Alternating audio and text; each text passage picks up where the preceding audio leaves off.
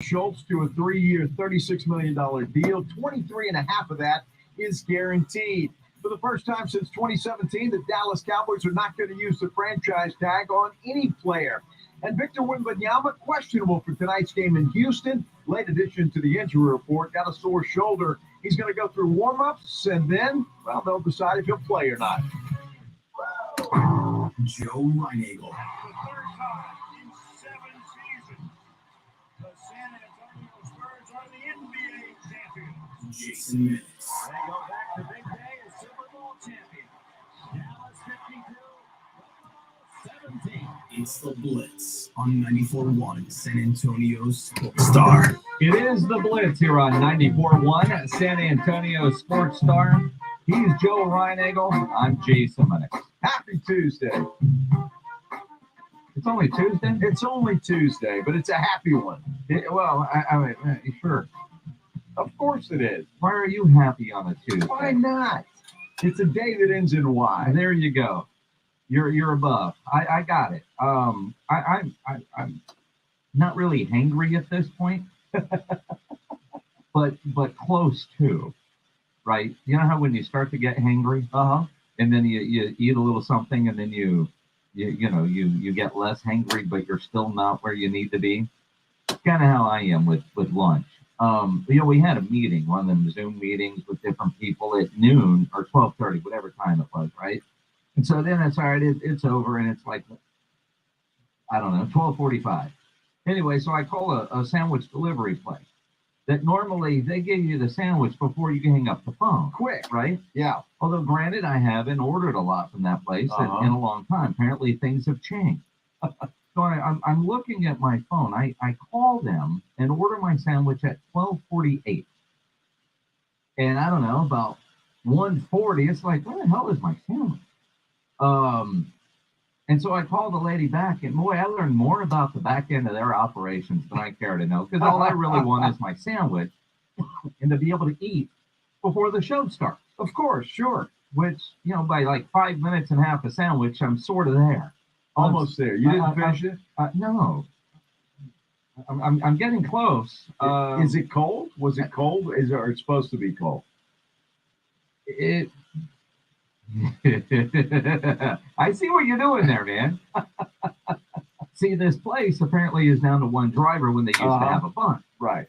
And so the lady on the phone was telling me, well, our one driver left with 7 sandwiches, and so like my sandwich has been riding around all over Austin Highway area for, I don't know, damn near an hour. You were last. So the bag was kind of warm. It's been it's not, I guess they don't put them in the cooler, just throw them on the front seat and let's go.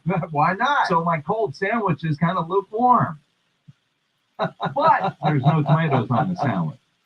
Oh. No tomato. Well, that's good. They got that right. Yeah, they got the sandwich. Okay. The sandwich was prepared right. But at the same time, if she would have said, to be an hour, I could have just gotten in the car and gone somewhere else and been back a lot faster. And you wouldn't be hangry. And I wouldn't be hangry. Well, and then that's the other part. When she first took the order, she was like $19, and I was like, wait a minute. My menu says it's $5.75 or whatever. Well, you got an old menu, all right, because now it's $7.50, but she had the wrong sandwich altogether to begin with. But for $15, it took a damn hour to get here. Did you like this? Is the sandwich good?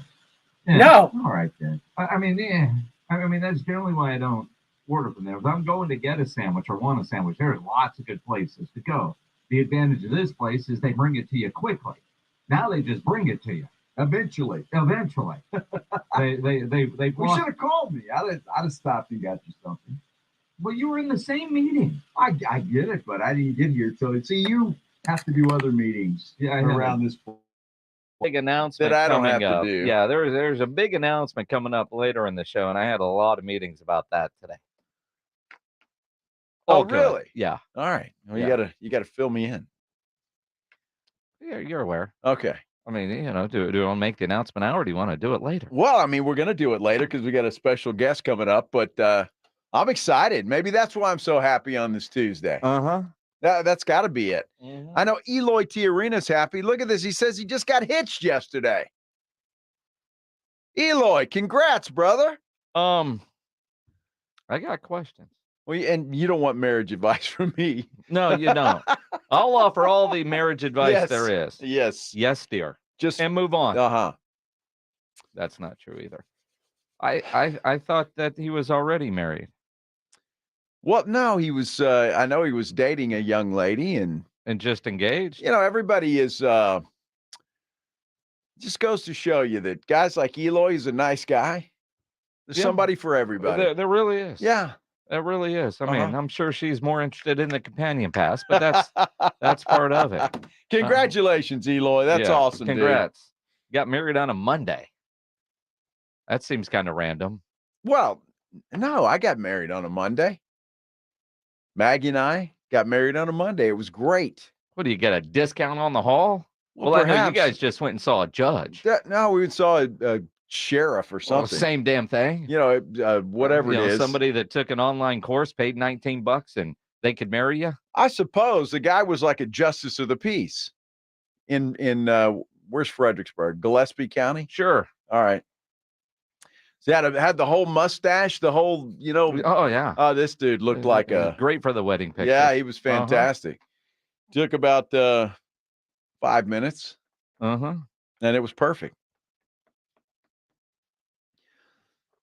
It's a way to do it, and I hope that's how you did it, Eloy. Either way, congrats, brother. Congrats. And the comments in there probably don't want to show those to Mrs. Eloy. Just saying. Although J4 is on to something. $15 for a sandwich. I'm in the wrong business. No kidding. Dude, I don't know. I got a friend who's got a sandwich food truck. Based on his Facebook comments, I don't know if that's the right business either. That's got to be tough, right? With a food truck.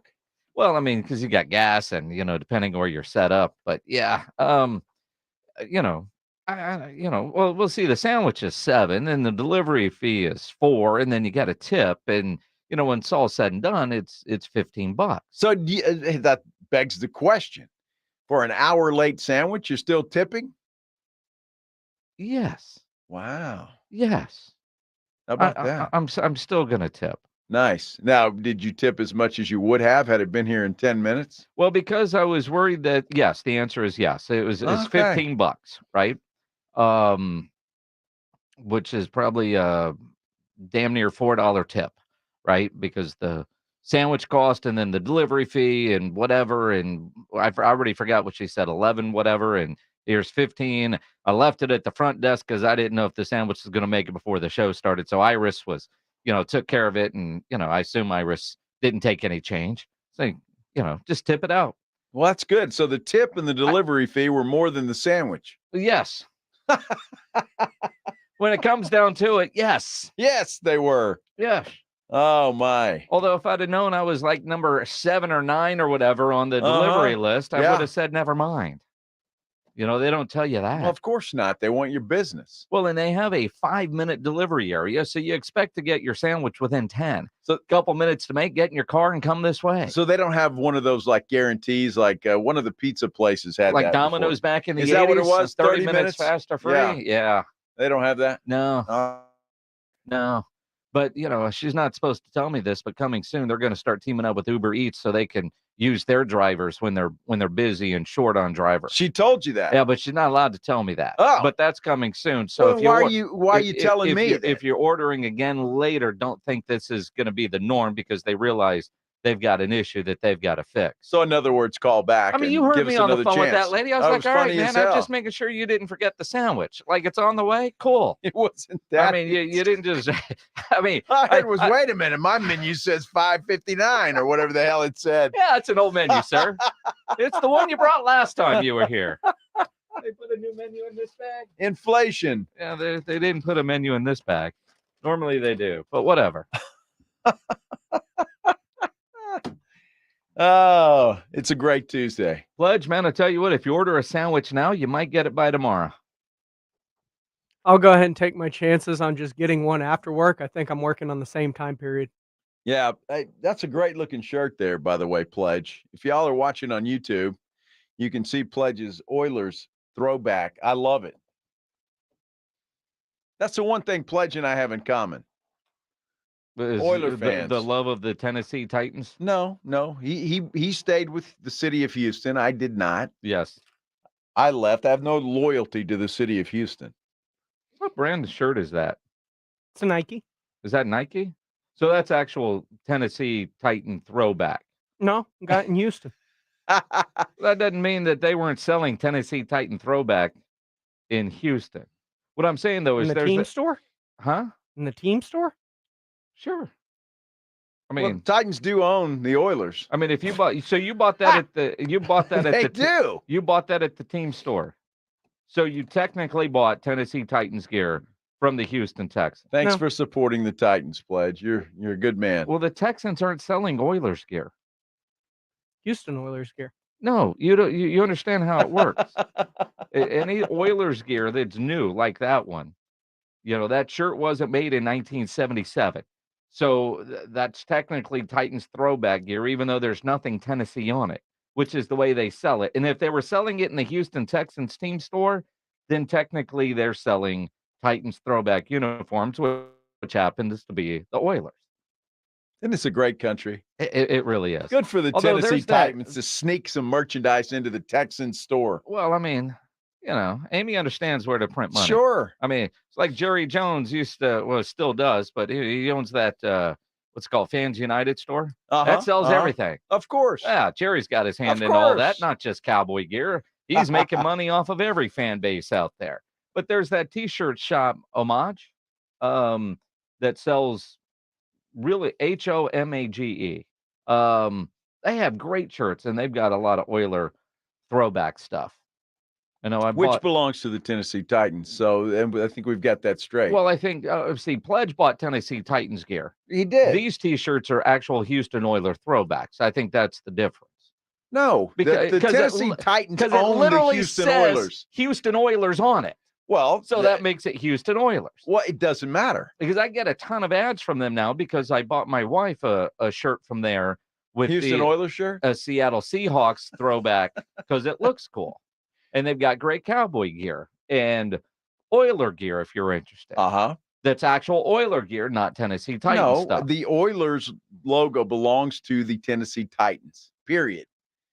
It does. That's true. Okay, then. Nobody's arguing So that. if you're buying Oilers, it doesn't matter if it says Houston on it. Who cares? It still belongs to Well, Tennessee. See, Pledge does. See, if that said Houston Oilers, then that wouldn't be a Titans throwback. But it's a Titans throwback if it just says Oilers. No, if it says Houston Oilers, then Houston's robbing that. And do they have permission to use the Oilers? I mean, if Because there's- they got to ask Tennessee if they can have permission. if they're selling NFL official gear, which this place does, then yes, they've got permission. Well, I guess they have permission. So either way, you're supporting the Tennessee Titans. I mean, the rich get richer, right? That's exactly right. But it's all about, like Pledge just doesn't want to admit that he's wearing a Tennessee Titans shirt. Houston Oilers. See, that's fine. I mean, He doesn't have to admit anything, Well, but he's doing it. But he's I'm- got a poll. Of course, Pledge has a poll. An oil derrick poll, if you will. Uh-huh. The reality is, Pledge wearing that shirt is actually supporting the Tennessee Titans, even though in his mind he is supporting the Houston Oilers. Well, that's what I mean. You can think whatever you want, and God bless you. But the reality is you're supporting the Tennessee Titans either way. Sure. That's it. So thank you, Pledge. Not like you get a cut. Well, I'm just saying. I hope they use that money stupidly in free agency.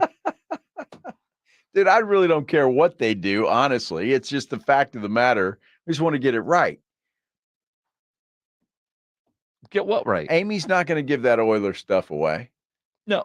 She's not. No. It's okay. I've got a whole bunch of new gear to buy soon. Well, yeah, when the Texans come out with their new That's logo right. They're going to have some new uniforms. or new aren't they? color scheme, that's going Yeah. to look very much like what Pledge is wearing now. That's good. Mhm. Good. Yeah. Just don't use the Oilers. Who's on first? What's on second? Here we go. Here we go. Oh, Good Lord. It is the Blitz on 94.1 San Antonio Sports Star. On Twitter, at Joe Reinagle 210. Tweet at me, at Jason Minix. If you're watching on YouTube, you can comment there. Make sure you subscribe to the San Antonio Sports Star YouTube channel. Make sure you vote Titans in that poll, or vote however you want in that poll. It's election day. We wouldn't want to influence anything on this Super Tuesday. Facebook went down. It came back. Same with Instagram. YouTube, I don't think has had any issues today. Hey, why not? I mean, Facebook goes down on election day. Everybody screams conspiracy. Who knows? They said it was a technical glitch, just like AT&T went out not long ago. It happens sometimes. I had no idea that Facebook went out until you told me that. I wasn't on Facebook today, so I didn't know it went out. Did it affect anybody? I'm wondering. Anybody affected by it that? It affected everybody that gets up early and lays in bed and wishes all their friends a happy birthday. Or they want to scroll and look at this or look at that. I mean, maybe they wanted to see what was for dinner last night. There's all kinds of reasons why people are on Facebook. It was not available this morning for a bunch of people. Did it affect them? I mean, seriously, it's like, wow. Well, Facebook's down. Let me go to something else. I mean, are we that hooked on Facebook these days? Are we? Yes. Yes. Wow. Yes. All right. Yes. Especially on an election day. Oh, okay. Well, perhaps. I mean, yeah, but I think we are that hooked as part of your routine. You go check here, you go check there. And if it's not working, it pisses you off. And quite frankly, I think the biggest fear for most, at least for me, is if something were to happen to your Facebook account, all your photos, all your memories, that's become the storage spot for so much of your life, right? I mean, I like looking at the memories to say, this is what I was doing. I do too. Yeah, you know, I realized on my memories today when I was checking to see if Facebook was working, you and I were together. You were still at Ken's at the time.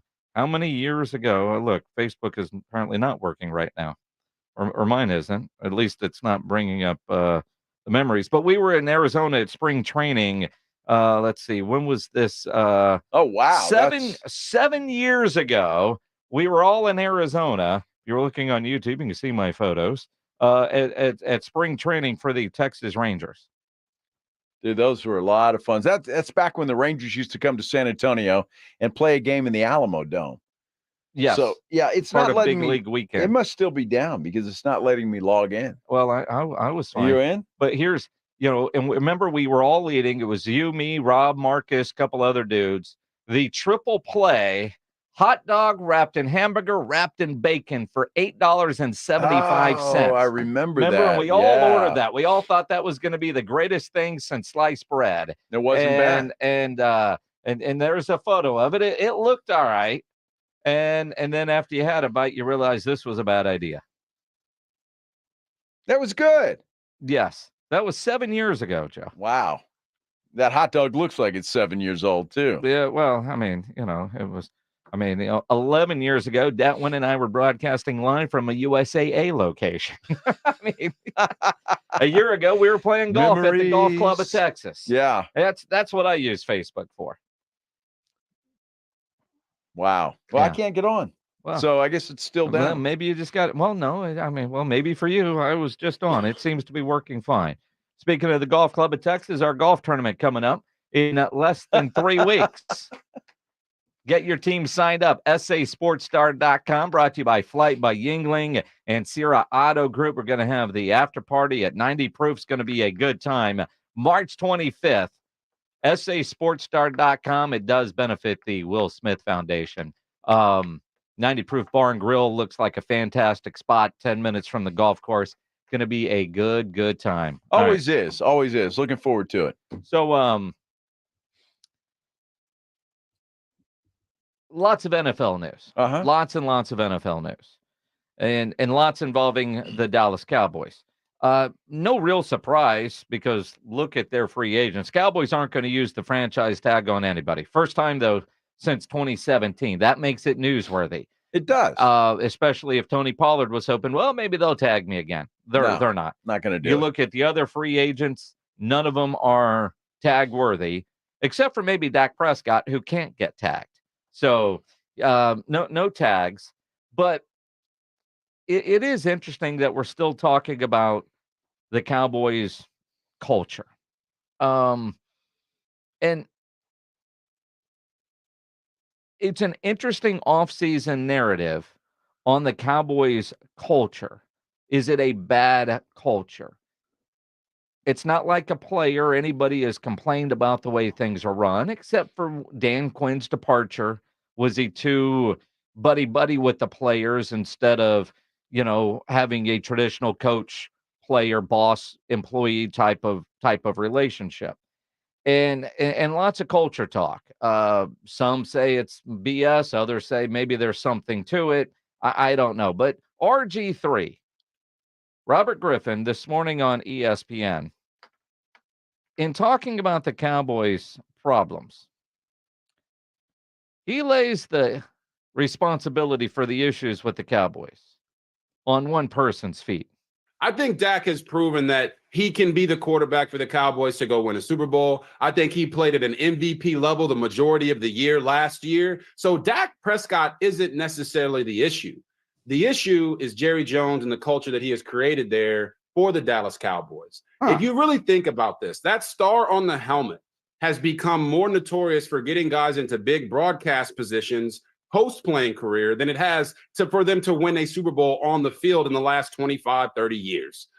There's so much to dive into from RG3 there. First of all, how has Dak proven that he is a quarterback that can lead the Cowboys to a Super Bowl when he's never made it to an NFC championship game?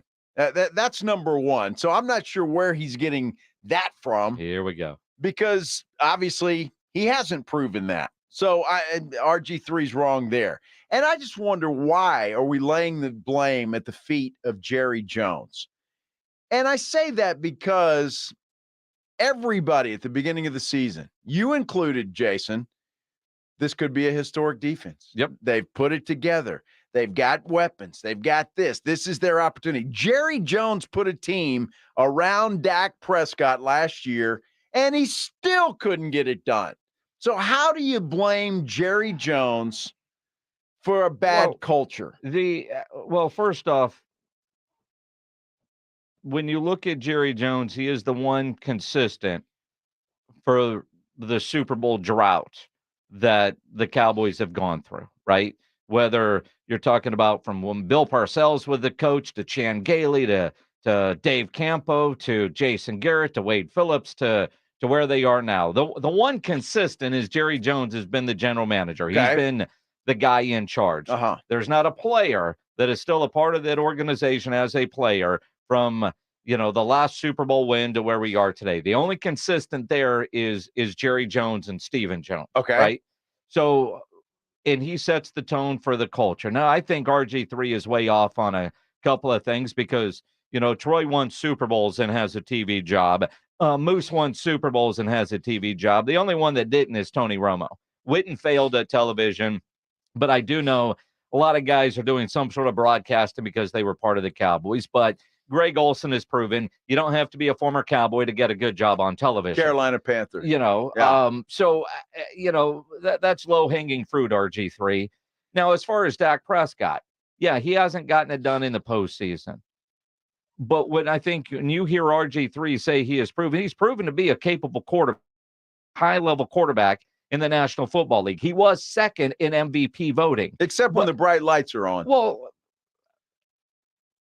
I mean, sure. But again, you want to keep reaching for low-hanging fruit. You can. You want to move the goalposts. You have to have a great regular season. Well, you want to give him no credit for what he has done in his career. And yeah, we judge everybody on Super Bowls. But you're not near as critical as, say, a Josh Allen who hasn't gotten to a Super Bowl. You're not near as critical as a Justin Herbert who hasn't gotten near. There are all these other quarterbacks that you like. You'll make excuses for why their teams failed. But with Dak Prescott, it's all on him and nobody else. What we're talking about RG3 blaming Jerry Jones. I don't remember Jerry Jones throwing 2 picks in the first half of the Green Bay game. Sure. Did Jerry Jones do that? No. I don't think he did. I don't remember. Wait a minute. I don't remember Jerry Jones playing defense against Green Bay.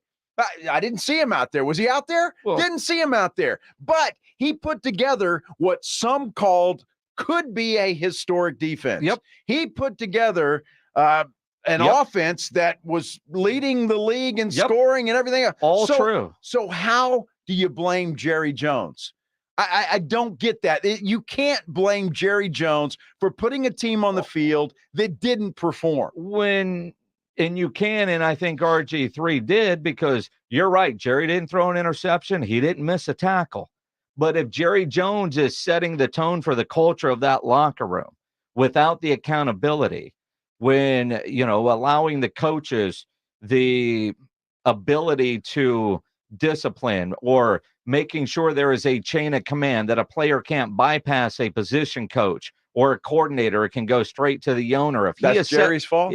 Yes. If he has set the tone for the culture, and that is what RG3 was blaming, not missed tackles or saying that Jerry threw an interception. I didn't hear that out of RG3's mouth, but he was saying the culture starts with the ultimate leader of the program, and that is Jerry Jones. Well, so Mike McCarthy does nothing. They just bypass him and go straight to Jerry. And Jerry says, hey, Mike, give this guy a break. Don't hold him accountable, because that's the way we do it here in Dallas. That's what happens?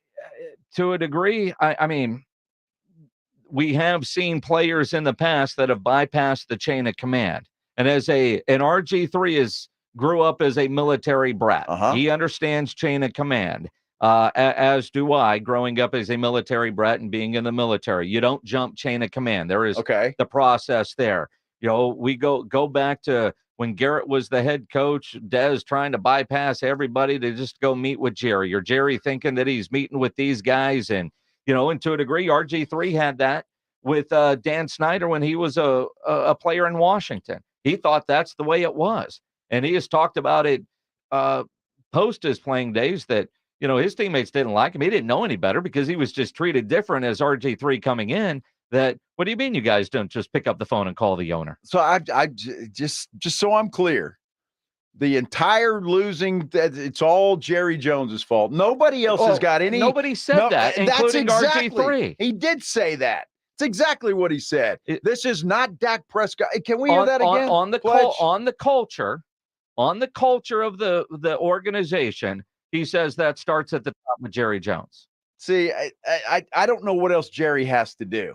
Well, what does Dak have to do besides win, in your mind? Well, not throw 2 interceptions in a playoff game. How about we'll start there? Let's start there. That would certainly help. Or what if the defense made some tackles? See, I mean, that's well, when you throw a pick six, the defense can't do anything about that. What was the score when the pick six happened? 21-0? I don't think so. I think it made it 14-0, if I'm not mistaken. I think you should check your memory at that point. Okay, 21-0. What the hell's the difference? The game was over anyway. It was. Yeah, and at 14-0, the game's over. 21-0. It was After the nail in the coffin. Okay, no, the interception made it 27-0. So Cowboys can't come back from a 21-0 lead. Have you seen them play? I'm just saying. Have you seen them play? I'm just saying. I'm just saying that you put all the responsibility and all the blame on one player. I'm not putting it on one player. I'm not putting it on one owner. And I think that's unfair to Jerry Jones. He put a team together that most people thought could challenge San Francisco for a Super Bowl title. All right. So if you're not putting it on Jerry, you're putting it all on 4. I'm putting it on a lot of people, but it starts with 4, yes. Because, look, as great a regular season as he had, that's fantastic. But in the first half of that Green Bay game, Dak was awful. He was. And you can't sugarcoat that. I mean, you're right. But it wasn't just Dak. I mean, CeeDee Lamb had a lot of it. How? CeeDee Lamb had how many drops in that first half? 3? I don't know. 3? Was it 3? Are you just trying not to remember? I'm asking. I don't remember. You don't remember. You don't remember all the drops that CeeDee had? No, yes. I do, and I remember forcing balls into CD because CD throws, throwing a fit. I guess that's and Jerry's you remember how fault good too. That defense was early in that game, right? I guess is that Dak's fault? That's Jerry's fault. The defense of who? The Cowboys. The Cowboys they were awful. They were awful, right? But you want to blame all on Dak. It starts with him. I'm going to blame him for 2 picks. Yes, if you score points there, sure. Instead of giving up the ball and turnovers, I think maybe it's a different ball game. Maybe the defense comes back. Maybe you're not out of it at halftime. I mean, all of these things are true, are they not? Sure. So, I mean, he should shoulder a lot of the blame. And when you make $60 million a year, you do shoulder a lot of blame. Absolutely, you do. But And- the difference is you love Jerry Jones, so RG3 is hammering him for setting the tone for a bad culture, and you're defending the man to the moon. I just don't think it's all his fault. And I'm not saying he doesn't share in it, Okay. but it's not all his fault. And what RG3 said there was completely So out of bounds. So Dak being the leader on the field, it starts with him. But when the owner, who is the leader of the organization, when talking about culture, which RG3 is, it doesn't start there? Well, your boyfriend, Dak Prescott, says he doesn't think there's anything wrong with the culture in Dallas. Yeah, the culture's high, honestly, and the culture's great from my standpoint. And I say that in the sense that I actually don't know what all talk's been said, so I don't want to go into I don't know, good, bad, or whatever. I've heard some, but I can't. You guys know if anybody, I'm not the one listening, and I'm trying not to. So, but my point is, yeah, that's something I've always bragged on and took pride in. So if there's questions of that, concerns on that, I feel attacked. I'm sure some guys in the locker room do. But at the end of the day, it's a business, and the way that this business plays out, people don't get exactly what they wanted. There's always sourness, I guess you can say, somewhere. And so, yeah, I don't want to make anything bigger than what already comments have had. That was a whole lot of nothing to say. I don't know. Nothing. Well, he sounded a little pissed off, and he said he sounded attacked when you start questioning the culture. That's right, because he's protecting his boss, too. Oh, is that what he's doing? I'm sure he is, until he signs that $60 million a year check. Confident that deal is going to get done, Oh, too. my gosh, man. It's not all Jerry's fault. Everybody wants to blame Jerry. All Jerry can do is put a quality football team on the field. So if somebody says it's not all Dak's fault. It's not. It was not all Dak's fault. Okay. But Dak threw 2 interceptions in the first half of a game that meant something more than that Washington Commanders game at the end of the regular season. True. When the bright lights come on, Dak doesn't get it done. Hasn't yet. And he hasn't. And he hasn't. Doesn't mean, like RG3, doesn't mean that he can't. He's got all the tools there. He does. Sure. We've seen it. And he's going to get paid. Yes, I know. And that's Jerry's fault. That's Jerry's fault. Jerry assembled a team that bleeped the bed, says James Pledger. That's great. On our messenger. And that's true, too. And look, one of the most things that you mentally tuck away in the offseason is something that Stephen Jones said at the combine in Indianapolis about having guys that can be playoff performers. Yeah. I think they realize, well, you know what? We got a good team, but are they mentally strong? Do they need to evaluate and look at some things there? So that's Jerry's fault. He should hire a psychiatrist to see if these guys can perform and when the bright lights come on. I mean, when it's all said and done, I mean, technically, as the owner, as the general manager, yes. When things go wrong, it all starts with him. that comes with the title. I mean, it really does. And the same with the quarterback, doesn't it? Yes, absolutely. Sure does. I mean, nobody's blaming the holder for anything. Well, I don't think he did anything wrong, did he? He's part of the team. I think he made every hold. He was great. Lots of NFL news. Lots of debate on quarterbacks. And one of Joe Reinagle's favorite people in the world has a new contract. We'll tell you about that coming up here on the Blitz on 94.1 San Antonio Sports Star. You know, nobody ever plans on getting arrested, but it does happen to a lot of people every day for all kinds of reasons. If you get arrested, you want to get out of jail fast, you know the best way to do that is to call my good friend Albert and his great staff at AA Best Bail Bonds, 210-225-2121. Text bail to 474747, or you can start the bonding process online at mybestbailbonds.com. You don't have to call attorneys or anybody else to get out of jail, and you don't want to be forced into a PR bond. If the jail offers you a PR bond, make sure you truly understand what those conditions are before accepting it. Your best option for stress-free bail bonds is AA Best Bail Bonds because nobody beats their price. They offer payment plans, have a free shuttle service. They're discreet and confidential and open 24/7 with offices all over San Antonio and Texas, services nationwide. So if you're up in Dallas, down in Corpus, anywhere in between, license number 149, call AA Best Bail Bonds, 210-225-2121 or go online at mybestbailbonds.com. 94.1 San Antonio Sports Stars Spring Golf Classic is set. Monday, March 25th at Golf Club of Texas. With plenty of prizes, including a shot at $50,000 in a trip to the big game. Presented by Sierra Auto Group. Go to sasportstar.com and get signed up. A 4-person scramble, $120 per player to join, or a group of 4 can sign up together for $400. Then, after your round, join the San Antonio Sports Star gang for the after party, where the Blitz will be live at 90 Proof Bar and Grill on the corner of Highway 90 and Lucky Ranch, 10 minutes from Golf Club of Texas. It's San Antonio's Spring Golf Classic, benefiting the Will Smith Foundation. Monday, March 25th, presented by Flight by Yingling and 94.1 San Antonio's Sports Star.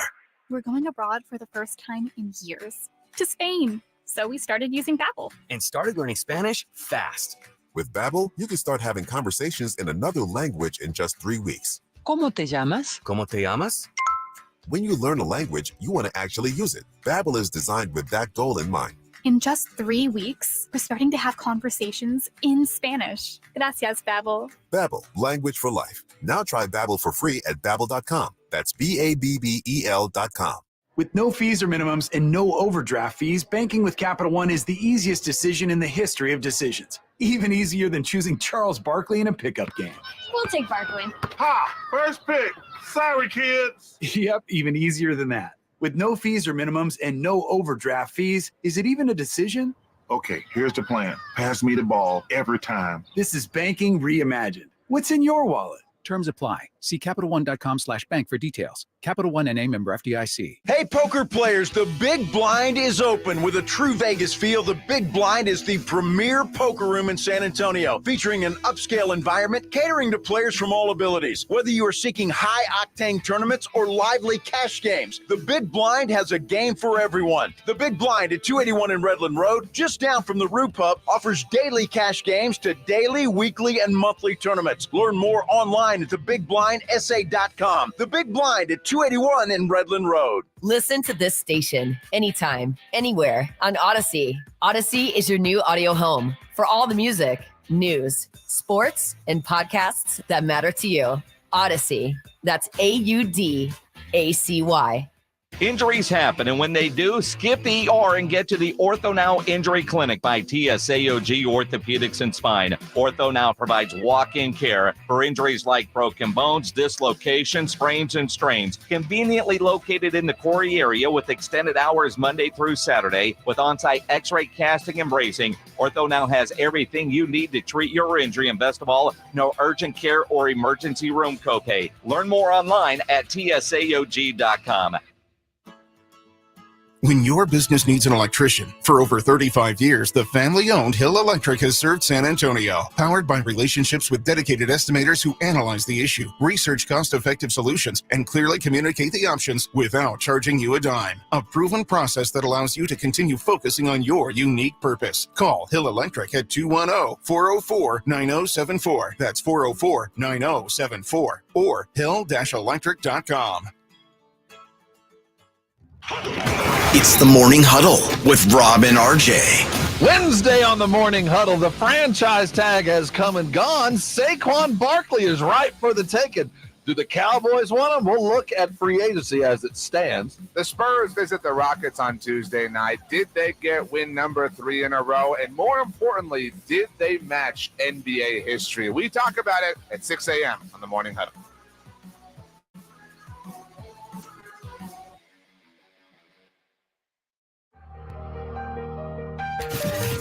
Hi, this is Joe Reinagel, and you're listening to the home of the Dallas Cowboys, 94.1 San Antonio Sports Star. Hi, Joe Reinagel. Hello. I'm Jason Lennox. He's Joe Reinagel, the Blitz, here on 94.1 San Antonio Sports Star. Big announcement coming up in about 2 hours. Wow. 4:30, we've got a very special guest that is going to join us for something that is going to be very, very, very cool. Big show announcement. I don't want to, I mean, we get to do something cool. You guys have an opportunity to come along and be a part of it. Love for you too, in fact. Yes. I know a lot of people are excited about it. It is one of those sporting experiences that a lot of people talk about. Hell, a lot of you already do this. A lot of you might already be where we're going to be. But it's going to be a lot of fun. I mean, we take the show on the road to all kinds of places. We've never done something quite like this before. Not like this. And we will talk about it at 4:35. Yeah, this is going to be a lot of fun. I'm looking forward to it. Looking forward to breaking the news. So 4:30? Yes. 4:30. Yes. Stay tuned. Yeah, we got a billionaire that's coming on. Wow. Yeah. A billionaire. It's It's not Jerry? No. Okay. Although we've traveled with that guy all over we the have. place. Well, actually, I say all over. We've been to Oxnard. We've been to Oxnard and to Malibu. I would say that what we're going to be doing as a part of this deal coming up is a little bit cooler than, say, broadcasting live on the tennis courts at the River Ridge Complex in Oxnard, California. We even went to a party in Vegas with Jerry. We did. That was awesome. Well, I mean, let's be fair. Jerry threw a party. We left. I don't know if he actually ever showed up at the party.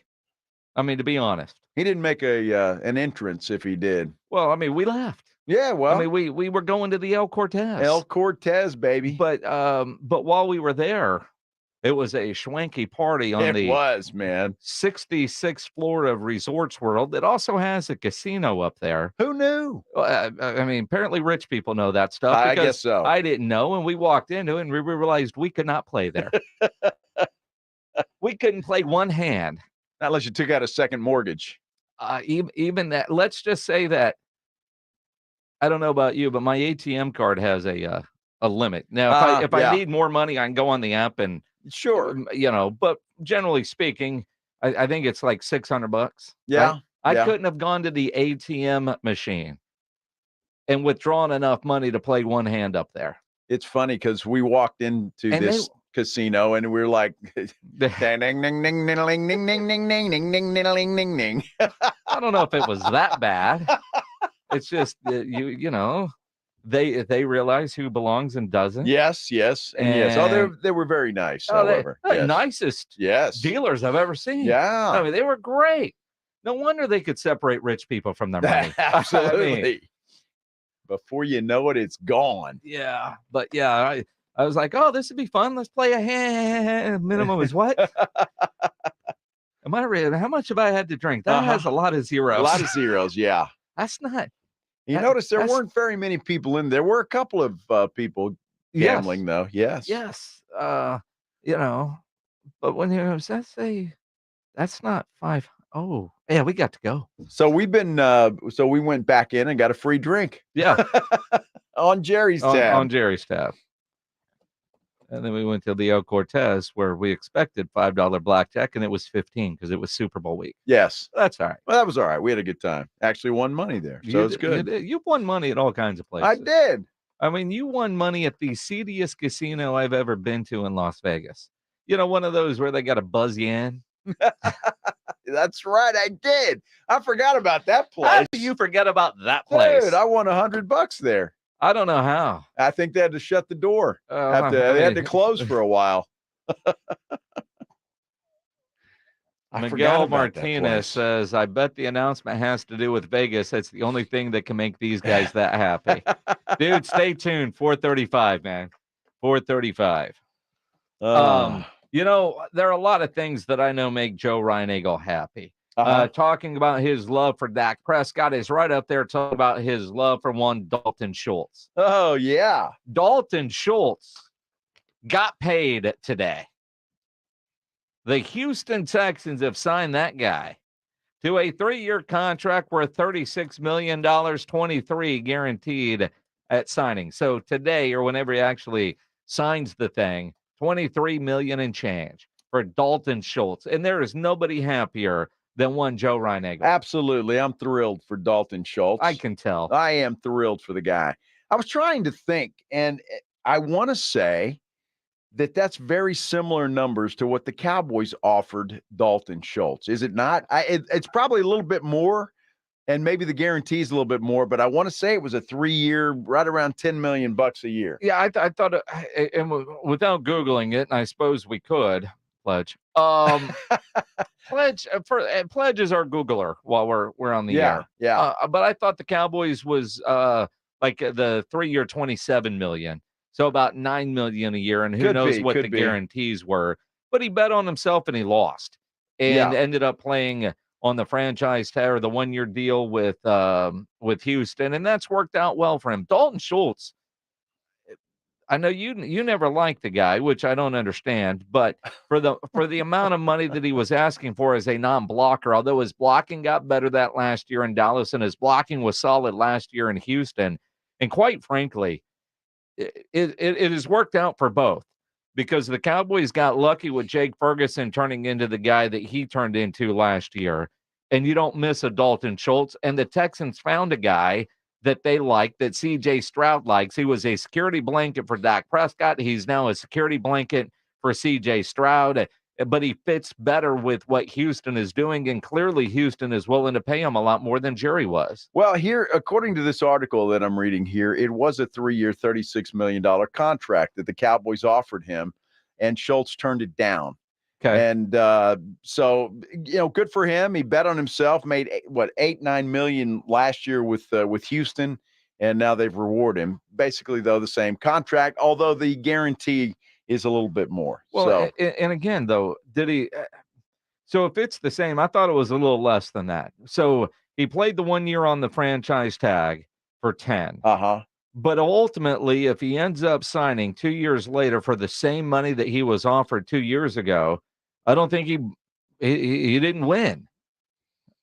Well, he got the same contract he was offered, and I guess he realizes now he likes Houston. Obviously, he seems to. He likes his quarterback. He likes the culture in Houston. Here we go. So, same money, still good money for a tight end. No, it is. But if you bet on yourself, you're expecting to do a lot better than the 3-year $36 million. Yeah. And the reality is, if he would have signed a 3-year $36 million deal 2 years ago with Dallas, he'd be up next year and trying to get a little bit more. Improve and that. ultimately, at the end of his career, does he have a bigger pile of money in his bank account than if he didn't? But ultimately, I would say that it's worked out for both. Dalton ultimately ends up with a 3-year contract and 23 guaranteed to go with the money that he's already made. And the Cowboys, because of Jake Ferguson's emergence, and they're not missing him, and there was a gamble there, because I don't think that anybody, including you, really knew if Jake Ferguson was going to be that guy, which is why last year they drafted Schoonmaker in the second round. No, they weren't sure. They weren't sure. And again, that's the beauty of the middle of the draft. You're taking chances on guys. Some are going to work, some are going to be okay, and some are going to end up being great. And it looks like Jake Ferguson might end up in that great category. Well, let's hope so. I mean, he looked good he did look good in that Green Bay game, and one of the few that did. But he improved throughout the season, and you hope that he continues to do that. We'll see. But good for Dalton Schultz. And when you look at it, you figure he made about $20 million first with the franchise tag, right? Just under 11, and then $9 million with Houston. So right at $20 million. So he's up in the $50 million mark, almost $60 million. So good for him. Absolutely. Now, as free agency and the legal tampering period is about to start, you're only going to have so much talk about tight ends here and there. It's all about quarterback play. And the quarterback talk is already getting to a very interesting, let's follow the dots, who's the first big domino to fall. And no, the Russell Wilson news yesterday isn't the first big domino to fall. That was, worst trade in NFL history. Maybe you could argue Deshaun Watson, although, if you're Denver with everything you gave up and then the contract and then the dead cap money, Russell Wilson, congratulations. Deshaun Watson over there saying, yeah, and you thought my deal was bad. Yeah. And Watson still has a chance to be good. He does. But it's one of those two, really. Let's keep in mind Herschel Walker and what Jimmy Johnson did in the year. early 90s. I don't know that anything will ever top that. Well, and then you get the Ricky Williams deal in New Orleans. It wasn't the greatest of deals either. Somebody said being a GM is easy, but I don't understand how the guy in Denver still has his job. I don't either. I mean, think about you did that deal. You hired Hackett. You fired Hackett. You gave Sean Payton all that money. And I mean, how does that guy still have a job? Another topic. Yes. But when you look at this year, the quarterback market is all going to hinge on what the Atlanta Falcons ultimately do. A lot of talk about the Chicago Bears trading Justin Fields to Atlanta. And of course, if they do that, they're going to take Caleb Williams. But there's also a lot of talk that Atlanta is very interested in Kirk Cousins. Yes. Right? Uh-huh. If you're Atlanta, you've got a brand new head coach. You've got a running back. You've got a tight end. You've got some players in Atlanta. Do you want a young quarterback in Justin Fields who you can pick up his fifth-year option, sign him to a new 4 or 5-year deal, invest a lot of money in him, and maybe have a quarterback for 10 years? Or do you go with a Kirk Cousins that you might have for 2 or 3 years coming off of an Achilles injury, but will probably put your team a little further along faster than maybe Justin Fields? Although I still think Justin Fields might have an opportunity in the right environment to really actually salvage his career. So if you're Atlanta, do you go Kirk Cousins or do you go Justin Fields? Well, you've got a lot of talent in Atlanta. They've got some talent. You know, with Bijan, you've got a tight end there that you like. And so you've got some talent there. And I think their thinking might be, if we get a veteran quarterback in here, we may be able to win. I don't want to say it's all in, but it's as close to that as you're going to get. And if you bring him in, maybe Justin Fields makes it, maybe he doesn't. With a Kirk Cousins, you got to figure you're going to get a solid quarterback. And that all hinges on if he's healthy. I mean, how he's going to come back. Obviously, he was throwing the other day and he looked good, but that's on a tennis court, not on a football field.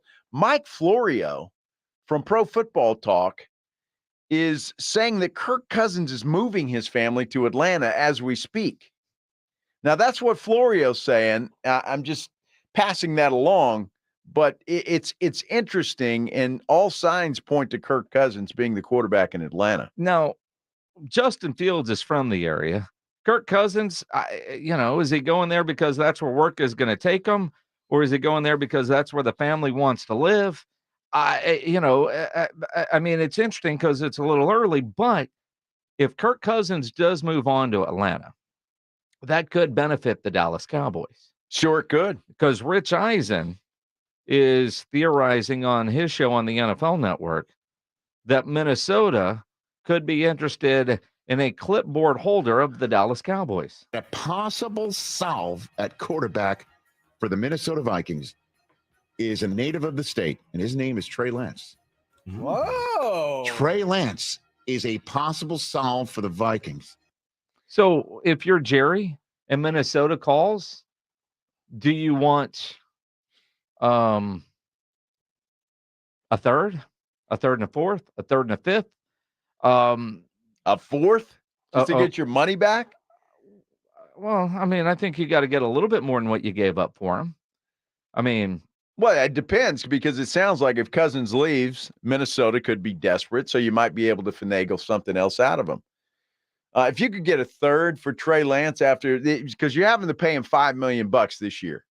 So if you can get a third for him, yeah, you'd be celebrating in Jerry world. I mean, if you get anything positive for Trey Lance, I think you're good. And that makes it a good trade. Yeah. And it's interesting. By the way, I'm told Kirk Cousins' wife is from Atlanta. So maybe they're setting up post-retirement. Oh, there you go. Apparently, according to what Pledge put up, the Vikings don't have a third-round pick this year. Yeah, but they could find one. Well, it may not be this year then. It would be down the road. Or maybe you get really lucky and snag that second-rounder. I mean, the 42nd overall, I doubt Minnesota would give that up. They've got a fourth rounder from Detroit. They also have their fourth round pick. They got a couple of fifth round picks. So maybe Jerry takes one of the fourths and a fifth. I don't know. I see Jerry dealing Trey Lance before the deadline. And if Kirk Cousins does sign with a team not named the Minnesota Vikings, then if Trey Lance is on the market, which he is, and somebody's interested, I'm just curious, is Minnesota really like his rich eye? Is that to solve the quarterback problem, or is he just a piece that they want to kick tires on as well? Well, I mean, I think you got a young guy that maybe you can work with, and a team that is rebuilding, quite frankly. And they just cut their running back, Addison. So, yeah, a team that's rebuilding. So you take a shot on Trey Lance, see if that system works for him, or if they can make something out of him. Yeah, why not? Look, you can say what you want, and I know that I've been horribly critical of the trade that the Cowboys made because it was the dumbest thing. We can put that in the dumb list somewhere along the way. Maybe not quite as dumb as Russell Wilson, but it's in there. Not even in the same conversation. Well, you could say dumb, but you can't bring in Russell Wilson. Well, it was a dumb trade, okay? And so if Jerry can recoup that 4th-round draft pick, which they don't have this year, that would be a plus. Yes. That would be would be a plus. Yes. Arch Manning doesn't want you playing him in a video game. Why not? And the internet has exploded. If you're a gamer, can you explain to me why people are upset that Arch Manning has opted out of the EA college football game? 210-656-ESPN, 656-3776. We'll get into that coming up here on the Blitz on 94.1 San Antonio Sports Star. First, I've got a message for you that's going to change your dental game in about 60 seconds. Let me ask you a question. Are you fed up with the same old dental routine? Those endless trips to the dentist, dealing with missing teeth, temporary fixes that never seem to stick? Well, I've got the answer. It's Doctor's Implants. At Doctor's Implants, their board-certified oral and facial surgeons are ready to transform your smile. Don't let old-school dentistry hold you back any longer. Embrace your future with full-mouth dental implants at Doctor's Implants. You can check them out online at doctorsimplants.com. But here's the kicker. When you call them at 210-640-0000, tell them that I sent you, Joe Reinagle from the Blitz, and you're going to get a complimentary consultation and a CT scan. That's right. Your journey to a perfect smile begins at Doctor's Implants. So don't wait. Call them now. 210-640-0000. You're locked on the Blitz with Jason and Joe. Afternoons 2 to 6. KTFM Floresville. And everywhere at SASportsStar.com. Are you stressing about your IRS tax problems? Have you received notices from the IRS threatening to garnish your wages, levy your bank accounts, or seize your property? You need an ally. Allies Tax Relief has tax attorneys and enrolled agents that are ready to fight for you. They have saved millions for taxpayers just like you. Allies Tax Relief can help put a stop to IRS collections and, most importantly, negotiate your tax debt. Here's Brenda, a happy client of Allies Tax Relief. I owed the IRS around $57,000, and they're about to start garnishing my paychecks. I heard a commercial on the radio about Allies Tax Relief, so I thought I'd give them a call. After a day, they were able to at least stop the garnishments, and after a few months of negotiations, I walked away owing the IRS only $301. If you owe the IRS, call Allies Tax Relief right now for your free consultation. Call 800-230-5174. 800-230-5174. That's 800-230-5174. Flight by Yingling is the next generation of light beer. For those who don't follow trends, but craft them. Flight by Yingling is 12 ounces of uncompromised refreshment from America's oldest brewery. With only 2.6 grams of carbs and 95 calories, this is premium refreshment 6 generations in the making. Don't just raise a glass, raise the bar. Flight by Yingling. Available wherever beer is sold. DG Yingling and Son Incorporated, Pottsville, Pennsylvania. Enjoy responsibly. If you're a man and you live in San Antonio or the surrounding areas, you need to pay close attention to what I'm about to say. Are you having issues rising to the occasion? Do you constantly worry about whether or not you can perform? Have you completely stopped having adult time? Is it something you just don't talk about? Guys, we have a solution. Mojo, the 100% guaranteed male enhancement pill that's fast, effective, and was designed to reignite passion, performance, and confidence in the bedroom. Yeah. Be ready at a moment's notice with the Mojo Male Enhancement Pill from Pure Line Nutrition. And for those of you who have used Mojo, check out Mojo Enduramax. Touchdown! a new formula that improves the potency and effectiveness of Mojo. Get fast results, last longer, and be the man she'll never forget. Mojo and Mojo Enduramax, 100% natural male enhancement formulas, only available at Pure Line Nutrition. Call now, 210-494-2210. That's 210-494-2210. Or visit us online at thepureline.com. There's never any FOMO with the iHeartRadio app. You won't ever have to miss out on your favorite shows and contests with this radio station again. Radio 24/7, 365. We're here when you want us. Stay connected and listen anywhere when you download the free iHeartRadio app. Hi, I'm attorney Steve Benke. If you've made the decision to divorce, you need an experienced attorney who can help. I've helped many people get through divorce, custody, child support, and alimony problems. Call me. I'm attorney Steve Benke. 210-DIVORCE or go to BenkeLaw.com. The NFL is on 94.1 San Antonio Sports Star. San Antonio's Sports Center. Well, the Houston Texans have got their tight end. Dalton Schultz signs a 3-year, $36 million deal. 23.5 of that is guaranteed. Cowboys aren't going to use the franchise tag on anybody. First time that's happened since 2017. And Wemby is questionable for tonight's ball game in Houston. Late addition to the injury report last night with a sore shoulder. It's going to go through warm-ups, and then they'll determine if he'll play or not. Sports Center is brought to you by Buyers Barricades, the Texas authority in barricade rental. BuyersBarricades.com. Joe Reinagel. That's the third time in 7 seasons the San Antonio Spurs are the NBA champions. Jason Minutes. They go back to big day as Super Bowl champions. Dallas 52, Buffalo 17. It's the Blitz on 94.1 San Antonio Sports Star.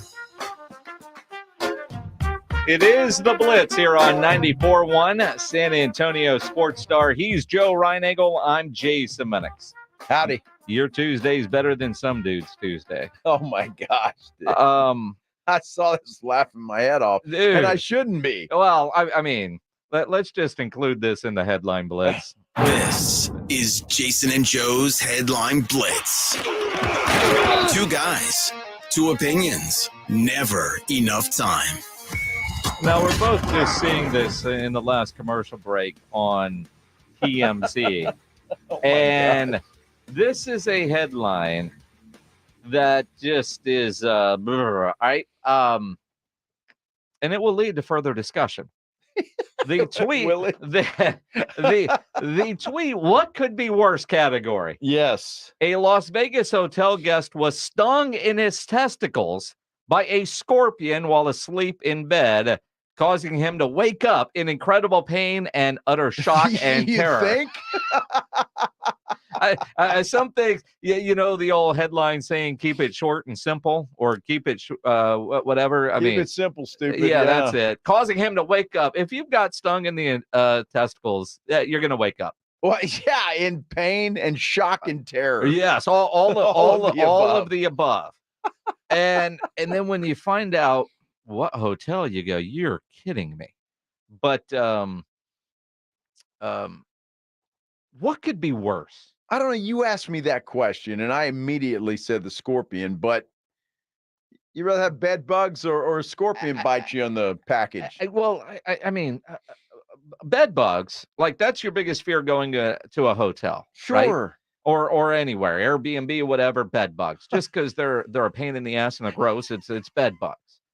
The chances of getting stung in the testicles while laying in bed seem pretty remote, which makes me wonder what the hell kind of kink was this guy into, and why did he have a scorpion in his bed? Yeah, or was that her name, the hooker he hired? Well, dude, there's a police report on this, or a hotel report, I guess, and they've got a picture of, you know how they put the dude up here like this, and when you're drawing, and it's got exact spot where this dude was bitten.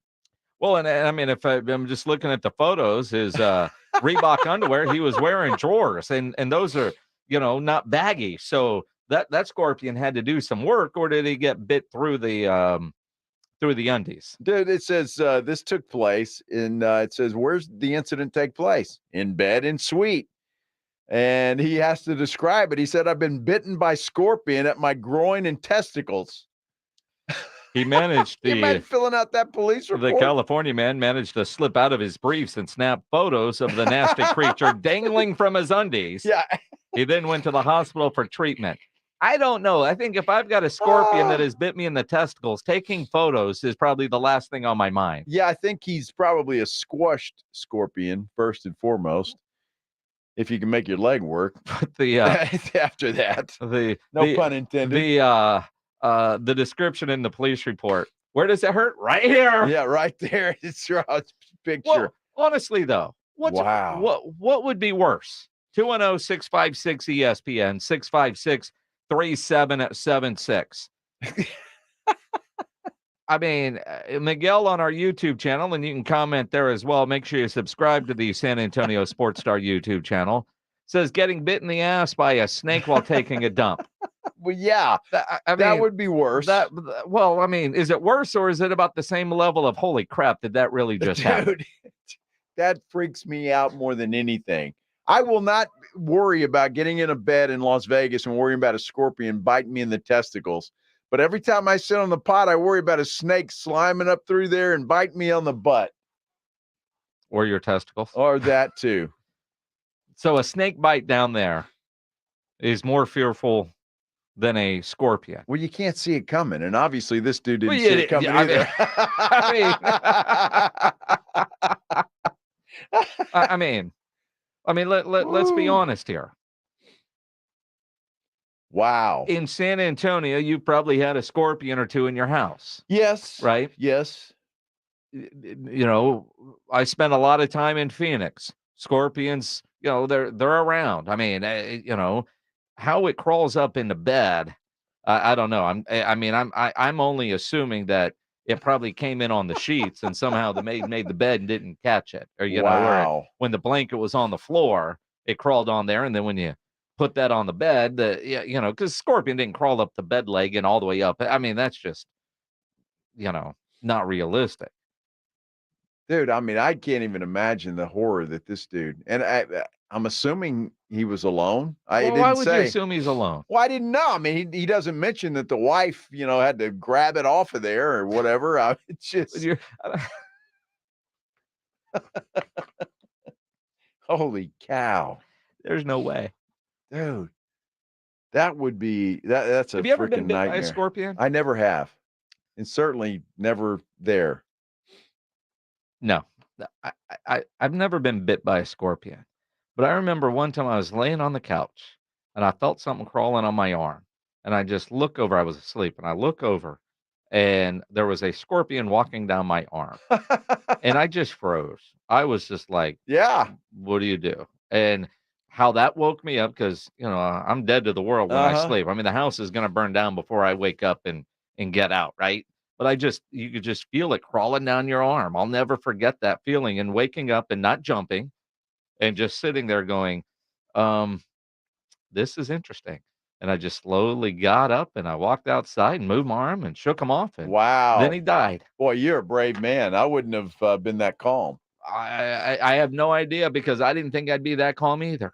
So do you ever notice, like, when you first, but it was nowhere near the package. When you work on my arm. I mean, when you wake up, right? And you're usually dreaming something, and you wake up, and that's usually something in your dream that made you wake up. Can you imagine what the hell was this guy dreaming when a scorpion stung him in the?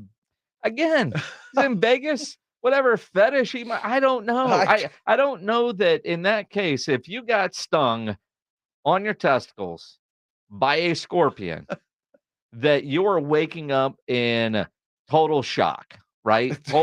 Total fear. I mean, maybe he was dreaming of Lorena. Yeah, you know, the whole John Bobbitt. What's going on here? Did I get in a fight with the wife? What is she doing? Oh my. Does that cost extra? I don't know what that guy was thinking when that happened. Woo. Boy, I tell you, I laugh because it happened to him and not me. Well, so and at the Venetian. I know, that's a swanky place. I mean, so it was a high-end scorpion, yes, too. It was. Boy, that scorpion, at least 1,000 a night.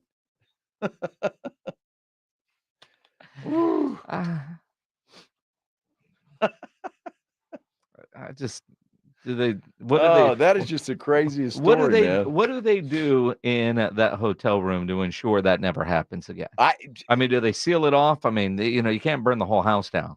Well, you better make sure you got a damn good pest control guy. Well, and again, I mean, it's crazy, but did it come in on something else and was just tagging along for a long time? You know what I mean? Yes. Or maybe it was tagging along on him for a while. He just didn't know it. Crawled up into Chonies and, the guy he didn't know it was there until it was too late. He just thought he had an itch down there? He said, just an itchy. Boy, something's burning down there. Yeah. Maybe I need a manscape.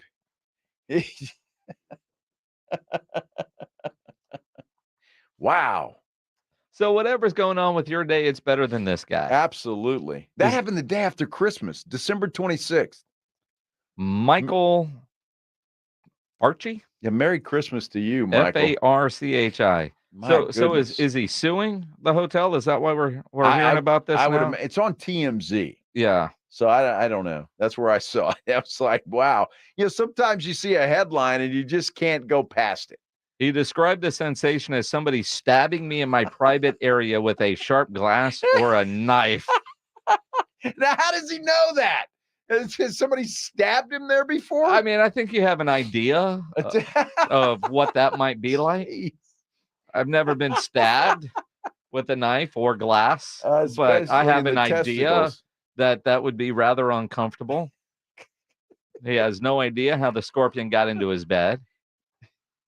The Venetian refused to take any responsibility and even tried to blame him. Oh, wow. According to a statement to KLAS, the Venetian rep said the resort followed all protocols during the incident, and the guests should always inspect their rooms and the surrounding areas upon checking in. Translation, it's your fault.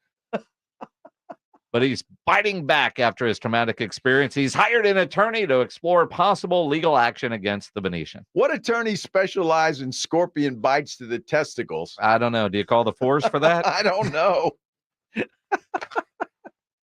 There's always an attorney that will take the case. Yes. They're just hoping to settle. Call me. I specialize in scorpion bites to the testicle. Yeah. That might be the worst thing. Oh, my gosh. Dude. So I'd much rather take bed bugs, I think. I much rather would. My goodness.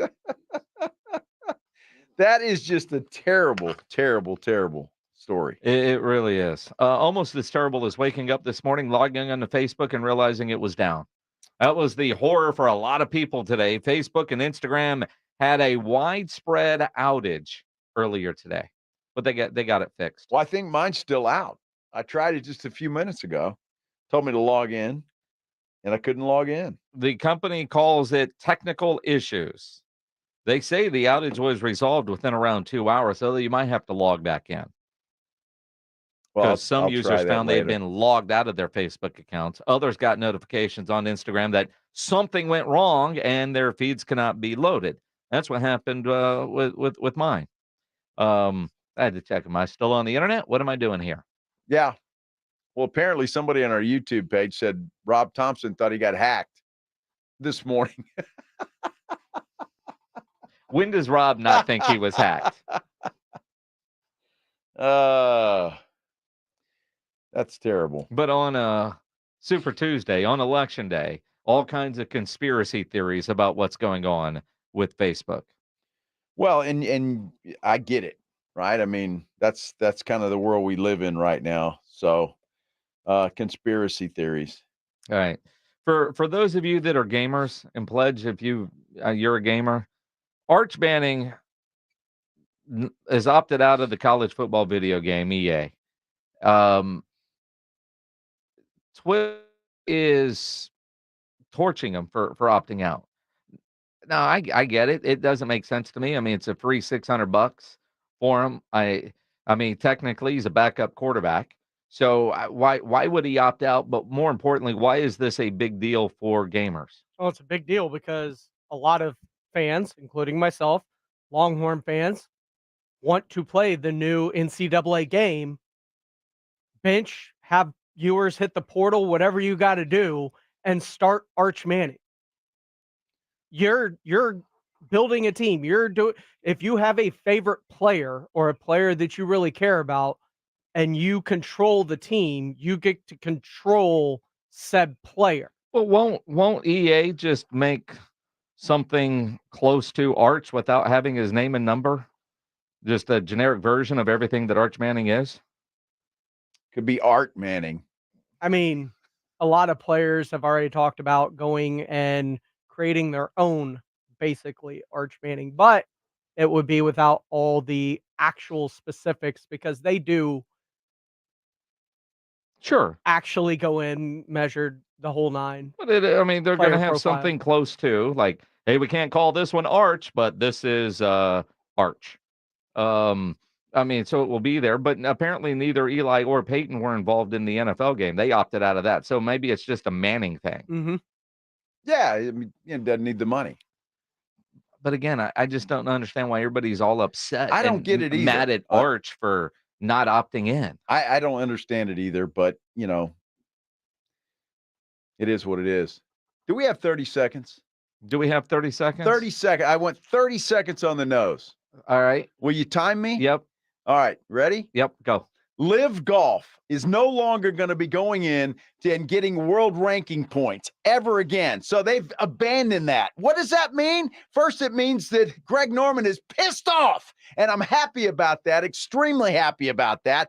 Secondly, what it means is that if you want to play in the Master, Mr. Live Golf guy, go for the money, you can't unless you've already won it. And that makes me extremely happy. I'm happy to Live Golf. I want you to just go away. Let the PGA Tour alone.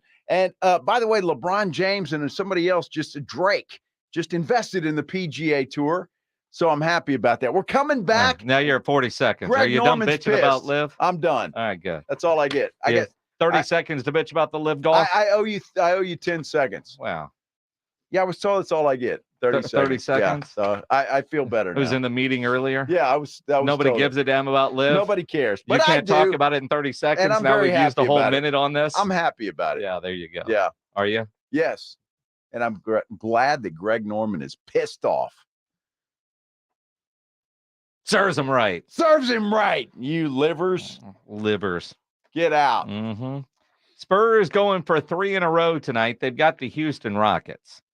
Wemby, though, a game-time decision.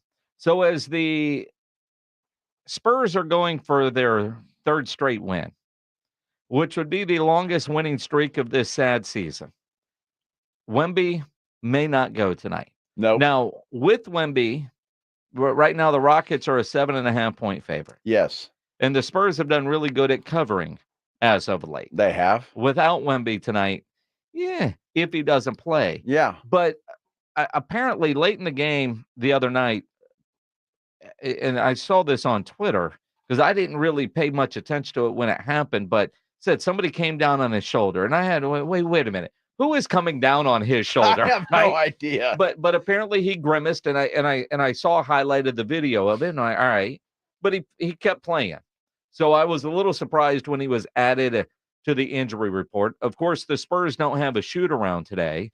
So no real update as we sit right now at 3:18.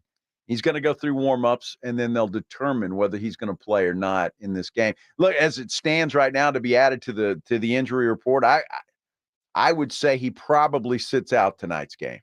That would be my guess. But maybe not. He's young. Well, I mean, the thing with Wemby is we know he wants to play. Sure. Unless he feels like, and if he's on the injury report and it feels like, after every game or every day, his body goes through the diagnostics and makes sure everything is running at 100%. When something isn't quite there, the mechanics do whatever the mechanics do, right? But, it must have been enough for him to complain. But how many games does he have left to get to the 65 number for Rookie of the Year?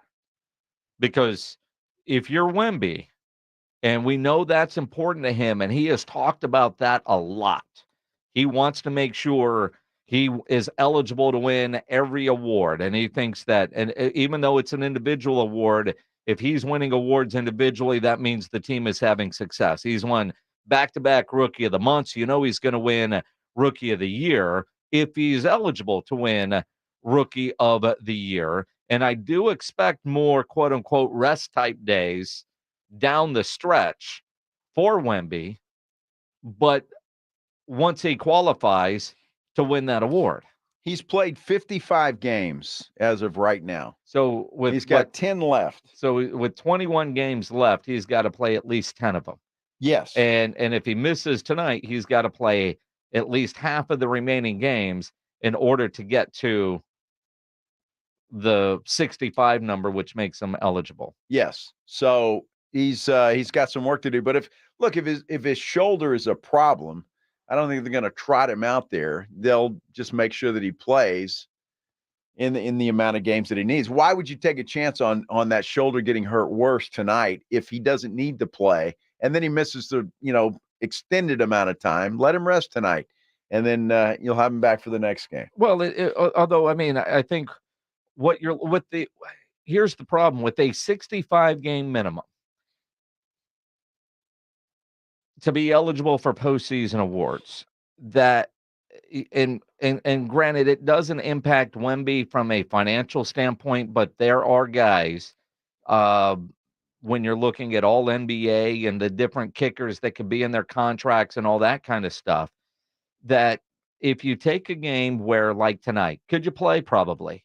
Because if he turns an ankle and legitimately misses 10 games because of an ankle or a knee or something that's minor, that's what teams are having to balance right now, and what players are looking at, especially those that have major financial incentives. Because I think it's Tyrese Halliburton is the one that's looking at like a $40 million difference in his salary, and he's out tonight, by the way. And so you wonder how much that is going to ultimately factor in. One of those unintended consequences of putting a mark on there like 65 games to be eligible for, because now tonight, I mean, what do you think? It's a bruised shoulder. Maybe, he woke up and it's a little bit stiff, a little bit sore, nothing major. Probably could play through it, where last year, no problem, man. All right, you're not 100%. You're going to sit this one out because we're not going anywhere. But now that you know that a postseason award is in play with that 65, you've got to be careful, because an ankle sprain could happen at any point. A knee could happen at any point. And if that puts you out 10 games, now you're not eligible. And then you go back and you look at a game like this where you probably could have played, but you didn't. So is there a minutes? Do you have to hit a certain amount of minutes? Nope. They'll put him in there for the tip and then bring him out. Right? I mean, Pop calls timeout after a couple of minutes, and then Wemby's on the bench, and that's the end of it, and he played. That's not really in the spirit of the rule, is it? Well, it's not. But I mean, but it's kind of chicken bleep. But I'm with you. I mean, and I'm curious, down the stretch, do we see that? Yeah, I wouldn't be surprised. From a lot of people, because it's not just MVP, it's not just Rookie of the Year, but it's the all NBA teams and all that. And that is where so many financial incentives in contracts between a max and a super max, that down the stretch, will you have that? All right, guys out there, he checked in.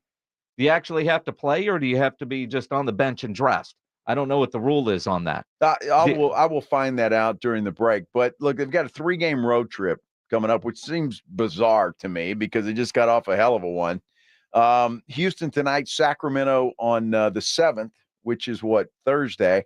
And then Saturday night, they're taking on the Warriors in San Francisco. And then they've got a huge homestand coming up after that, which includes a couple of games in Austin, by the way. So it's interesting to see. It will be. Look, I'm sure he's getting treatment on that shoulder all day today. Probably was getting it last night as well. So hopefully he'll be okay and he'll be in the starting lineup. So what do you figure? Is just getting BioFreeze rubbed on his shoulder? Well, you're good to go. The laser beam massage and all that they have these days. Laser beam massage? They got all kinds of stuff that they can do. I mean, he is in Houston. He is. They've got to go to Sacramento from Houston, though. I'd say leave him in San Antonio, but there's too many. I mean, there's not enough games left. I mean, once he qualifies, I think all bets are going to be off. And if you're pumped, you want him to get qualified as soon as possible, and then do you shut him down? That becomes the bigger question. Once he is qualified, does he get shut down for the rest of the year? That will be interesting to see. Okay, now I'm looking at the rules. Got to play at least 20 minutes. Oh, at least 20 minutes in a game for it to qualify. What is the 65-game minimum rule? Players this season must be on the floor for 20 minutes and at least 65 games to be eligible for regular season honors. Okay. So you got to play 20 minutes. So interesting. He's going back on his minutes restriction. Apparently, yeah. Apparently. Interesting. Glad to know that. And as Pledge points out, boy, that minutes restriction that was 22, 24 very early on. That's why. I wonder how much that factored into his minutes restriction. Once he was qualified, get him off the floor. Get him off the floor. Because it was like 22, 23, and I believe it was 20 to 24 minutes. And then it slowly went up from there. So yeah, we're going to play you the minimum. That's your restriction. Well, so it'll be interesting tonight. I mean, if he can go, even if he's a little sore, does Pop just put him on a minutes restriction tonight, and you get him his 20 minutes and get him the hell out of the game? Mm-hmm. One other quick NBA note. I know a lot of you, when Patty Mills got released, was hoping he would come back to San Antonio. As we told you then, that ain't going to happen. And we know it's not, because Patty Mills is going to the Miami Heat. Yes, he is. And, it's a good spot for Patty because, look, Miami's going to be involved in the postseason. Nice for them to have a shooter off the bench that they can count on. So good for Patty, and I hope they do well for his sake. Let's talk some Dallas Cowboys. Dak Prescott culture. RG3 weighing in, causing Joe and I to argue. Yes. A lot.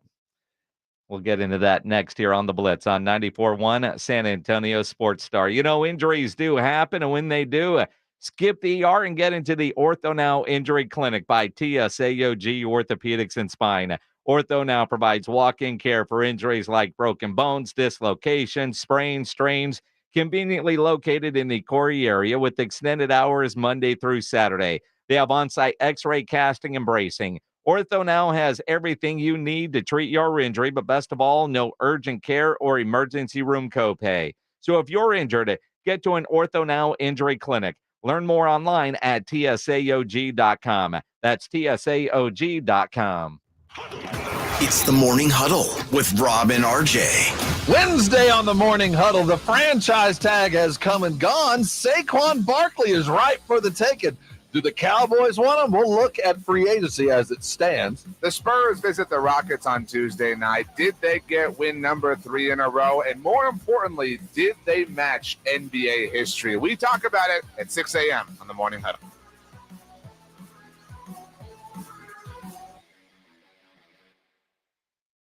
Over the past decade, the Roo Pub has proven to be the best place to watch games with those 3 massive 170-inch screens and TVs all around. All the games, all the UFC fights, and when you show up at the Roo Pub, show up hungry. The food is fantastic. Open daily at 11. Great for lunch, great for dinner, great for late at night, and certainly the best place to watch a game. The Roo Pub is next to the Angry Elephant and in the same plaza as the Big Blind there at 281 in Redland Road. We'll see you at the Roo. Drivers who switch and save with Progressive could save hundreds, which could be life-changing. I mean, you could put that money towards that zero-turn lawnmower you've always wanted. And after using its edge-shaping technology to meticulously sculpt the face of the Mona Lisa into your grass, you'll become the undisputed king of Saturday morning lawn care, leaving your neighbor and sworn enemy Gary to question his place in the delicate neighborhood ecosystem. And it's all because you could save money switching at Progressive.com. Progressive Casualty Insurance Company and affiliates, not available in all states. People who come to Cricket stay with Cricket, just like our customer Jaron. A singer and guitarist in a band, and a Cricket phone for everything. It's basically like another band member. Don't miss a single beat. Switch today and get a free Samsung Galaxy A14 5G. Smile, you're on Cricket. Real customer paid for testimonial must bring your number to Cricket on up to a $60 a month voice plan depending on device. Select models only while supplies last. First month service charge and tax due at sale. Cricket 5G requires a compatible device and is not available everywhere. Fees, terms, and restrictions apply. See store for details. Starting with one store in 1978, Boot Barn has become the largest Western and workwear retailer in the nation. Supporting those who feed, build, and protect America, we offer the largest selection of cowboy boots, work boots, Western wear, workwear, and outdoor gear. With over 500,000 pairs of boots and thousands of top-quality jeans and clothing, it's an honor to support the people who make our country so great. Boot Barn. Keep West.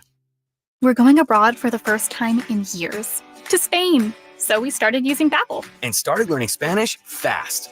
With Babbel, you can start having conversations in another language in just 3 weeks. ¿Cómo te llamas? ¿Cómo te llamas?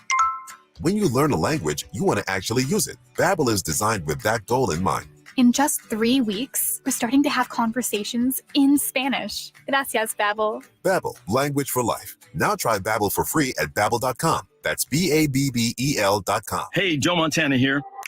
Back in my football days, I knew the importance of a strong defense. Now I'm sharing how you can help defend your health against pneumococcal pneumonia, a bacterial lung disease that can be life-threatening. If you're 65 or older, or 19 or older with certain chronic conditions like diabetes or asthma, you're at increased risk. Talk to your doctor or pharmacist about vaccination and learn more at knowpneumonia.com. That's KNOW pneumonia.com. Sponsored by Pfizer. For the ones who work hard to ensure their crew can always go the extra mile, and the ones who get in early so everyone can go home on time, there's Grainger, offering professional-grade supplies backed by product experts so you can quickly and easily find what you need. Plus, you can count on access to a committed team ready to go the extra mile for you. Call, click Grainger.com, or just stop by. Grainger, for the ones who get it done.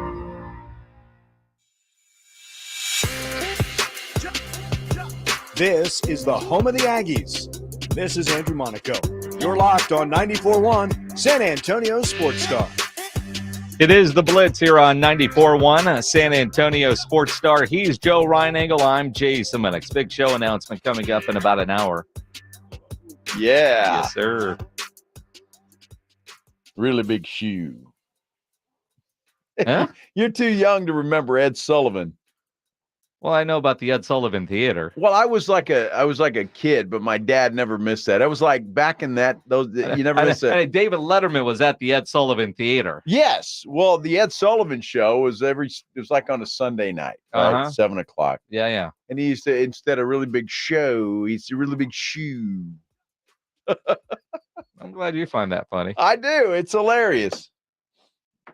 You and people like Gino DiDomenico. Back in my day. I completely agree with Gino, by the way. Who writes on our YouTube channel. You should subscribe to the San Antonio Sports Star YouTube channel. You can comment there. While you're there, hit the thumbs up button. We would certainly appreciate that. I guess I'm a bit old school, Gino writes, but in the 80s and 90s, players played and the stars were always available unless they could not play due to a real injury. Yep. No, we cater to stars. Dude, I mean, you've got a kid that plays college football at West Point. You know how it is. You know how today's players are.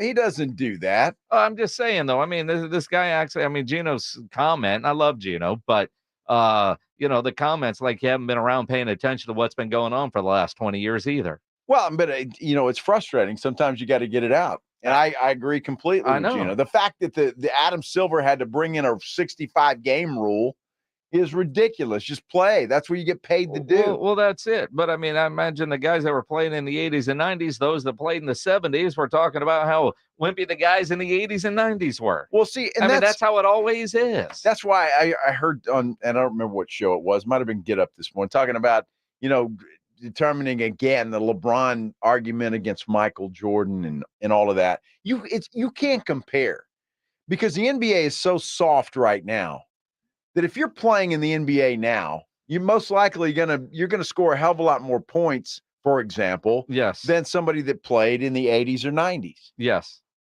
It's very difficult to compare players of that era and players of this era. Yes.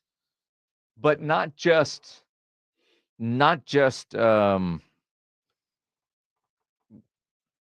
in basketball. You can say the same for football. Sure. You can say the same for hockey. Yes. To a degree, even baseball. Yeah. Pitchers that used to go all 9 innings. Now, I mean, They go 5. It's good, right? Exactly. Whole lot of guys make a lot of money for pitching 1 inning every 4 days. No kidding. It'd be a relief pitcher. Exactly. Come in and get 3 outs and go home. Although you can certainly be a goat too, and I don't mean that in a good way. Well, there's that. You give up the game winner. Mm-hmm. I saw a list earlier. I just find this funny before we get into Cowboys talk. On The Athletic, there is, it's one of those great offseason type stories, but Bruce Feldman puts together a list about his top 25 coaches ranking. And it's an interesting list. Jeff Traylor from UTSA doesn't make Bruce Feldman's top 25 coaches, but he's listed at the bottom in the just missed the cut category. and so I think if you're UTSA, it's cool to be a part of the conversation. So I quote tweet Bruce Feldman's tweet about his article, and at Coach Traylor makes the just missed the cut part of the list, which is still great company for UTSA. Jeff Traylor just tweeted me back, story of my life, with the laughing face emoji. I have a feeling that Jeff's not going to lose any sleep tonight over that. But good for them. Look, I don't know what else good to say about Jeff Traylor and what he's done at UTSA. The guy's just been incredible over there, and so he deserves any accolades that he gets. Absolutely. And when you think about the top 25 college coaches, and you're talking about a coach in the American, that's pretty impressive, whether he's absolutely in the top 25 or in the conversation, as we like to say. Yes. They just missed the cut. Just category. a bit outside. If it was a top 35 list, man, you'd be on there. They'd be in there, right? Probably top 30. Yeah, well, maybe. I mean, when you said the just missed, I think he was like the third guy in. So I'm thinking he's like number 28. Number 28. Yes. Yes. Sure. Yeah, number 28. Way to go, Coach. Uncle Flip tweets at Uncle Flip. You're number 1 in our hearts, Coach. A lot of truth to that. Spring ball underway as Coach Jeff Traylor's got to find himself a new quarterback for the first time as the head coach of the Roadrunners. Going to be an interesting battle to watch throughout the spring and summer doubt as we head into August. All right, back to this. Pledge just put this up. According to another report, Arch Manning is waiting until he's Texas's QB1 before opting into the college football video game. Good for you, Arch. I'm happy. You know what? The gamers can go be somebody else. They don't have to be Arch Manning. So, in other words, you don't want James Pledger in his basement. Actually, that's bad. He doesn't have a basement. You don't want a James Pledger in his third floor apartment benching Quinn Ewers. You want Sark to do it first and then go from there. Yes. And I admire Arch Manning for not just going along with everybody else. Sure. Despite what gamers want. Despite what gamers want. If you're a gamer, I got no problem with you. But I mean, this sounds like it. Well, no, I got no issue. Just go to Mario Kart. Can you imagine if Mario? But do you and Gino DiDomenico need to have a night out over at the house? Maybe we should. Playing Atari in the man cave. It could be. Might be. Remember Pitfall? I don't remember Pitfall. How do you not remember Pitfall? I think that was the game that came free. Dude, the game that I used to play in the bars back in San Marcos, Texas, Missile Command. Missile Command. Dude, I loved Missile Command. I could see that. I could sit there and drink beer all day. And the Scorpion game. What was that? Centipede. Centipede. No, there was another one. Centipede. I don't know, but yeah, Galaga, Pac-Man. But I'm thinking about the Atari games that you played at home. Donkey Kong. There you go. But you never played Pitfall? Never played Pitfall. No. I do like. Yeah, I remember that one. River Raid. Remember the Frogger? Oh yeah, Frogger was Frogger's good. awesome. Yeah. There were some good ones. Dude, you can still play Pitfall? Is that new? Wow. On Xbox Live? I don't know, man. I think the last game I remember really playing a lot of was like NHL 94. Seriously. Well, I used to play Madden with my nephews all the time. Used to do that. I never really got into it, but when they first came out, what were those ones where you had the golf club or the tennis racket or the baseball and you're playing and you're actually swinging? The Wii. The Wii. Oh, That's it. oh, Yeah, yeah, the yeah. Wii. And that was, I had we used to box. Yeah. Did you get the boxing game Sure, with you had Wii? the whole thing. That yeah. was fun. Yeah. It's probably I want to say the Those are best shape good. of my life, but you don't remember playing Pitfall like that? No, dude. Dude, I how are don't. you playing that, Pledge? Man, this is taking me back to 1982. I was good at that. Get the gold bar. There you go. Wow. Jump. Hang on, buddy. So is this a video or are you playing that? That's just a video of All right. gameplay. You did. Well, no wonder he jumped that log. It's a video. I thought you were playing. You got to watch out for that scorpion right there. You got to protect the family jewels if you're at the Venetian. Yeah, no kidding. Careful now. By the way, NHL 94 still a goated game. Yeah. Good stuff. It's still a what game? Goated. Goated? Greatest of all time. Oh, okay. Now, kids. Goated of 93. 94, Pledge says. The only problem with that is the New York Rangers won the Stanley Cup in 94. They beat my New Jersey Devils in the Eastern Conference Finals. Mark Messier and that group won the Cup for the first time in 50 years. But the Devils won it the next year in 95, sweeping Detroit. Well, then what are you worried about? Well, because the great game, the champions that year were the hated Rangers. That's why. Can't win them all, Jason. Well, no. And Have they won since? Yes. The Devils? Yeah. They have? Yeah. It's been a while, but they've won. Okay. They beat the Stars in what, 2000, 2001, something like that? Oh, yeah, that's it. I remember that series. Woo! Brett Hull had his blade in the blue Yeah, area. of course. Disallowed a goal. Yes. The horrible call. You're an ass sometimes. You have no idea, do you? I have no clue. I mean, No. you think the only Stanley Cup are these cups that That's we drink it. water out of. Yeah. Oh, little Stanley. You know, another team that hadn't won in a long time is the Dallas Cowboys. Yeah, it's been a while. RG3 had himself a day Oh, he on did. ESPN today. Now, he said a bad word on television. He did. Which is becoming the norm thanks to Pat McAfee, who was in San Antonio last night. Was he really? Yeah. What was he doing here? He was commentating on the WWE thing that was going on at the Cross Bank Center. Oh, I cool. mean, Pat McAfee's living that private jet life. He really is, man. I mean, because he Blowing did a up. show yesterday in Indy, flew in, did a show here, and then flew home and was back in studio, man. Blowing up, man. Yeah, he's Oh, good for him. He's a couple of my friends that were at the wrestling last night sending me pictures that McAfee was here. Nice. Yeah. Did you care? No. I didn't think so. I mean, he didn't call. He didn't go eat. Didn't go get a drink. Yeah. You know. We didn't have time. No, he's in and In, out. Absolutely.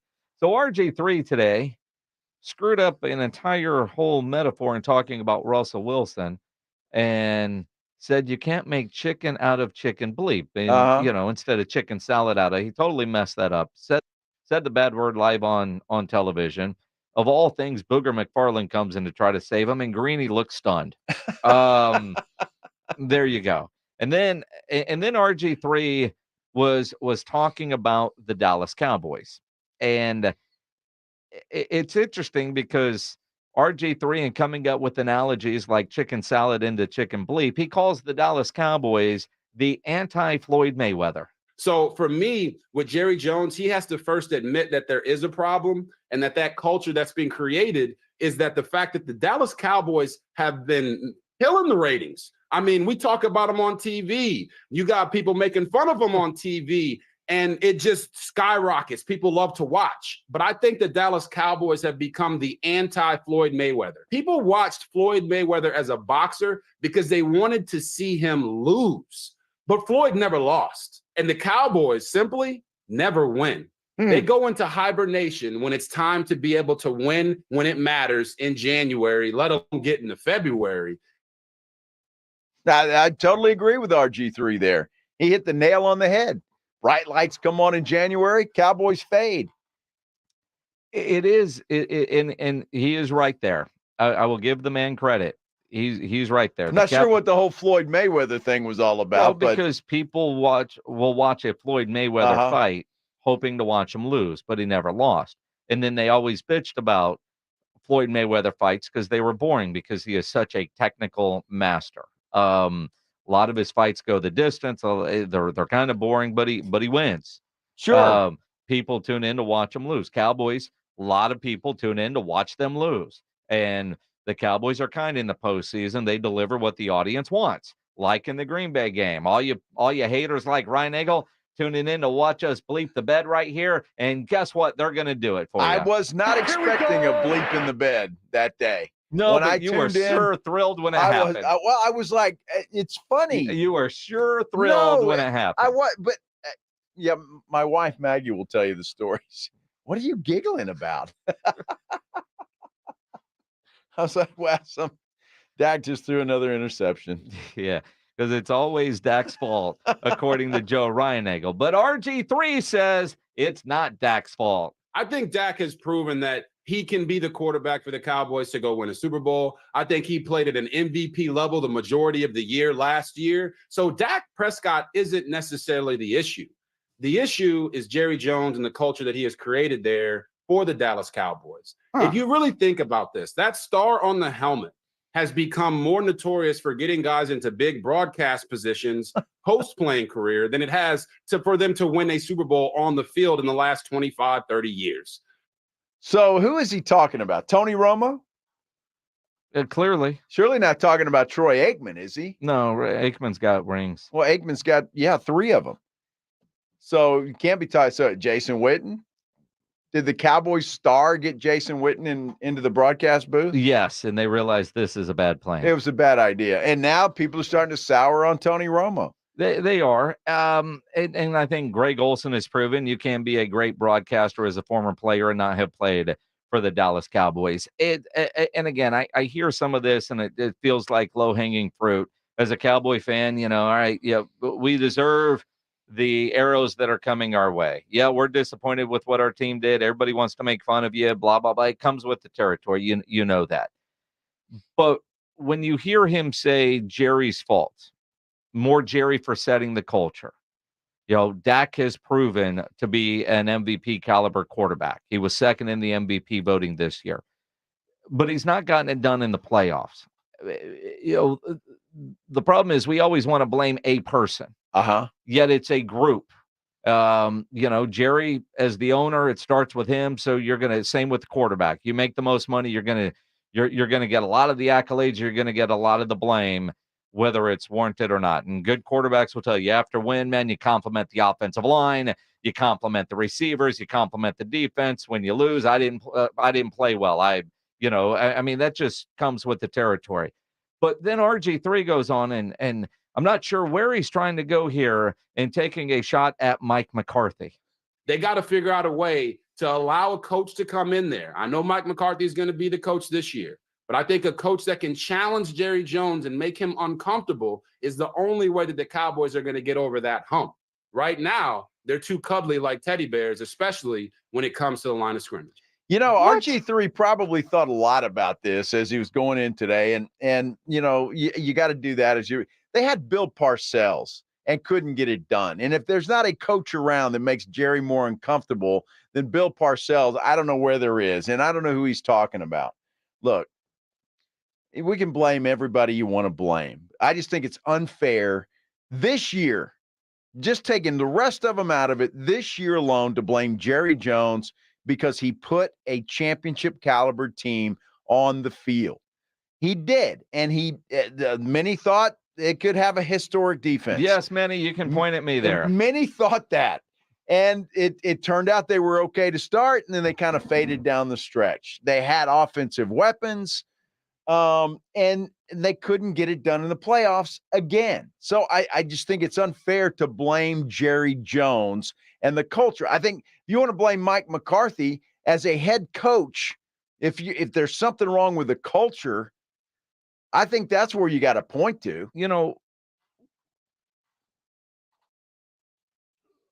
I think the general manager and Jerry Jones and Will McClay and their staff, they put together a hell of a roster. Mm-hmm.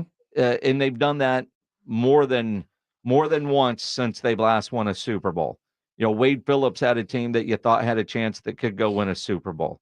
And guys weren't ready for the moment. Patrick Creighton, not ready for the moment. They lose to the Giants that year. The Giants go and beat the Patriots in the Super Bowl. There was a Mexico trip in there that everybody blamed, That's right? Jason Garrett had a couple of teams that you thought could go win a Super Bowl. Des caught it, Dean Blandino. You know, there's always something when it comes to the Dallas Cowboys. This year, that defense went to hell when Leighton Vander Esch got hurt. And I don't think any of us realized just how valuable Leighton Vander Esch was to that Cowboys defense until he got hurt. And I'll go back to something we used to say a lot with Jason Garrett, why he kept getting more opportunities.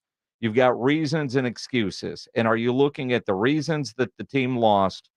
Are you looking at them at all right, that makes sense. We weren't near as good at this particular time in the postseason as we could have been if all these guys were healthy. You know, Des caught it. If the refs get that right, who knows what happens? Cowboys might have won the Super Bowl that year. Going to Mexico had nothing to do with the Cowboys losing, but Patrick Creighton missing a couple of passes did. The defense giving up that long touchdown right before halftime was massive in that game. Reasons or excuses, are they one and the same? How are you looking at it? It will be interesting to see when the Cowboys deep dive this offseason and what they tell us or not, but what they're talking about in the room. Where are they placing the blame on the failures? The fact that Stephen Jones has talked, and he said it last week in Indianapolis, they've got to get playoff performers. Tells me that somewhere along the meetings, they looked at some of the guys and said, you know, in these bright moments, these players didn't show up. And one of them is about to be one of the highest paid wide receivers in the NFL in CeeDee Lamb, who had a bad start to that game. You know, we can blame Dak Prescott, and he's the quarterback, and he's going to get the blame, and he threw interceptions.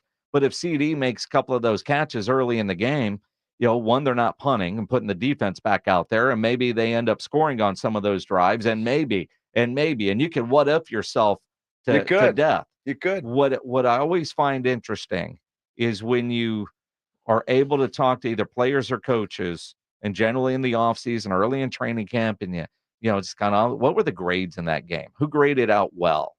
You know, when they're looking at what the play was during the situation, who did right on each play and who grades out well? And that's where you find out where inside the organization where they were looking at blame.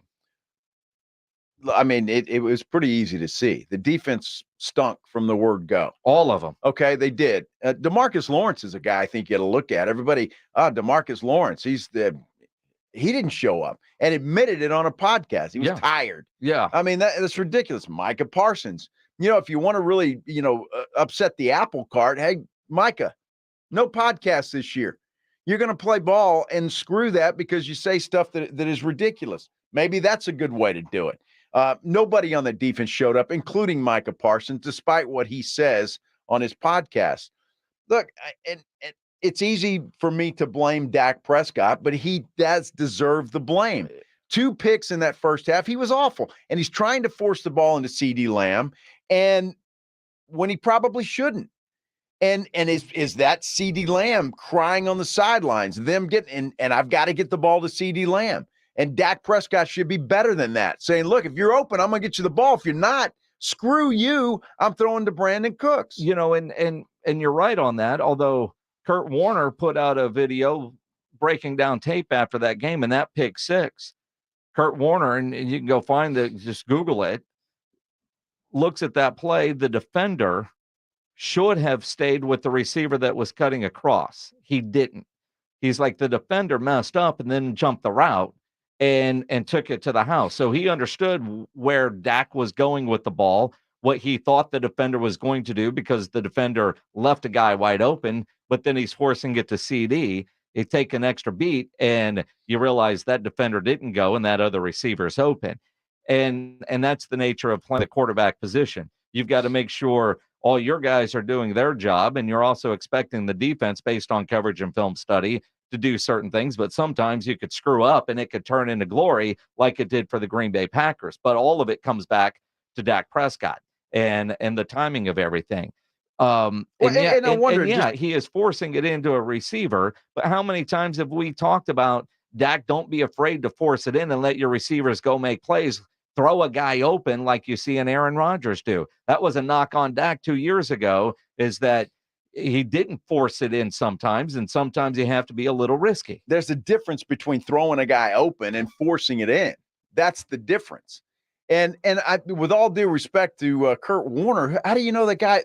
Hey, Green Bay watches film study too. Sure. All right, how do you know that guy knew that play was coming and didn't mess up and made a hell of a play on I mean, we're all watching, and until you actually talk to them, you don't know. That's what I'm saying. But he did leave a guy wide open. Well, he did, but I'm just saying, because he maybe watched film, he saw that play. Yeah, absolutely. That's very possible that he did that, and he was in the right position to make that pick six. So, but again, though, if you're Dak and you see that play and you know what's coming out of that defense, you expect that guy to stay with that other receiver. That's what you expect. And you know, but you can't be a robot. Well, no. But again, I mean, there are reasons more than he was just trying to force it through. But you know as well as I do, Jason, they're toward the end of the year. After CD threw his fit on the sideline, Dak was forcing the ball to CD Lamb. He was doing it because CD is coming off of the best statistical receiving season in Dallas Cowboys history. Was he not forcing the ball toward the end of the season? Yes. Yes. When CD threw a fit, which he did. Yeah, it's a fact. He did. Now, regardless of the stats, CD threw a fit on the sidelines. But a lot of passes. Yelled at Dak Prescott. A lot of those passes, though, Dak wouldn't have thrown 2 or 3 years ago. And last year, or 2 years ago now, when he threw all those interceptions, he got a little gun shy. And we were mad at, dude, you can't be gun shy. You got to let it rip and let your guy make a play. Sometimes interceptions are going to happen. It comes with the territory. Absolutely, it does.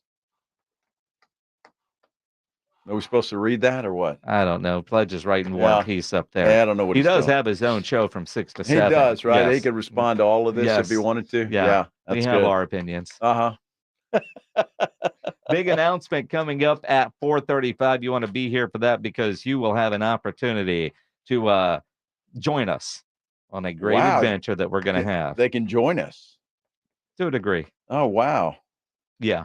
Just trying to get on Facebook for something and realize I can't.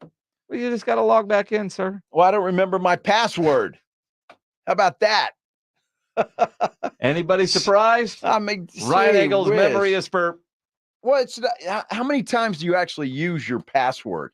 You just tap on the app and you get in. I don't have to use my password the whole time. I'm sure your phone remembers it, even though you don't. It's just my phone because I can get on the computer right here. Uh-huh. You know, that's just unbelievable. Unreal. But it's okay. Mm-hmm. You good? I think are you all right? I think, you know what would help me? What? Little afternoon delight. Helps everybody. It helps everybody. And you can actually get that down at the Big Blind. 7 days a week, Monday through Sunday, afternoon delight happening at the Big Blind from 3 o'clock to 7 o'clock. And at 3:15, by the way, Monday through Friday. Make plans tomorrow to get down there. They've got a big $1,000 tournament. Plus, they've got $5 combos, 3 to 7, whether that's burgers, chicken sandwiches, hot dogs, beer, well drinks, wine. Doesn't matter. You get in and get over there and play and be happy. And you know where the Big Blind is. It's right down from the Roo Pub, right there at 281 in Redland Road. And it's owned by the owners of the Angry Elephant and the Roo Pub, so you know it is first class. In fact, it is the best poker room I've been in San Antonio, bar none. There is no one better than the Big Blind. They've got TVs everywhere. They've got a bar there. You can get food in there. The food is fantastic. You know that. But it's a great place to go. I can't wait to get back in there. You need to join me. The Big Blind. It is the place to be. It's right there at 281 and Redland Road. Riding home with the Blitz. Afternoons 2 to 6. KTFM Floresville. And everywhere at sasportstar.com. Pork rinds pack a protein punch and are the boldest low-carb snacks out there. Skip the chip and try Southern Recipe small batch pork rinds for that ultimate crunch. And with flavors that will have you craving for more, the time to stock up on Southern Recipe at H-E-B is now. Southern Recipe small batch pork rinds. Be big, be bold, be adventurous.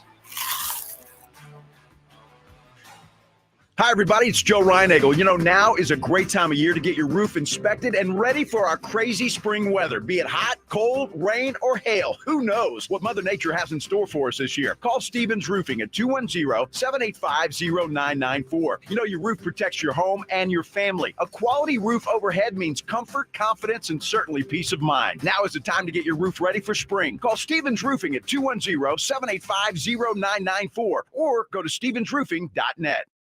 Dave Ramsey here from my friends over at Connecticut in San Antonio. Trust me, Connecticut water systems are the best of the best. I personally have one in my home. All those other water softener systems out there are junk in comparison. Connecticut uses less water and runs on kinetic energy. So there's no computer to break, fewer moving parts, and it works only when you need it. It was even voted most efficient water softener in the world by the Water Quality Association. The team at Connecticut San Antonio can test your water, install a system, and provide treatment all without stepping a foot inside your home. I'm Chris Canepa of Connecticut and San Antonio in the Hill Country. I'll let you try a Connecticut quality water softener for 90 days absolutely free. Call us at 656-PURE, that's 656-7873, or visit us on ConnecticutSA.com. And tell them Dave Ramsey sent you. Call 656-PURE, Connecticut. Guys, did you know your testosterone level impacts your energy, libido, sleep, weight, hair loss, mood, and even ED? And right now, Revive Men's Health San Antonio will check your testosterone for free. They've helped thousands of men since 2011 feel and perform better. They're so confident they can help you, they even guarantee it. Schedule your free testosterone test, exam, and consultation today. Call 210-615-7777. That's 210-615-7777. Or visit ReviveMen'sHealth.com. If you love to travel, Capital One has a rewards credit card that's perfect for you. With Venture X, earn unlimited double miles on everything you buy and turn everyday purchases into extraordinary trips. Plus, receive premium travel benefits like access to over 1,300 airport lounges where you just check in and chill out. Open up a world of possibilities with Capital One. What's in your wallet? Terms apply. Lounge access is subject to change. See CapitalOne.com for details. Wendy's new breakfast 2 for $3 Biggie Bundles let you create your own delicious combo. Choose from a sausage biscuit, egg and cheese biscuit, small seasoned potatoes, and a medium hot coffee. But it's obvious which combo's the best. Sausage biscuit and small seasoned potatoes. Well, maybe it's the fresh cracked egg and cheese biscuit with a medium hot coffee. Or 2 savory sausage biscuits. Whichever you pick, you can't go wrong. Choose wisely. Choose Wendy's new 2 for $3 Biggie Bundles. Limited time only. U.S. price and participation may vary. Not valid in a combo. Single item at regular price. Your home for the Dallas Cowboys is 94.1 San Antonio Sports Star. San Antonio's Sports Center. Well, for all of you that wanted Patty Mills to come back home and join the Spurs, Woj says he's not going to do that. He's going to be signing with the Miami Heat. Might recall Mills was released by the Hawks last week. Houston Texans have signed tight end Dalton Schultz, 3 years, $36 million, 23.5 of that guaranteed. And Victor Wembanyama, questionable for tonight's game in Houston. He's going to go through warm-ups, and then they'll make that determination. Joe Reinagel. That's the third time in 7 seasons the San Antonio Spurs are the NBA champions. Jason Minix. They go back to big day as Super Bowl champions. Dallas 52, Buffalo 17. It's the Blitz on 94.1 San Antonio Sports Star. It is the Blitz here on 94.1 San Antonio Sports Star. He is Joe Reinagel. I'm Jason Minix. On this Tuesday afternoon, we have a little bit of breaking news. Pledge. Joe Reinagel has successfully signed in to Facebook on his phone. You guys have no idea the trauma and drama that was going on behind the scenes with the guy trying to log into his damn Facebook account. And the only thing I can say is we all get frustrated It happens, but we do have success. Dude, I had to go on the computer and get on Facebook and then log in over here, then say it was me on the computer, back over here, then change my pass. I mean, dude, you just push a button. It's done. Done, huh? Yeah, so don't go out anymore. What's that dude's name that owns Mark Facebook? Zuckerberg? Yeah. Yeah. Let's step up your game, buddy. Are Let's you go. are you a guy that likes the two-step authentication process when logging into something? Not especially, no. We have to do that on our work computer from Mhm. time to time. Yeah. Like every now and then, Yeah, like just- boom, log in, and you got yes, it's me on my phone. Yeah, the most inconvenient time. Al- It seems always, like where you're in a always, hurry or something. it's absolutely, that. yeah. And you're going, ah. But Facebook was out earlier, and then all of a sudden it's back. But some people were logged out, like Joe Reiniger. Yes. And how many of you actually remember all your passwords? Do you do the customized password, or do you do the let Facebook give you one? Well, on Facebook, I did a customized, but like anything I have on my phone, typically it saves them. So Yes. I'll use the squiggly one with the 2P number sign, question mark. And The it does all the 2P. stuff. You know what I'm saying? I don't know So what the signal it's is. about this wide. Yeah. With all kinds of stuff. And you've got no chance of remembering it. You don't even know what it is. I have no clue what it is. No clue what it is. My phone remembers that. Well, thank goodness. But sometimes you go, all right, well, what is this? And there is nothing worse than when you're trying to, and I'm not a technology idiot, but I'm not the smartest guy in the room when it comes to this stuff, right? Yeah. You know, guys like RJ Ochoa will laugh at you. But sometimes, you know, you're on your phone and you don't remember a password for something. You go to reset password. I did this the other day and it kept pissing me off because I'm trying to do it on my phone. Well, it sends an email to your Yahoo account, right? And so I go to my Yahoo account to reset. Then you go back to where you were, but you're doing this on your phone and it wants to send you another one because you've left that screen. So now, and you can't just do it all on your phone. It's damn near impossible. It's impossible. Yes. I don't know why they make it so difficult. Well, because they're trying to protect your information. Well, I guess so, but it's kind of like you remembering. You remember back in the day. Here we go. When you had to remember phone numbers. Oh, yeah. You remember anybody's phone number? Right now, today, can you, Erica's phone number, do you know it? Yes. Okay. The only one I know is Maggie's. Yeah. Other than that, I'm pretty much in the dark. You don't know any of your kids' phone numbers? No. I can call my mother. Of course, that's the same phone number that we have had since I was a kid. It's a landline still, too. I don't know my mother's cell phone. She doesn't know where her cell phone is half the time anyway, so it doesn't matter. I get it. I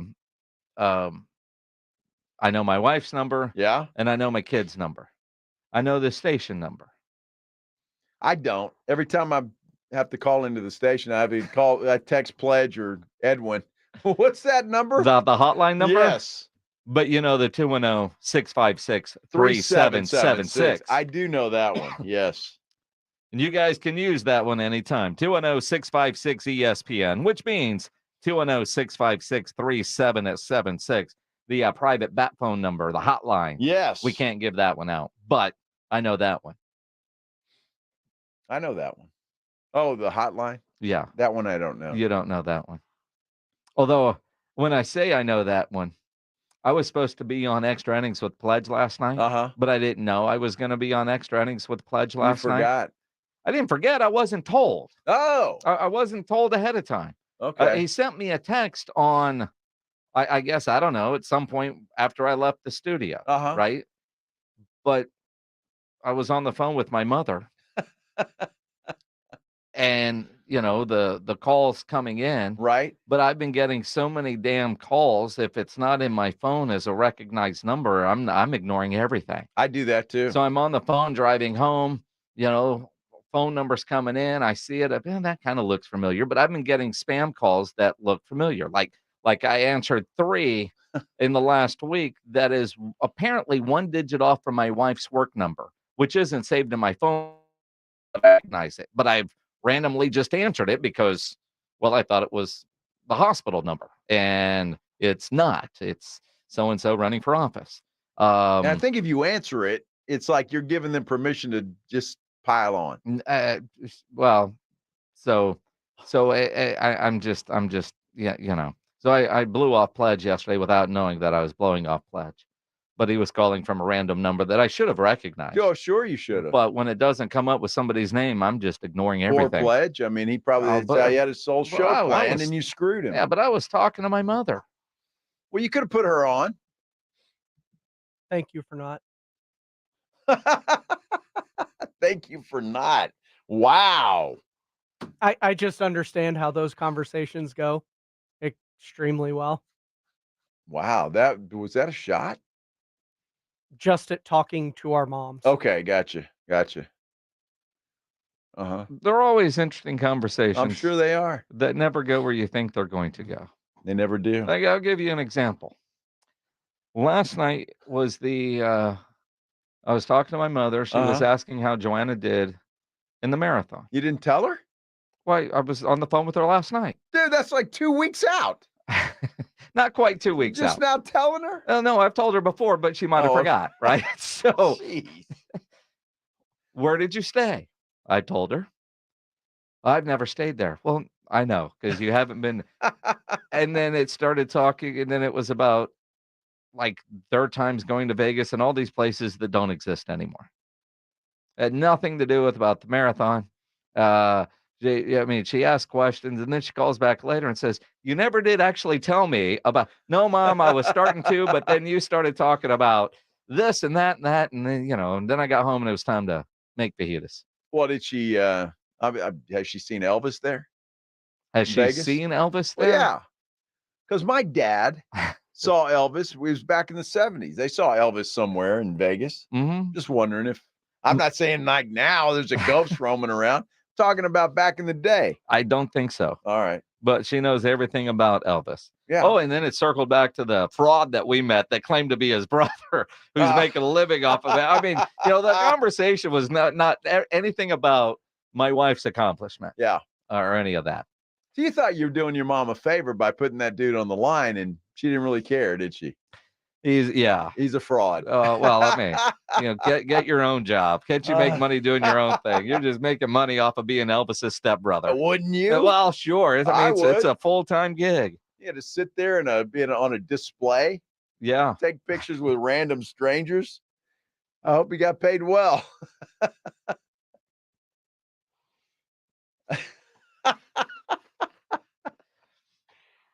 Poor guy. Some interesting Dan Quinn conversation that Pledge is pointing out to us now. We'll get into that coming up. Plus a big show announcement coming up at 4:30 here on the Blitz on 94.1 San Antonio Sports Star. First, let's talk about life's unexpected curveballs. Have you ever been hit with challenges that leave your smile in the dust?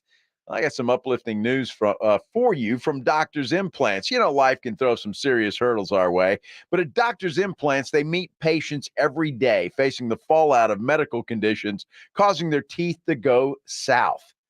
Oh, man, if you have health-related dental problems and they've been holding you back, don't lose hope. Doctor's Implants is your ticket to a fresh start. You can check them out at doctorsimplants.com, but when you dial them up at 210-640-0000, mention that I sent you, Joe Reinagle from the Blitz. Well, that's your key to a complimentary consultation and CT scan. Don't let life's challenges steal your smile. Call Doctor's Implants today. 210-640-0000. 94.1 San Antonio Sports Stars Spring Golf Classic is set. Monday, March 25th at Golf Club of Texas. With plenty of prizes, including a shot at $50,000 in a trip to the big game. Presented by Sierra Auto Group.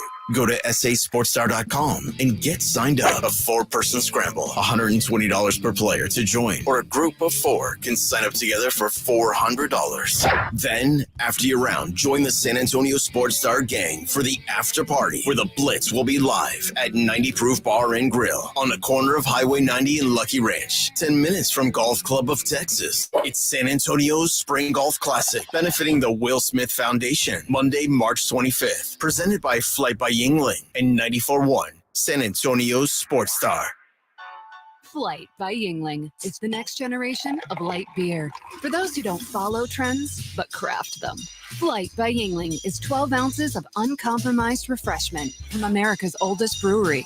With only 2.6 grams of carbs and 95 calories, this is premium refreshment 6 generations in the making. Don't just raise a glass, raise the bar. Flight by Yingling. Available wherever beer is sold. DG Yingling and Son Incorporated, Pottsville, Pennsylvania. Please enjoy responsibly. Listen to this station anytime, anywhere on Odyssey. Odyssey is your new audio home for all the music, news, sports, and podcasts that matter to you.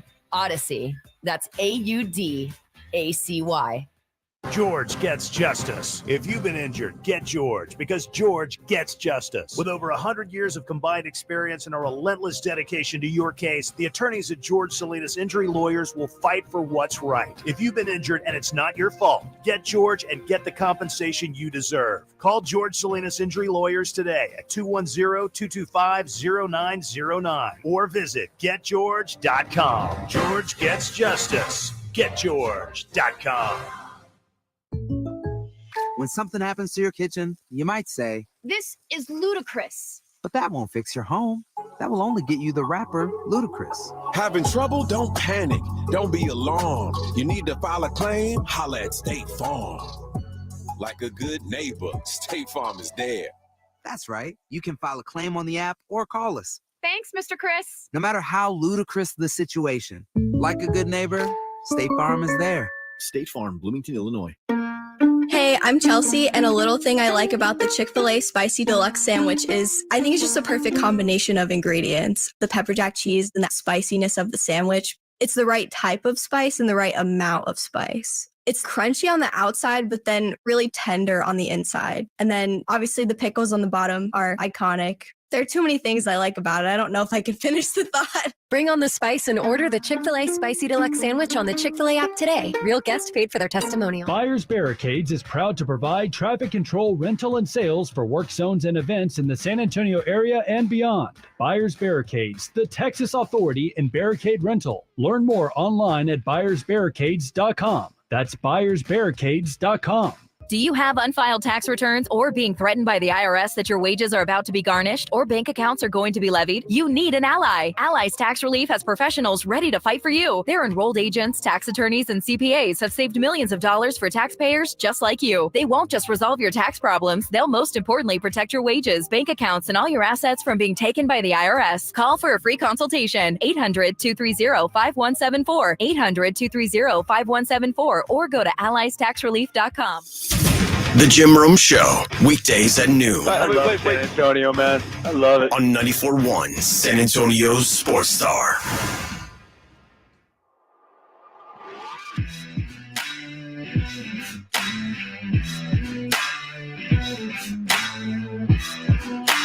It is the Blitz here on 94.1 San Antonio Sports Star. He's Joe Reinagel. I'm Jason Minix. We're now less than 3 weeks away from our Spring Golf Classic coming up at the Golf Club of Texas on March 25th, benefiting the Will Smith Foundation. It's going to be a lot of fun, brought to you by Flight by Yingling. Your chance at winning $50,000 and a trip to the big game presented by Ancira Auto Group. Wow. That's going to be a lot of fun. That's pretty cool. Then an after party at the 90 Proof Bar and Grill, which is on the corner of Highway 90 and Lucky Ranch Road, just about 10 minutes from the Golf Club of Texas. That's going to be awesome. I'm looking forward to it. All the golf tournaments have been a blast, and no reason to believe this one's not going to be either. In fact, I think people kind of expect it. They get fired up. It's like, you know, they know that Monday's a blow-off Monday, no work, and you go out, you have fun, and everybody enjoys themselves. So. I think a lot of people get work done out there. They do?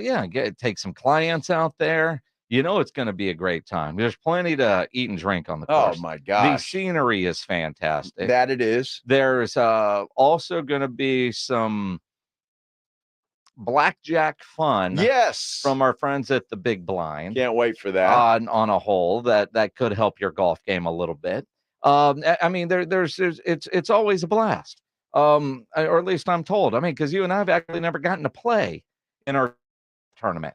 Well, they let us. Some folks let us hit shots. Well, we do that. Yeah. Yeah, we'll so take that's good. shots. Golf shots. Well, golf shots. Golf yes. shots. Because we actually have to work. Yes.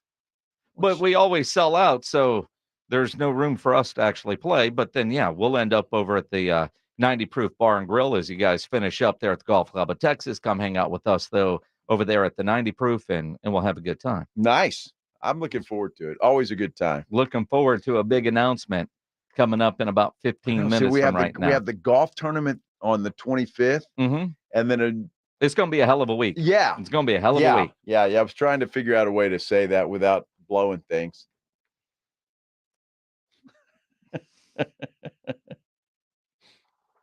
Yeah, here you are. Here I am. Here you are. Uh-huh. Here you are. As you unpack a great regular season for the Dallas Cowboys that had a disastrous playoff, which feels like one of the more crushing playoff losses in recent memory. And the Cowboys have a lot of crushing playoff losses to choose from. They do. But the way this playoff was setting up, it looked like the Cowboys were going to be able to make a easy run, a clear path, if you will, to at the very least the NFC Championship game. And then who knows, right? And unlike even 2 years ago at home to San Francisco, the way they got manhandled, I don't know. This one just felt different, and maybe because it's the most recent, or maybe it was different. But that defense that was so good at the beginning of the year wasn't at the end. No, it wasn't. And Dan Quinn gets the job in Washington.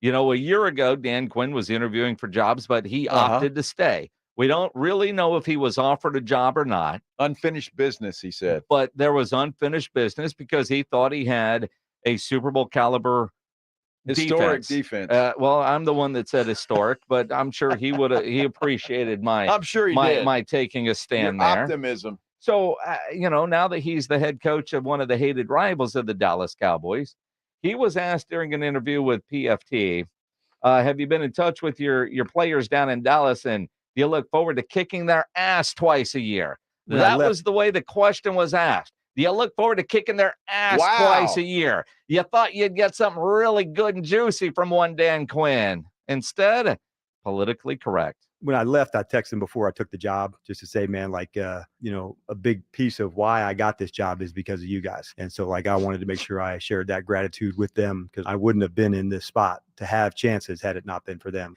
I chose to go back to Dallas because of them as well the previous season. And so I wanted to go fight for that and see where we could take it. It didn't work out at the end, but I did want to show my gratitude for them. Like, there's some good dudes that I'll be connected with for life on that. And, I love that part of the game, those relationships, and wherever it was, there's still people on every team that I keep up with, and there'll be a lot from this one as well.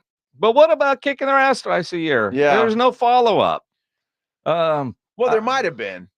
Did we not know that there was a follow-up? No. Yeah, you didn't answer the question, DQ. Yeah, he's politically correct, man. He's got that head coach hat on already. He does. I mean, that couldn't have sounded more like Jason Garrett than. Come on. Yeah, I can't wait to competing against those guys. I mean, you could say something without, allowing the Cowboys to put it on a bulletin board. Yeah. I mean, come on. Yeah. I just thought I was going to get something good and juicy there. Did you really? No. It's Dan Quinn. He doesn't say juicy stuff. Well, he has, especially when microphones aren't around. But that's kind of, yeah. And it's weird because as great as, I mean, you think about what Dan Quinn did for Dallas and how he leaves. I mean, what he took over and how he's left the cupboard. Yet most Cowboy fans are glad that he's gone. Like, there had to be a scapegoat for this disastrous end to the season. And he's it. he's it. It's Dak Prescott is going to get paid, and Dak Prescott is very comfortable right now because he knows he's going to get it from Jerry or he's going to get it from another team. Whatever the case is, Dak Prescott knows $60 million a year for the next 4 years is going to be coming his way. Jerry looks over that barrel, just laying there. Dak has just put him right there, just on his stomach. Is Dak put him there, or is Jerry put himself there? Well, I mean, let's be honest.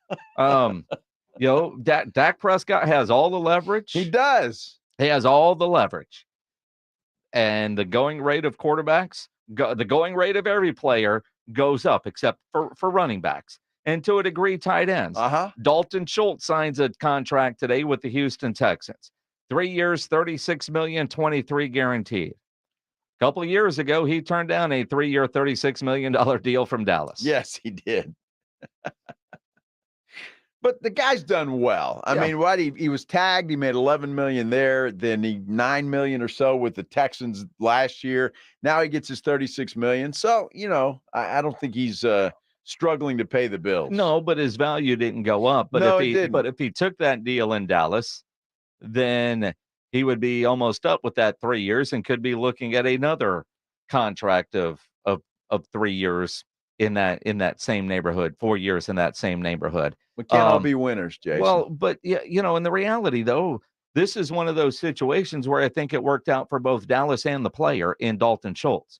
They gave him a contract that they thought was fair at the time. He didn't. He bet on himself. He ended up last year not getting a long-term deal, played on a 1-year deal in Houston, and ultimately he now gets that 3-year contract where Dallas, quite frankly, hasn't missed him because Jake Ferguson has worked out far better than what most people thought he was going to be. Well, most people, some of us knew. Even you back then didn't know. So some of us knew. Been touting Jake Ferguson from the get-go. You have been. I mean, according to one Joe Reinagle, you discovered Jake Ferguson. I think I did, actually. I mean, even though he was already on the practice field in Dallas, you didn't even know what position he played. But the Cowboys had no clue either. That's why they wasted their second-round draft pick last year on some Schoonmaker dude. Luke? Yeah, that guy. So it was a complete waste. Who could still end up being a good player, too. Well, and for it's not like he was maybe, awful. Maybe he'll go to Houston. Oh, I doubt it.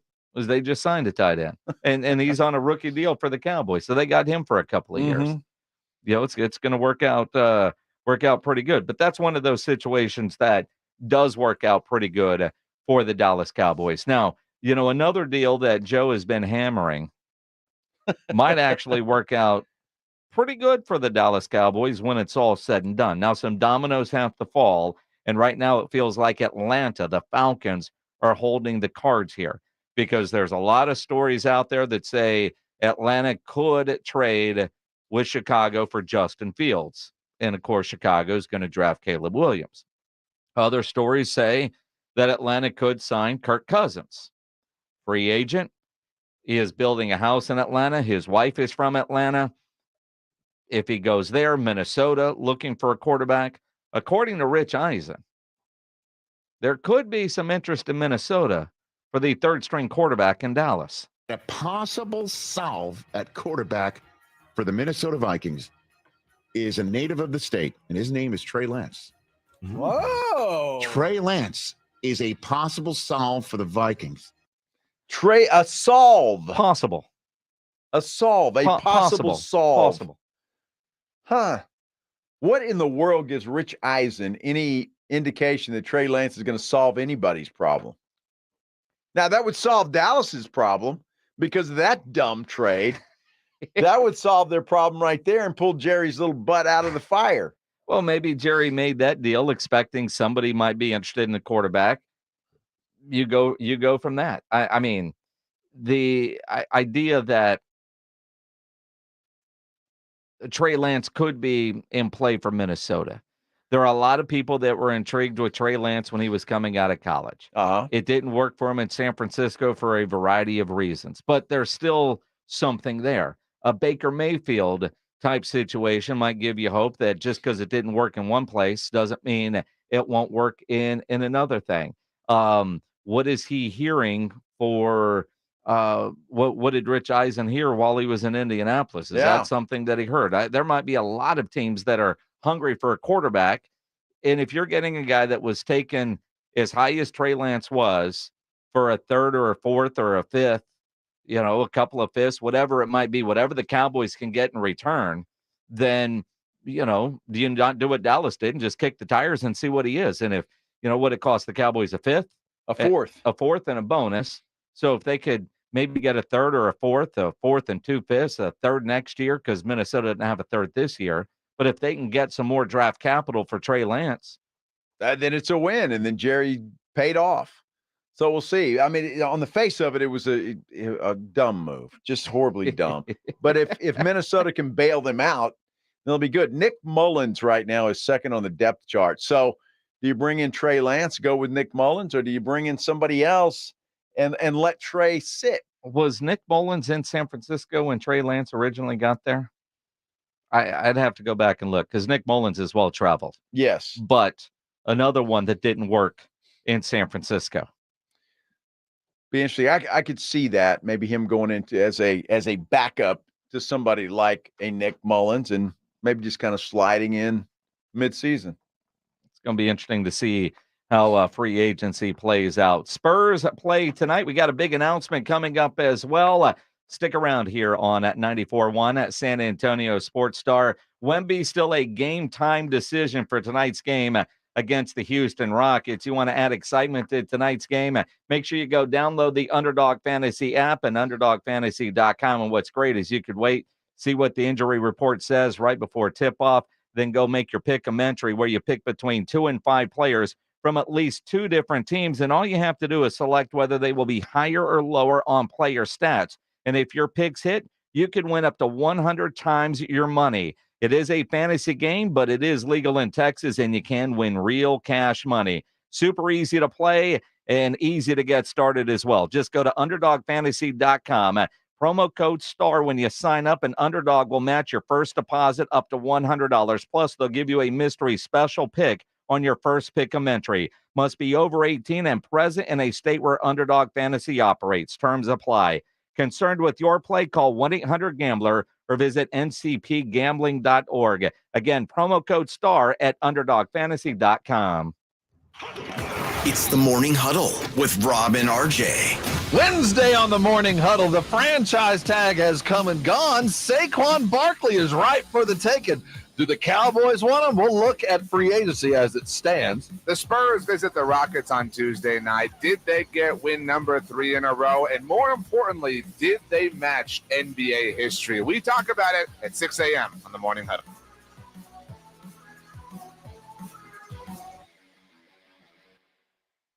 Without the ones like you, who work tirelessly to keep things running, everything would suddenly stop. Hospitals, factories, schools, and power plants, they all depend on you. No matter the weather, emergency, or time of day, you're the ones who get it done. At Grainger, we're here for you with professional-grade industrial supplies. Count on real-time product availability and fast delivery. Call, click Grainger.com, or just stop by. Grainger, for the ones who get it done. Now, during Staples Print Big Sale, get $20 off your print purchase of $100 or more, $50 off your print purchase of $200 or more, and $100 off your print purchase of $300 or more. So the more you print at Staples, the more you save. To demonstrate, print at Staples, you save. But if you print at Staples, you save. See how that works? Staples Print Big Sale. Print more, save more. Up to $100. Ends 4/6. Visit staples.com/print for details. Gomez Law Firm has been taking care of the people of San Antonio for almost 50 years, the leader in personal injury law. Jose, tell us a little bit more about what you do. We do ride-sharing cases, 18-wheeler cases. Obviously, we've done those for very many years. Work injuries. We will be happy to take a look at and see if we can help. If you have been injured in an accident or hit by a company vehicle, then you need to visit joegomezlaw.com. We've been around for almost 50 years, and we're not going anywhere. Call the Gomez Law Firm at 736-4040. My name is Jessica. Years ago, I was diagnosed with a thyroid condition. I slept all the time, was fatigued, had no energy, and a bad attitude. Now I've lost 50 pounds, and I'm still losing. My medications have been scaled back. My emotions are stable and I have lots of energy. People at work say I'm happy, perky, and my husband says he's not walking on eggshells around me any longer. The Institute for Functional Health changed my life. Call for your complimentary consultation, 210-468-1891. I'm Dr. Torres at the Institute for Functional Health. Hey, poker players, the Big Blind is open. With a true Vegas feel, the Big Blind is the premier poker room in San Antonio, featuring an upscale environment catering to players from all abilities. Whether you are seeking high-octane tournaments or lively cash games, the Big Blind has a game for everyone. The Big Blind cash games to daily, weekly, and monthly tournaments. Learn more online at thebigblindsa.com. The Big Blind at 281 in Redland Road. The way the NBA season is going in San Antonio, you need to find a way to add excitement to watching those games. Jason Minix here from the Blitz. The way to do that is by playing at Underdog Fantasy. Go download the Underdog Fantasy app and start playing the Pick'em game, where you pick between 2 and 5 players from at least 2 different teams. Select whether they will be higher or lower on stats, and if your picks hit, you can win up to 100 times your money. It is fantasy, but legal in Texas. So download the Underdog Fantasy app or go to UnderdogFantasy.com. Sign up, use my promo code STAR, and Underdog will match your first deposit up to $100. Plus, they'll give you a mystery special pick to use on your first pick'em entry. Must be over 18 and present in a state where Underdog Fantasy operates. Terms apply. Concerned with your play? Call 1-800-GAMBLER or visit ncpgambling.org. Again, promo code STAR at UnderdogFantasy.com. Cowboys play here. 94.1 San Antonio Sports Star. It is the Blitz here on 94.1 San Antonio Sports Star. He's Joe Reinagel. I'm Jason Minix. We told you we got a big show announcement that we're going to make at 4:35. It's 4:35 right now. And Sure is. This kind of goes back to something we were doing in Las Vegas on Super Bowl Radio Row. We were visiting with the owner and CEO of Circa Sports, Derek Stevens.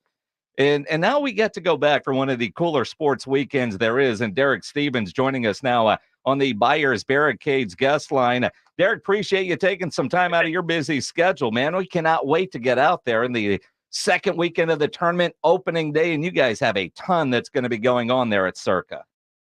Yeah, what a great weekend. But first off, great to talk to you guys again. And in Vegas, we're just getting over Super Bowl and very recently, we just got through a NASCAR race and a National Rugby League event, and now we're off and running. Now we've become basketball city for the next month or so. So we're excited about it.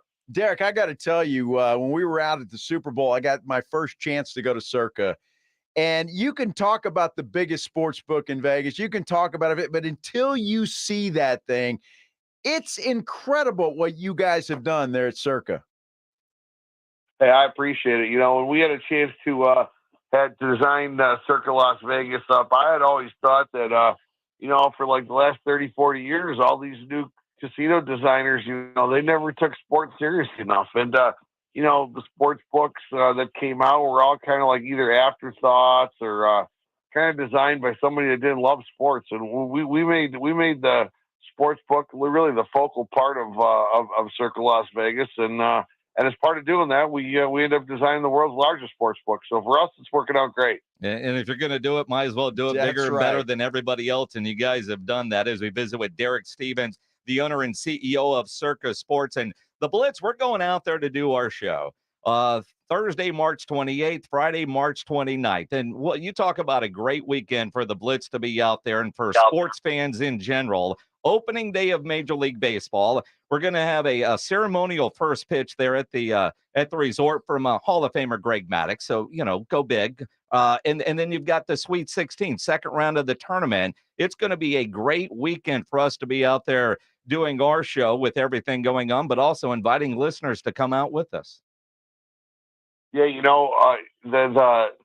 the Sweet 16 weekend has really turned into now one of the best weekends of all year in Las Vegas, and this year it overlaps with opening day, and we were starting to get creative and started having a couple drinks and started asking for some big time things happening, And lo and behold, we're a couple ball players were hanging around, and Greg Maddox walks in, and we ran into him and said, "Hey, what do you think about throwing out the first pitch?" And this will be the second year in a row he's done it. And what a better way to start off the baseball season. And think about how great this is. How baseball's doing this now. All 30 teams play on that Thursday on opening day. It's baseball's time to shine. They get to own the day. So it's a heck of a lot of fun. Everybody bets on every game, and a lot of food and drink, and a lot of hopes up, because obviously nothing better than opening day.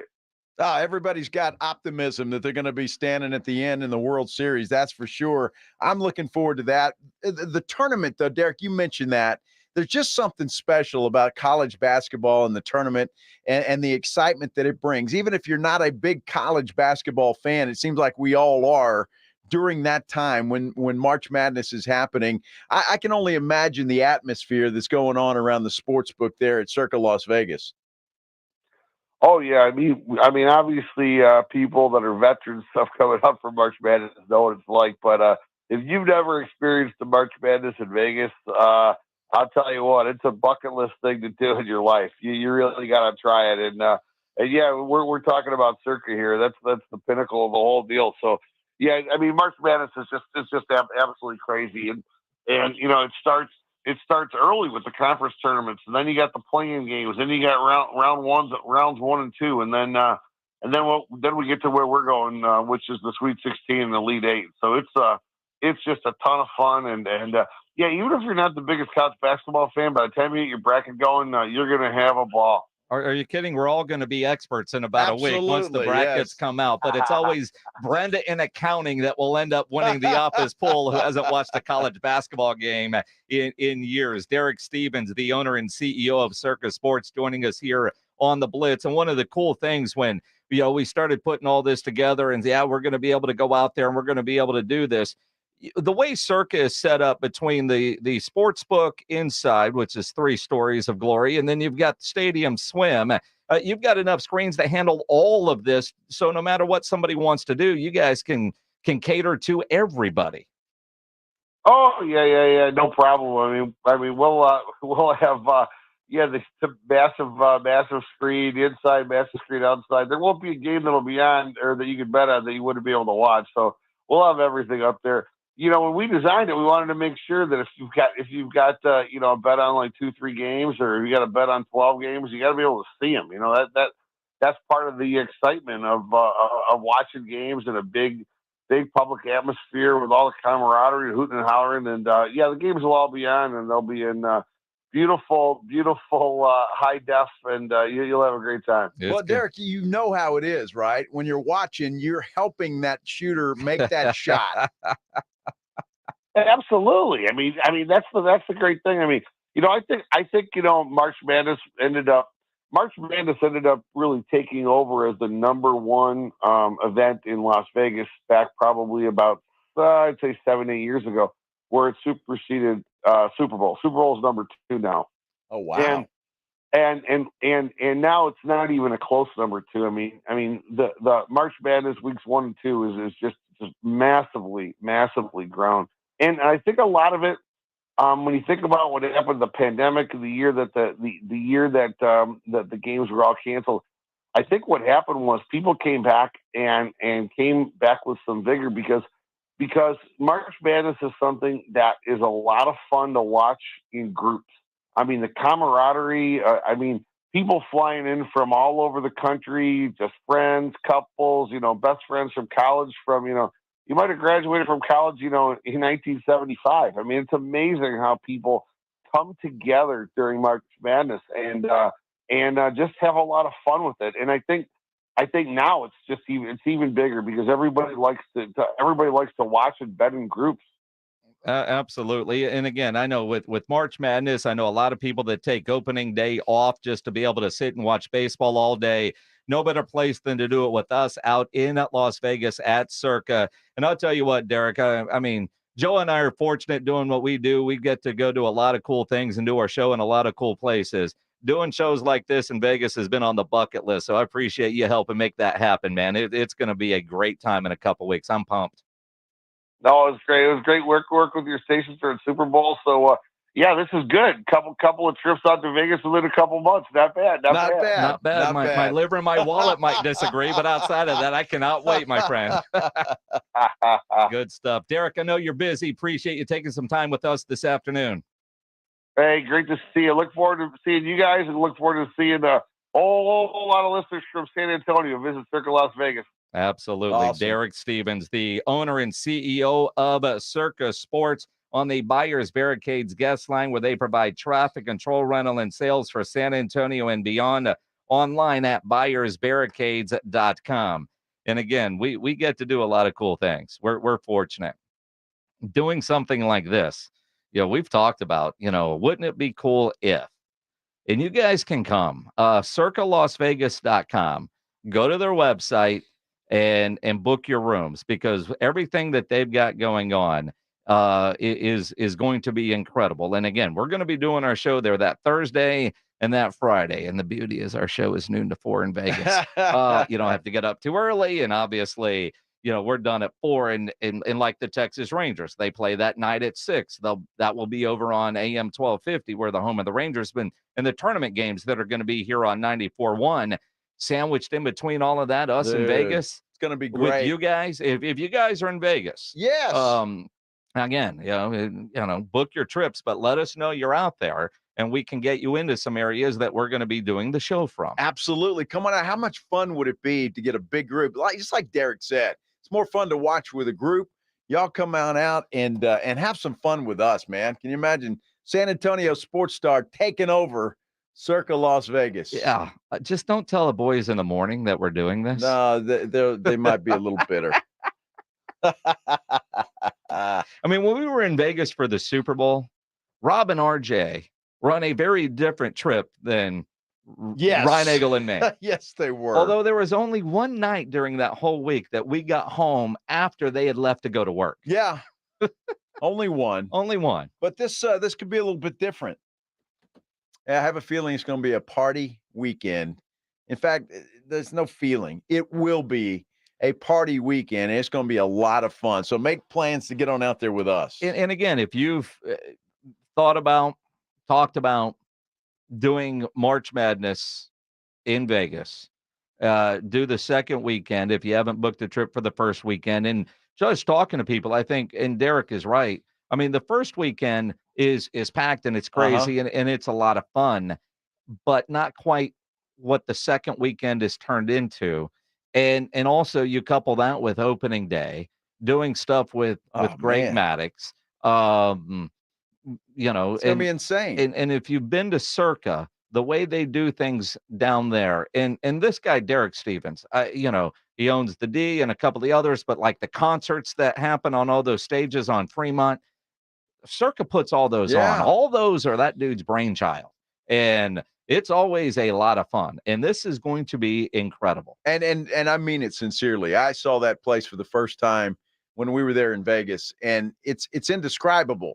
You can say, yeah, it's the biggest, it's 3 stories, it's all of this, but until you see it in person, it's impressive. I don't know what else. It's impressive. Size matters. Mm-hmm.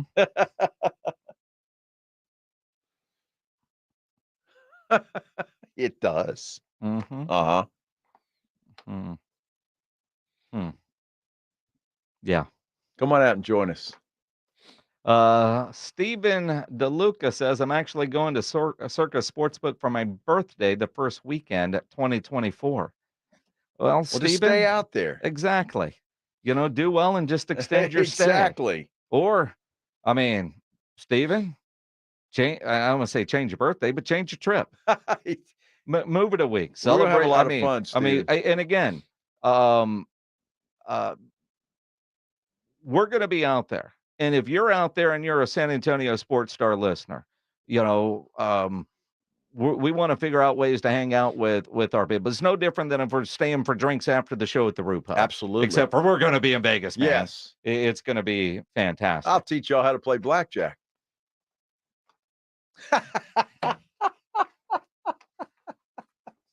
Okay, maybe not. There you go. people understand the beer bets and how well you do at that. There's two things you don't want advice from Joe on: gambling and marriage. Outside of that's that, a great idea, Jim. Outside of that, I'm a little better at gambling. You are a little better at gambling. But we were out there playing blackjack, and I'm trying to let my daughter learn. And there was at least twice I thought Joe was going to break something, getting her to, no, you don't hit that. You poor Erica. I was like, no, what? And typically it worked out for her, and it was great. So I just learned to keep my mouth shut. But I mean, because there's times like I won't let her make an awful mistake. But I generally let her, if she's thinking or if she's not sure, that's when, but I'll get a look like, don't hit. Yeah. Or hit that. Problem with my kid, she's got a master's degree. She's working on a second one. She can't count. Well, she can't count fast enough. And I know a lot of people that play blackjack are that way too, but trying to figure out where she's at in relation. She's still learning, especially if it's, things are going fast. See, I can do that with Erica because she's family. Yes. There's other people when I'm playing people I don't know, I want to do the same thing. And I have to control myself. Dude, when I was out for the marathon, this is going to be 3 trips to Vegas in 2 months. Mm-hmm. I spent 10 days in Vegas in the month of February. Sweet. And now we got we're going out there on a Wednesday. So 4 or 5 more. Dude, I'm out there next weekend for a birthday party. Exactly. Are you really? I am. That's next week already. Is it really already? Yes. Crap. But I look at, I was playing free bet. Have you ever played free bet? No. It's blackjack, but it's a weird thing. Like if you're going to double down, those are free, but the dealer pushes on 22.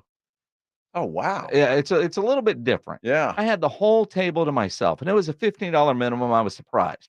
And it was late on a Sunday, and I'm by myself because Joanna's asleep. She just ran a marathon. She's dead, right? Like, all right, well, I'm going to go play. And I was up like $400. I was doing well at this. I split aces and got blackjacks on both, and they're free bets. I mean, I was rolling. I had the table to myself, and then a group from the same damn convention, because they're little lanyard things. These idiots show up.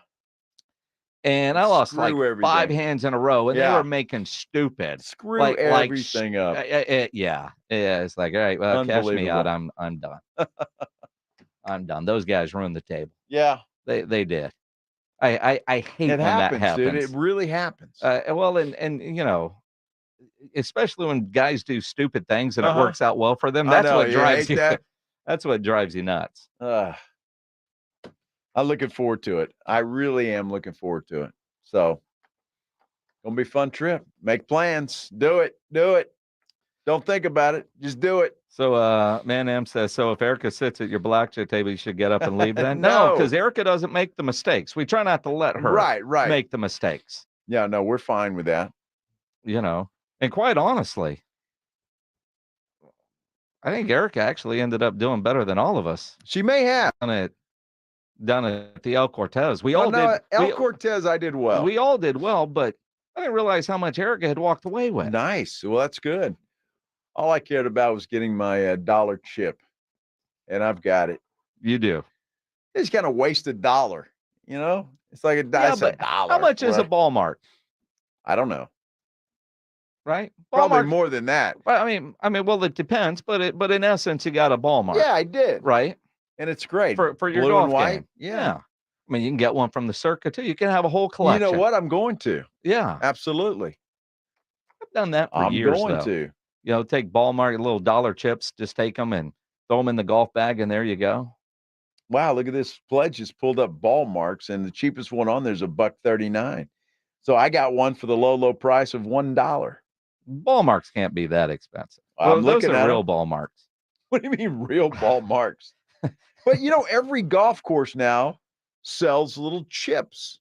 It seems like most all of them do, like poker chips. Well, sure, for ball marks, and probably $2. Probably cost them a nickel to make. So I feel much better. See, so it costs you $1, and you got a story when somebody says, "What's that?" El Cortez.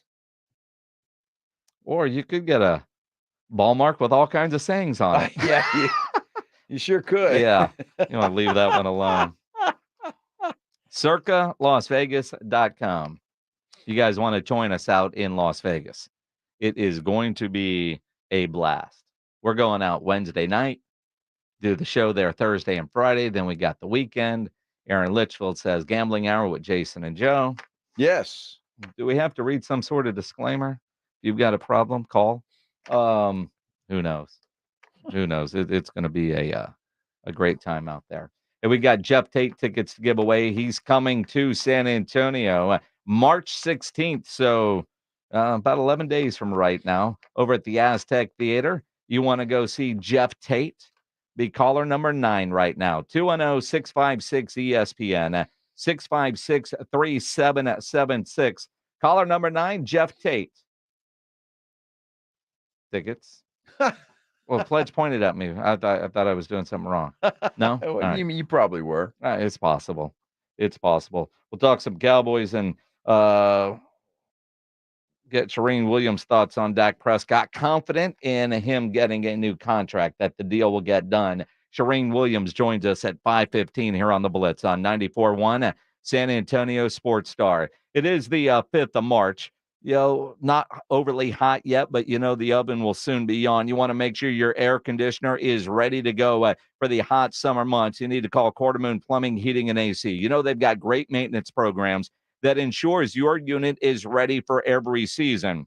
And right now, for a limited time, all 14 SEER up to 3-ton AC systems are just $6.99 installed from Quartermoon Plumbing, Heating, and AC. If you're having any kind of plumbing issues, Quartermoon will get you taken care of. Big job, small job, residential or commercial. Their service trucks are fully stocked, and they have all the equipment needed for any job. No commission. Sales reps, they'll provide estimates and second opinions, and they have a great experienced staff that has earned an A-plus ranking with the Better Business Bureau. And at Quartermoon, they are green certified. 210-651-5899, 651-5899, or online at quartermoonplumbing.com.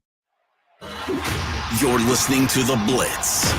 Afternoons 2 to 6, KTFM Floresville, and everywhere at sasportstar.com. Texting privacy policy and terms and conditions posted at textplan.us. Texting enrolls for recurring automated text marketing messages. Message and data rates may apply. Reply stop to opt out. Go to nomoredraftywindows.com for full offer details. Attention all homeowners. Do you know when to replace your windows? Feeling too hot or cold? It's time to replace. Fog between the glass. Time to replace. Spending too much on expensive energy that literally goes out the window? It's definitely time to replace. If you've put off replacing windows in your home because it's too expensive, here's great news. You can now get a free in-home window consultation and free price quote from Renewal by Andersen, the company with the most 5-star reviews among leading full-service window replacement companies. And right now, you can save $359 off every window and $887 off every door. Just text ENERGY to 200-300 for your free consultation on top-quality affordable windows or patio doors for no dollars down, no payments, and no interest for a year. That's right. You don't pay a dime for an entire year. Plus, save $359 off every window and $887 off every door. But hurry, these big dollar savings end this month. Text ENERGY to 200-300 right now. Text the word ENERGY to 200-300. Don't wait. Text ENERGY to 200-300.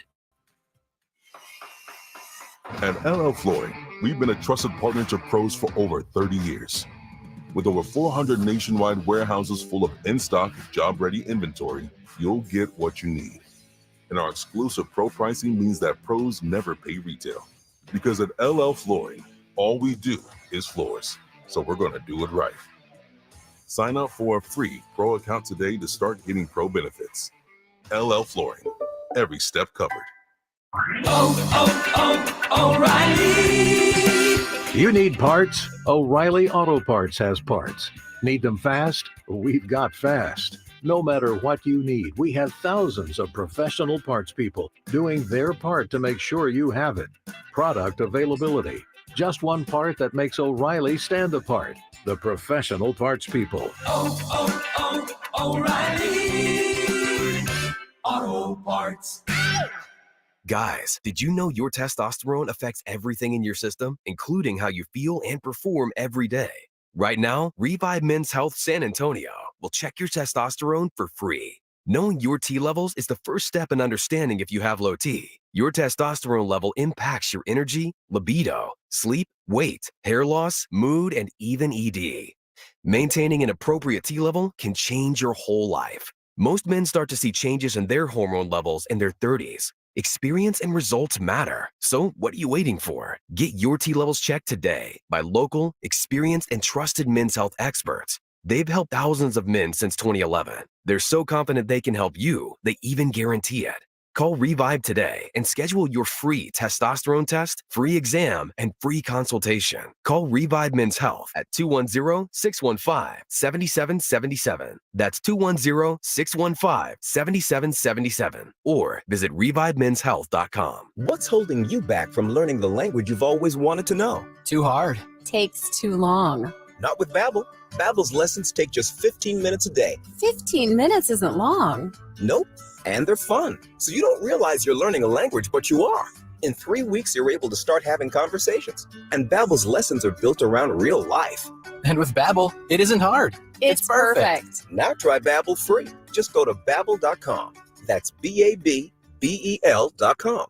Something bad has happened to Mom. Streaming March 14th on Peacock. Joy Delaney, mother of 4, has gone missing. From the author of Big Little Lies and 9 Perfect Strangers. She will come back. You think we're this big happy family? I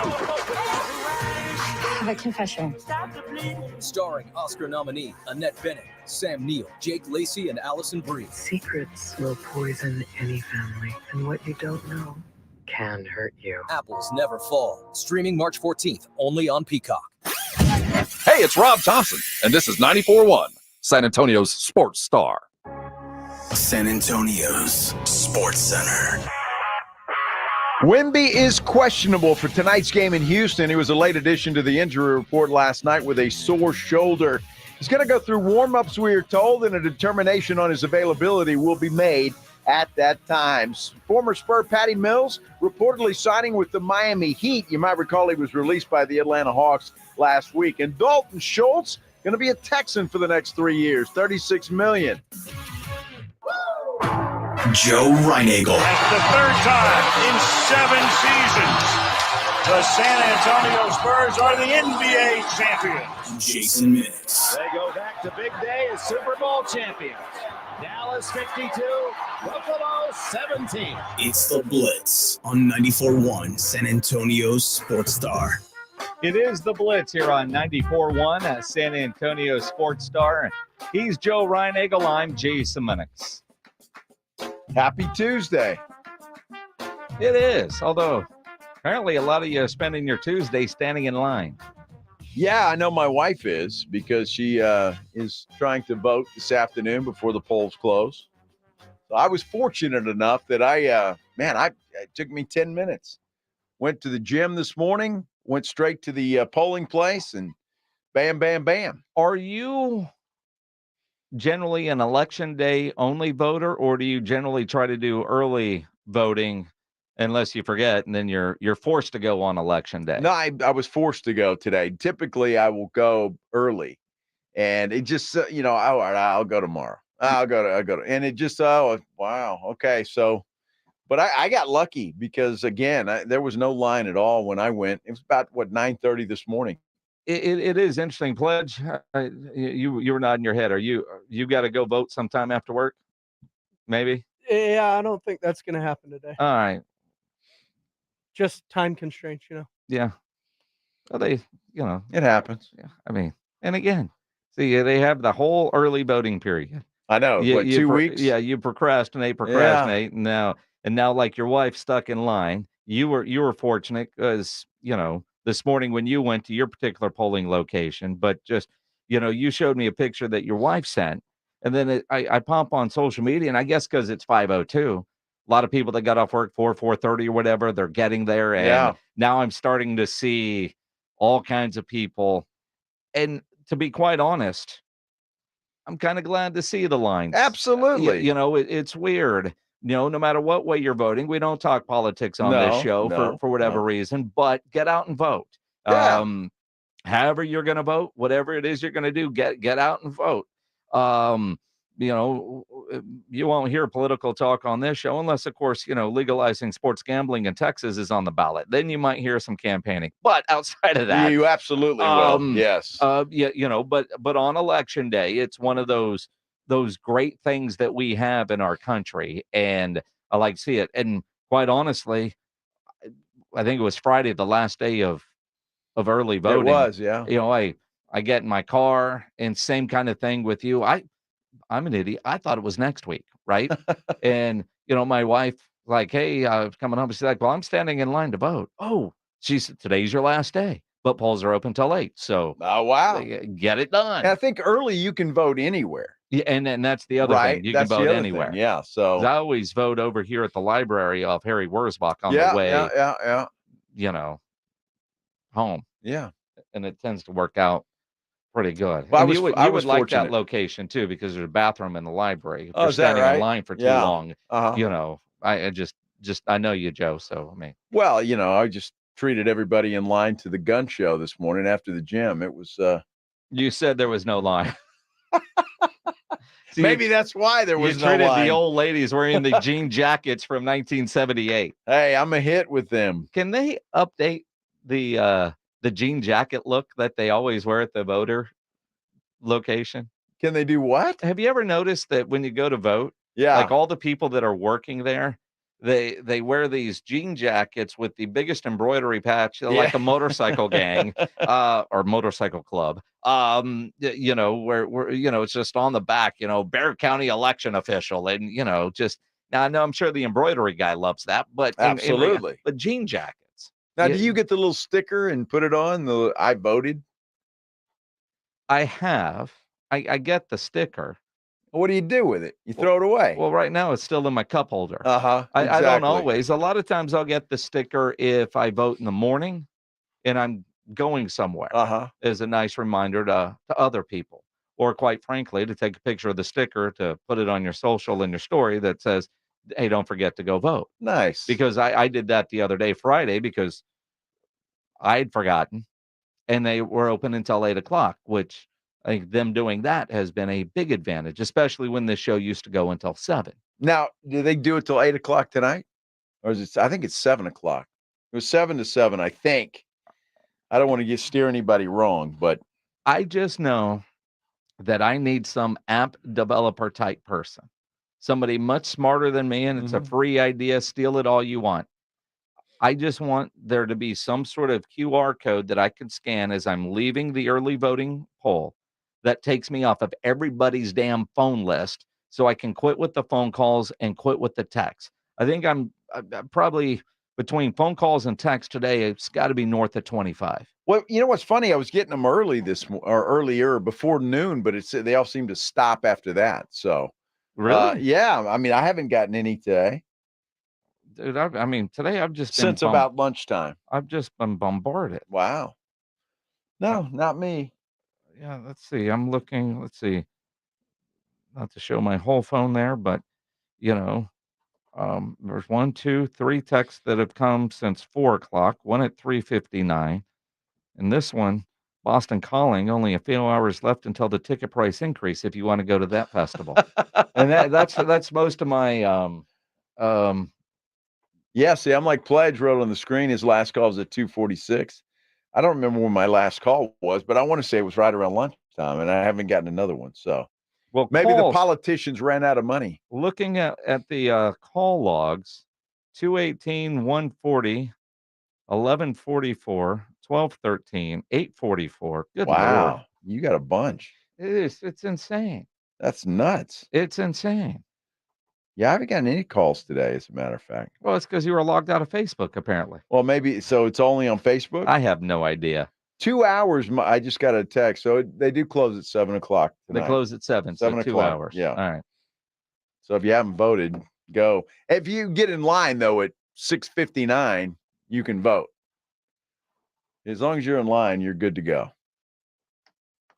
Yes. They're not going to kick you out. No, they're not going to do that. Shireen Williams will join us coming up in about 10 minutes or so to talk some Dallas Cowboys.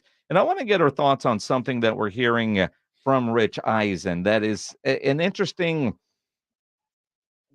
Cowboy domino that could fall. A lot of rumors about the Atlanta quarterback situation, and it looks like they're either going to make a trade for Justin Fields or they could sign Kirk Cousins to a free agent deal. You can argue which is better for Atlanta. Who cares? And ultimately, yeah, you're right. Who cares? Although, I mean, in the NFC South, it's kind of a weak division. You got Tampa Bay, who's probably going to be pretty good again if they bring back Baker. But if you're Atlanta, you got a running back, you got a tight end, you got some receivers. You got a pretty decent team. You just don't have good quarterback play. Kirk Cousins is short term. Justin Fields, if you believe he can be a legit NFL quarterback, he's shown flashes of greatness, but also some of the worst quarterback play that you've ever seen. I mean, I rode Justin Fields in the bad quarterback league over at Tri-County Meat Market to a championship. Nice. So you get a little bit of both from Justin Fields. But if you're Atlanta, what do you have to give up? And then you're going to have to sign him almost immediately to a big contract. But he could be your guy for 10 years. Could be. Maybe 3 with Kirk Cousins. But either way, if Minnesota is in the market for a quarterback, they've got a Nick Mullins on their roster now, and who knows what other guys they go get. But things that he was hearing in Indy, Rich Eisen on his show said that there's somebody in Dallas that Minnesota could be very interested in. A possible solve at quarterback for the Minnesota Vikings is a native of the state, and his name is Trey Lance. Whoa. Trey Lance is a possible solve for the Vikings. Trey Lance, a possible solve for the Vikings. Or why not? I think the Vikings are in a position, if Kirk Cousins is not your guy, you're not going to re-sign him. You're going to let him go. Why not start over with a young quarterback, see what he can do? You're kind of rebuilding anyway, aren't you? I mean, I feel bad for Justin Jefferson. Sort of. He's about to get paid handsomely. But, I don't know that team's going anywhere. And if you put a guy like Trey Lance in there, unless something happened miraculously, you're not going anywhere. Well, and again, what we don't know, I mean, we're all judging Trey Lance with what we saw in San Francisco, and it didn't work there. Sure. We haven't seen him in Dallas, although everybody does speak highly of work ethic and the kind of guy he is in the locker room. Maybe a fresh start is what he needs. I mean, and you've seen other guys go other places and do extremely well. He was never able to overtake Cooper Rush, which may have been an impossible thing to do, but he was always the practice guy. So and again, I mean, Cooper Rush is proven to be a game-ready backup quarterback that has years in the system. So it's no surprise when you get traded midseason that you couldn't overtake him. In an emergency situation, he would have probably been better than, Ben DiNucci, who actually started a game for Mike McCarthy, right? So, don't know. But Minnesota, especially if they're going back to their evaluations when he was coming out of camp, if they can now get him for, depending on what Jerry wants, and if you're Jerry, are you going to be overly greedy and getting some sort of return on Trey Lance? Well, you better not be greedy because, look, the Minnesota Vikings are going to know that his fifth-year option is coming up, and the Cowboys are on the hook for that if they choose to exercise it. So it could be a nice give and take. I just like to see the Cowboys get something out of it because it was a failed experiment. I think we can safely say that. You don't want to pay that dude $22.5 million. You don't, but I don't think you could say it's a failed experiment yet if you can trade him and get more back than what you gave up. Yeah, that'd be great in a perfect world. I mean, but Minnesota knows that 22 and a hook is hanging there. But if you wanted to kick the tires on something and then you flipped them for something and you don't end up paying them, that's not great. Necessarily fail. Well, I hope Rich Eisen is right because the Cowboys need to make that right and then figure out what they're going to do at backup quarterback. Shireen Williams from Pro Football Talk. She joins us next. We'll see what answer she has. Coming up on the Blitz on 94.1 San Antonio Sports Star. Well, I got an answer for you if you are looking to improve your eyesight. The answer is Parkhurst New Vision. I had lens replacement surgery last summer. I think it was last May. We're coming up on a year anniversary of that. And I tell you what, my eyesight is better now than it was 30 years ago. And it's just been fantastic. And the pros over there at Parkhurst New Vision are top notch. They just make you feel right at home every time you go in there. I know that because my wife, Maggie, had her eyes done, and they took such great care of her, and they'll do the same for you. Parkhurst New Vision. Look, if you're tired of the glasses, tired of the readers, tired of all of that stuff, you owe it to yourself to call Parkhurst New Vision, 210-585-2020. You can also check them out online at sanantoniolasik.com. You give them a call, you set up a consultation, you go in, they'll give you all the information that you need. Plus, just let them know that your old buddy Joe Reinagle from the Blitz sent you down there. Will you do that for me? Either way, let them do for you what they have done for my family. Parkhurst New Vision, 210-585-2020. 94.1 San Antonio Sports Stars Spring Golf Classic is set Monday, March 25th at Golf Club of Texas with plenty of prizes, including a shot at $50,000 in a trip to the big game. Presented by Sierra Auto Group. Go to sasportstar.com and get signed up. A 4-person scramble, $120 per player to join, or a group of 4 can sign up together for $400. Then, after your round, join the San Antonio Sports Star gang for the after party, where the Blitz will be live at 90 Proof Bar and Grill on the corner of Highway 90 and Lucky Ranch, 10 minutes from Golf Club of Texas. It's San Antonio's Spring Golf Classic, benefiting the Will Smith Foundation, Monday, March 25th, presented by Flight by Yingling and 94.1 San Antonio's Sports Star.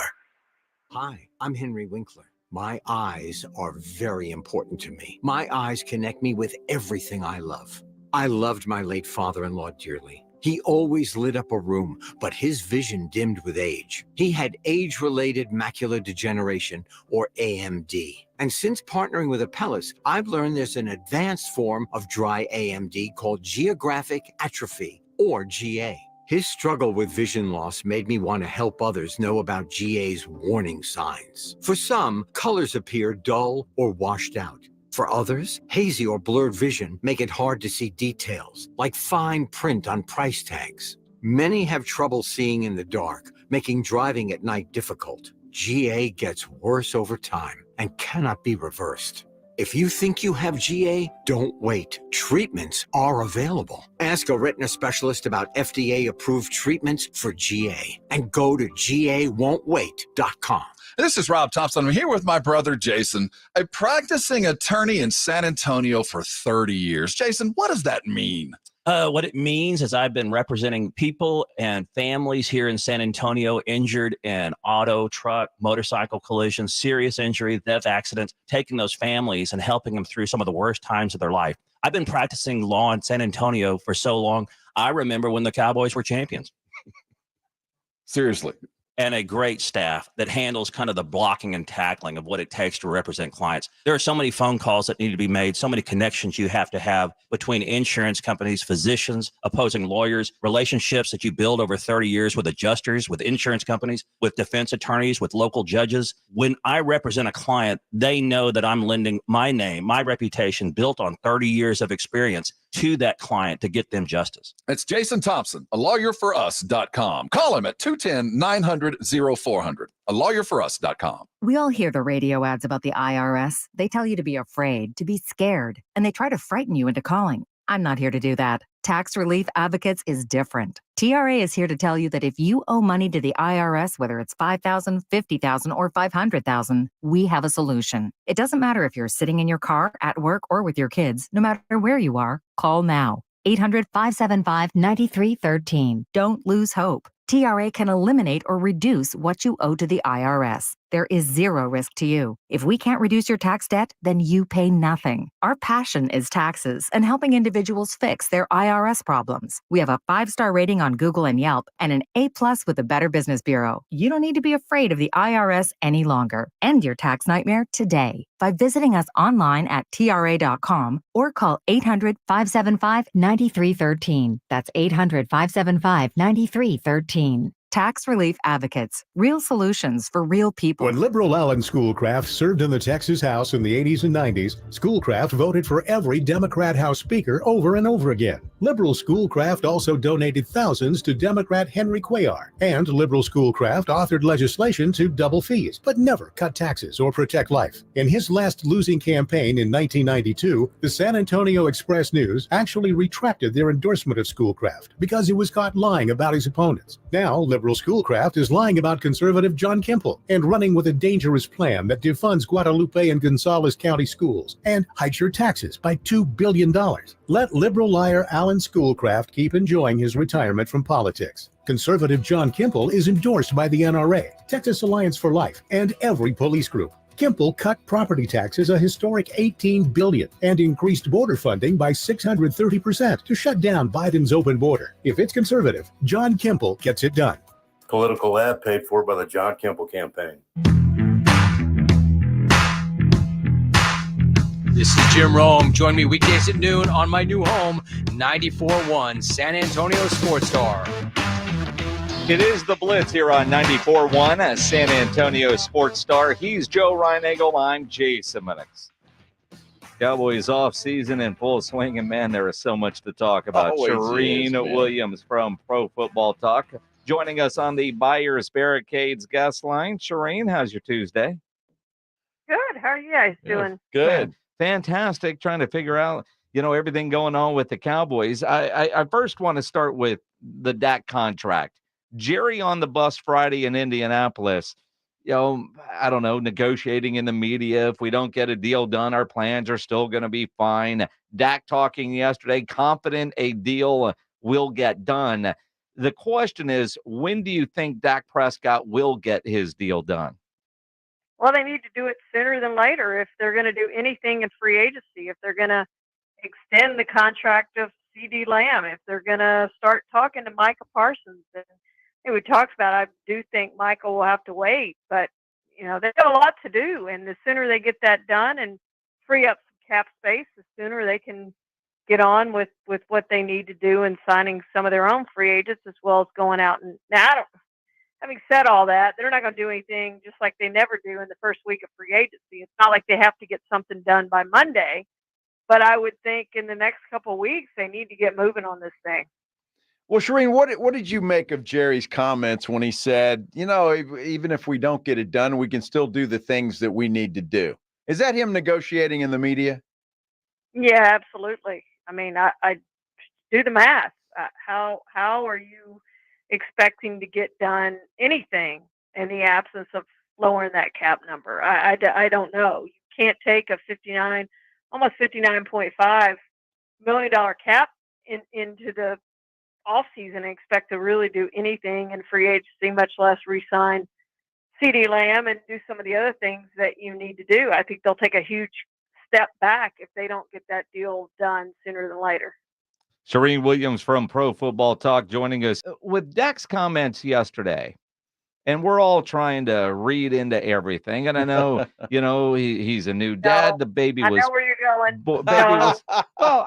I mean, he sounded so confident. You go back to the last time, very firm. I'll let my agent handle all that. I mean, there was just such a different tone from Dak Prescott. Do you think it's because he knows he's going to get $60 million a year, either from Dallas or from his next team a year after that? I mean, he knows that paycheck is coming. Yeah, and I thought you were going to ask, is he going to take a hometown discount? That is not happening. No. He's not taking any kind of discount. He's on the books for $55 million next year if they don't do anything with that deal. So you either pay him the $60 million, $55 to $60 million. Either way, you're paying him next year. He may be playing for a different team, and you're still taking a $55 million cap hit next year. I mean, they just have to do it. He has them backed into a corner, and that's what they have to give him. So there's going to be no hometown discount. And absolutely, he's confident because he knows that's what he's going to get. That's what the market is. That's what he's set to count on the Cowboys salary cap next year if they do nothing, even if he goes somewhere else. So, I mean, that's what they got to do. It's not about, well, do you think he deserves it? Has he made that? It doesn't matter. You're worth what somebody pays you, and that's what they're going to pay him. I mean, it is. It is what it is, and that's what he's going to take, and that's what it's going to be. And I do think they get a long-term deal done just simply because they have to. It's going to be interesting, and you're right. I mean, Dak has Jerry over a barrel, that's for sure. And I don't think Jerry has any choice at all. And speaking of Jerry Jones, Shireen, I've got to ask you this because RG3 today started a discussion that Jason and I have had all day about the culture in Dallas, and he lays the blame squarely on Jerry Jones. Do you agree with that? Yeah, I don't know.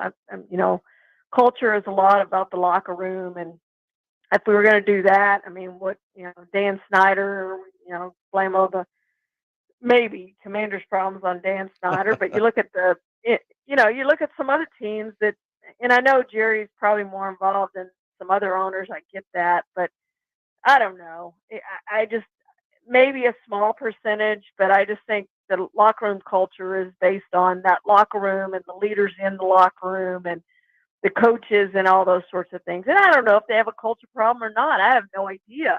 I mean, none of us do because we're not in that locker room. We have no sense of whether they do or don't. But if they do, they certainly, the leaders of that locker room need to get in there and fix things right away this off season and start getting together. But, I don't know. They don't have any money to spend in free agency. They're going to lose a lot of these guys. When you start looking at the best teams in the NFC, with the money they don't have to spend, I don't know that I'm going to be picking the Cowboys to win the division, much less to be a contender in the NFC this season, whether they get Dak Prescott done or not.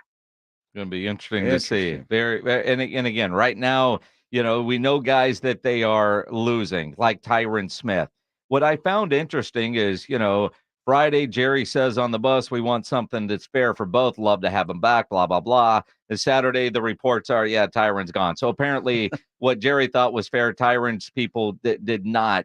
But the amount of people on social media, at least, reacting like Jerry is doing a bad thing. This is a player that has missed a ton of games. It's not if he gets hurt, it's when and how many games. This is one that I think Jerry should be applauded for because he's not keeping a player too long. Even though when Tyron is available, he's still one of the best in the league. 100%. And somebody's going to overpay for him. I know I said you're only worth what somebody gives you, but for the amount of games that they're going to get. Now, if it's a team like the Chiefs, they need a left tackle. I get it. Like the left tackle could be that important to them. But know that he's going to get hurt. Uh-oh. Yeah, we lose Shireen. I think we did. See if the connection comes back here. You lost me? Yeah, we lost you there for a minute. Gotcha. It's like Tyron Smith, man. He couldn't finish a sentence. No, but, if it's a team like the Chiefs, I think it's probably a good move because he could be the player that really makes a difference for a team like the Chiefs. But you got to have a backup in place behind him and know what you're getting and know he's not going to play a full season. Hasn't done that since 2015. Miracles don't happen in the NFL. It's not going to happen. He's going to miss games. How many games and at what point in the season? And they have to hope that he doesn't miss late in the season and into the postseason, like the Cowboys had him this year. That was good for them. So yeah, I think he should be applauded for that. They got a hometown discount from him for 10 years and got a lot out of him, and he played really well in 2023, but he's going to get hurt. It's just, that's his recent history, and the injuries that he had are not going to get any better, particularly the back injury. Backs don't heal and get better as you age. We all know that. If you're of any age, your back only starts to hurt worse as the years go on. So, yeah, I think it's a good move by the Cowboys. Now, it'll obviously leave hole for them. They're going to have to get a tackle, and I would expect they'll probably use a first-round draft pick on an offensive tackle. Yeah, they're going to have to, right? I mean, especially if you're going to pay your quarterback $60 million a year or whatever the price comes out to be, you got to keep him upright. I mean, that's going to be important. And the run game, too. It looks like a lot of holes. And then Tyler Biadasz is another guy who will test the free agent market, apparently. And so they could have some real work to do on that offensive line, Shireen. Yeah, they really could. And, Tyler Smith, they've said they want to keep him at left guard. Steven said that last week. And he's a really good guard. I get what he's saying, that the Larry Allen comparison is not that he's a Hall of Famer yet, but where Larry Allen was in the first 2 years of his career, very similar track to where Tyler Smith is now. And so I get why they want to leave him at left guard, but he would be an option to go out to left tackle. So that is a possibility too, but they still have two holes to fill regardless if you move him or not. You've still got a spot on the left side of that line, and you've got your center that you've got to fill. So whether that's in free agency, again, not going to have a lot of money. So, it's going to have to be that second week of free agency, a center who doesn't get signed, whatever that might be, whoever that might be. Or you're going to be starting two rookies on that offensive line with a very real possibility right now. Mm-hmm. Wow. Yeah. Shereen Williams from Pro Football Talk. Shereen, Rich Eisen suggests Trey Lance could be an answer for Minnesota's quarterback problem. What kind of value do you think the Cowboys could get for trading Trey Lance? I don't know. They gave up a 4 for him. I think if they got a 3 for him, that would be a steal. The 49ers, obviously, John Lynch has said it publicly. They felt like they got a steal and getting a 4th-round pick for him. So if the Cowboys were able to use that to get a 3rd-round pick, I think that would make that trade look a little bit better. But, I can't believe that would be the case. But we'll see, I guess. Stranger things have happened. But, yeah, if they could get a 3rd out of that, then if they can't get a 3rd, then I'm not sure I'm trading him. I'm probably keeping Trey Lance and see what I have in him. Well, that brings up an interesting point, and the dates you probably know better than I, Shereen. But that 5th-year option has got to be, it's got to be done right in May at some point in time. Am I right? So yeah, I mean that's $22.5 million, and I don't think the Cowboys want to pay that. No, and this could be his last year. So maybe even the 4th round. If you get a 4th-round pick for him, as long as it's higher than what you gave up for him, I'm not giving anything lower than what I traded to get him. I'm just not, because that makes it even look like a worse trade. They're going to have to give me something better than what I traded to get him. I mean, they just are. So as long as you give me something better than what I traded for him, then I think that would be a possibility if they'd be willing to give that up. And there's so much to talk about. Oh, Next week, we're going to have even more. Next Tuesday is always going to be interesting. Make sure you follow Shereen on Twitter at NFL Shereen. Shereen Williams from Pro Football Talk. Always appreciate it. Thank you, guys. Appreciate it. Shereen Williams on the Buyers Barricades guest line, where they provide traffic control, rental, and sales for San Antonio and beyond. Online at buyersbarricades.com. The gift that keeps on giving, the Dallas Cowboys. I think the deadline is May 2nd? May 2nd for that. So, yeah, they could decline that 5th-year option. He's still here for this year and see what they've got and go from there. And that's likely to happen. Sure. They're not going to give him 20-something million. $22.5 million is what it is. Yeah. He's not getting that. No, he's not. He's getting his bonus. Yes. And $5 million. He's got to be happy. I would be. Not to mention the fact he's living in Texas and not California. Well, that $5 million to go a long way. But he could go home to Minnesota. All that extra $5 million is, that buys a lot of coats at REI. Absolutely. I mean, it's a possibility. Spurs Rockets tonight. Waiting to see if Wemby is going to be able to play. We'll dive into that next here on The Blitz on 94.1 San Antonio Sports Star. If you're a business owner, a manager, a club leader, and you need your logo on any kind of gear, get over to Sammy's Embroidery and Printing down on San Pedro. You need your company logo on any kind of shirt, a golf shirt, a fishing shirt, a nice dress shirt, Sam will get you taken care of. He has over 700 uniform lines to choose from all kinds of industries. If you need T-shirts, screen printed, go see Sam. If you need caps, Sam has over 25,000 caps and more than 75 color combinations in his showroom, including the popular Richardson 112 style trucker caps. Sammy's Embroidery and Printing. Nobody has better prices. Sam has all the big name brands, and he's the only company in Texas with one-day turnaround. No order too small, certainly no order too big, and all items do come with a warranty. Call 210-824-3900, 824-3900, or better yet, go by that massive showroom on San Pedro, 1 mile inside Loop 410, next to Big Lots across from McDonald's, or check the website, samsembroidery.com, for Sammy's Embroidery Club. It's the Morning Huddle with Rob and RJ Wednesday on the Morning Huddle, the franchise tag has come and gone. Saquon Barkley is ripe for the taking. Do the Cowboys want him? We'll look at free agency as it stands. The Spurs visit the Rockets on Tuesday night. Did they get win number 3 in a row? And more importantly, did they match NBA history? We talk about it at 6 a.m. on the Morning Huddle.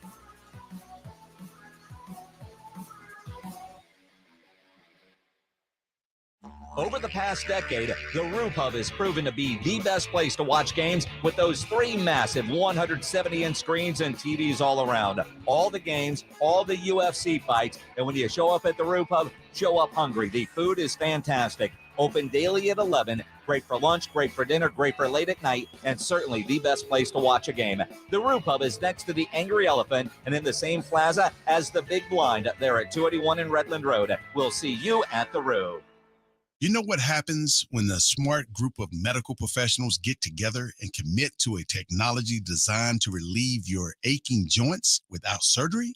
It's called QC Kinetics. And this guy knows the power of a solid team. Emmitt Smith, football legend and Dancing with the Stars champ. This elite medical group, some of them orthopedic doctors, got together and said, why are we prescribing so many medications? Why are we sending so many people to surgery in droves? Let's change this. The answer? Natural biologics, our own healing properties. And the outcome is the country's largest provider of non-surgical regenerative treatments, QC Kinetics. Actually, the real outcome are the tens of thousands of patients who finally got their quality of life back without surgery, thanks to QC Kinetics. Call QC Kinetics, 210-571-0318. That's 210-571-0318. 210-571-0318. This is Rob Thompson. I'm here with my brother, Jason Thompson, a lawyerforus.com. I'm a lawyer for you. I've helped you. Yes, he has, and many others here in San Antonio. And that's why I'm so glad I get a chance to talk to you today about what happens when you get into an accident. It's overwhelming for everybody involved. You have this paralysis of what to do next, who to talk to, how do you get medical care, or you're in the hospital and who's going to pay for this? It's this swirl of anxiety, and many times it's even worse than the injury itself. You have to help people through that situation. And I tell every client the same thing. Don't worry. I've got this. I will take care of this. Just worry about your family. Just worry about getting healthy. If I can do that for you and maximize your recovery, you stay in business, you keep clients. And for 30 years, I've kept every client I've ever had. I don't lose clients. I represent their family and friends because that's how seriously I take my job. A lawyerforus.com. You can find him at 210-900-0400. That's 210-900-0400. Jason Thompson, a lawyerforus.com. Some days I cover up because of my moderate to severe plaque psoriasis. Now I'm hitting the road with clearer skin thanks to Skyrizi, Risankizumab Riza, a prescription-only 150 milligram injection for adults who are candidates for systemic or phototherapy. With Skyrizi, 3 out of 4 people achieved 90% clearer skin at 4 months. And Skyrizi is just 4 doses a year after 2 starter doses. Don't use if allergic to Skyrizi. Serious allergic reactions and an increased risk of infections or a lower ability to fight them may occur. Before treatment, your doctor should check for infection and tuberculosis. Tell your doctor if you have an infection or symptoms such as fever, sweats, chills, muscle aches, or cough, or if you plan to or recently received a vaccine. Thanks to Skyrizi, there's nothing on my skin, and that means everything. Ask your doctor today about Skyrizi, the #1 dermatologist prescribed biologic in psoriasis, and visit skyrizi.com or call 1-866-SKY-RIZZI to learn more. This is Tony Pollard, and you're listening to the Blitz on 94.1 San Antonio Sports Star. This is the AA Best Bail Bonds Game Night San Antonio on 94.1 San Antonio Sports Star. Every game night, the Blitz with Jason and Joe get you inside and ready for tonight's game. Players, coaches, insiders. This is the AA Best Bail Bonds Game Night San Antonio. Wemby for 3, and Wemby put him in the friend zone. The pregame show starts now.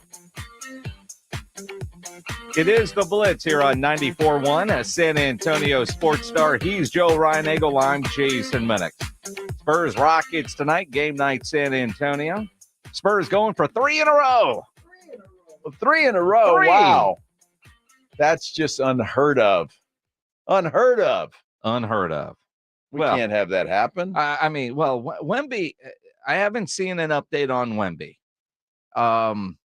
I don't know that there's an update to be had. There's not one that I've been able to find, no. He was a late addition to the injury report because of a shoulder. They didn't have shoot around today. Spurs say after they do pregame, they'll make a decision on his status. Which Now, could be happening as we speak. Hopefully it is. Yeah, a little pregame, 7 o'clock tip, yeah. But we don't know as we sit here at 5:38 if he's going to play tonight. Now, 21 games left in the season. He needs 10 more games to qualify for Rookie of the Year. He's got to play at least 20 minutes in each game to count as a game. Yep. So I don't know if this is the kind of game that he misses. Because, I mean, he finished the game last night. You know, there was a play, he got hit in the shoulder, he grimaced, but he played. And, you know, the machine that he is, the alien, you know, when they did the daily diagnostic, they said, oh, the shoulder. The hurt? Yes. Right? I don't know. I don't know how serious this is, but I do know he wants to win Rookie of the Year. And to do that, you've got to play 65 games. He only needs 10 more games to qualify. And in chasing something like that, and with that number out there, can you afford to give up a game that you could have played in because you don't know when you turn an ankle and you're really going to be out? So I look at a game like today, I think if they say, Vic, how you feeling? He's playing. I'm sure he's been getting treatment since, all day yesterday, all day today. So I'm sure all of that. Look, if it's just a bruise, a contusion, as they call it, I think he'll probably play. Because let's face it, how many times does Victor get hit in the shoulder? I mean, there aren't too many guys that are tall enough to get hit in the shoulder. So I don't know if that's going to be a real issue for him. So I think docs look at it. There's no, structural damage, nothing that can make it worse if he goes out there today. I think he'll go out there today. Now, what? It's a 3-game road trip, which is kind of bizarre, if you ask me. They just got off of a long rodeo road trip. But so does he play all of these games? Who knows? But I think tonight, if you're going to hold him out, I think tonight would be the night. Yeah, and again, I just wonder, once it gets to 65, do they shut him down? Could be. Could very well be. That's a possibility. They're not going anywhere, and they do want to finish in the bottom 3. I'm sure they want to finish in the bottom 3. No, they don't. It's not just me that wants them to finish in the bottom 3. Yeah, whatever. Bottom 3. What difference does it make? What do you have? 2 extra balls? Lottery balls. Absolutely. Yeah. Exactly. 2's better than 1. Well, depends. And he asked. I mean, and we're at a discussion that we've had for a long time here on the Blitz. And now the national media is picking up on Spurs can't be patient with this guy, right? We talked about this some yesterday. Woj and Windhorst on an NBA show were talking and saying things that we've been saying for weeks. Yes. That as well as Victor is playing, there is no reason to be patient. Nope. When it comes to the rebuild. This offseason is a big offseason. Apparently, Malika Andrews and Ramona Shelbourne were having a similar conversation that also included Danny Green on the ESPN panel today. And I see a headline that says ESPN is already pushing narratives about Victor Spurs' future, as if he needs to get to a bigger market, because Ramona Shelbourne says she doesn't want to hear the word patient anymore.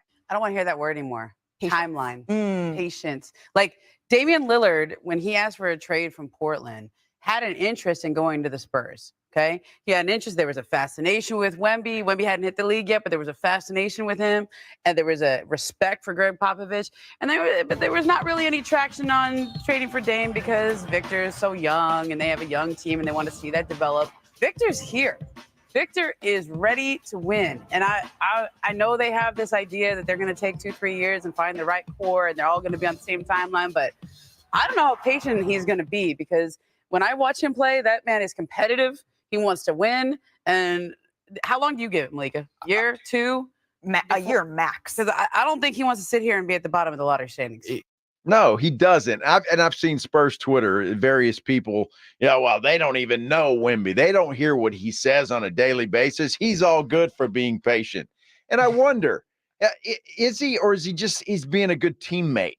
Look, Wemby doesn't want to, you don't want to muddle through another year of a 20-win season. If that's the case, no. It's time to get on board, at least to see some progress, if nothing else. And so I think the Spurs have got an obligation to go out and get something done this offseason, start building a team around Victor Wembanyama. Well, and you go back to last offseason.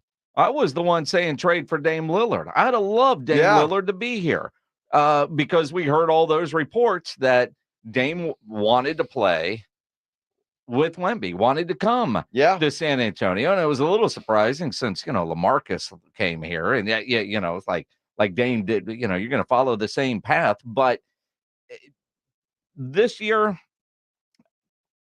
I don't like it. I wanted Dame last year, but I understood what the Spurs were doing this year. You got a year. Let's figure out what Wemby really is as an NBA player. What does he need? And let's go get it.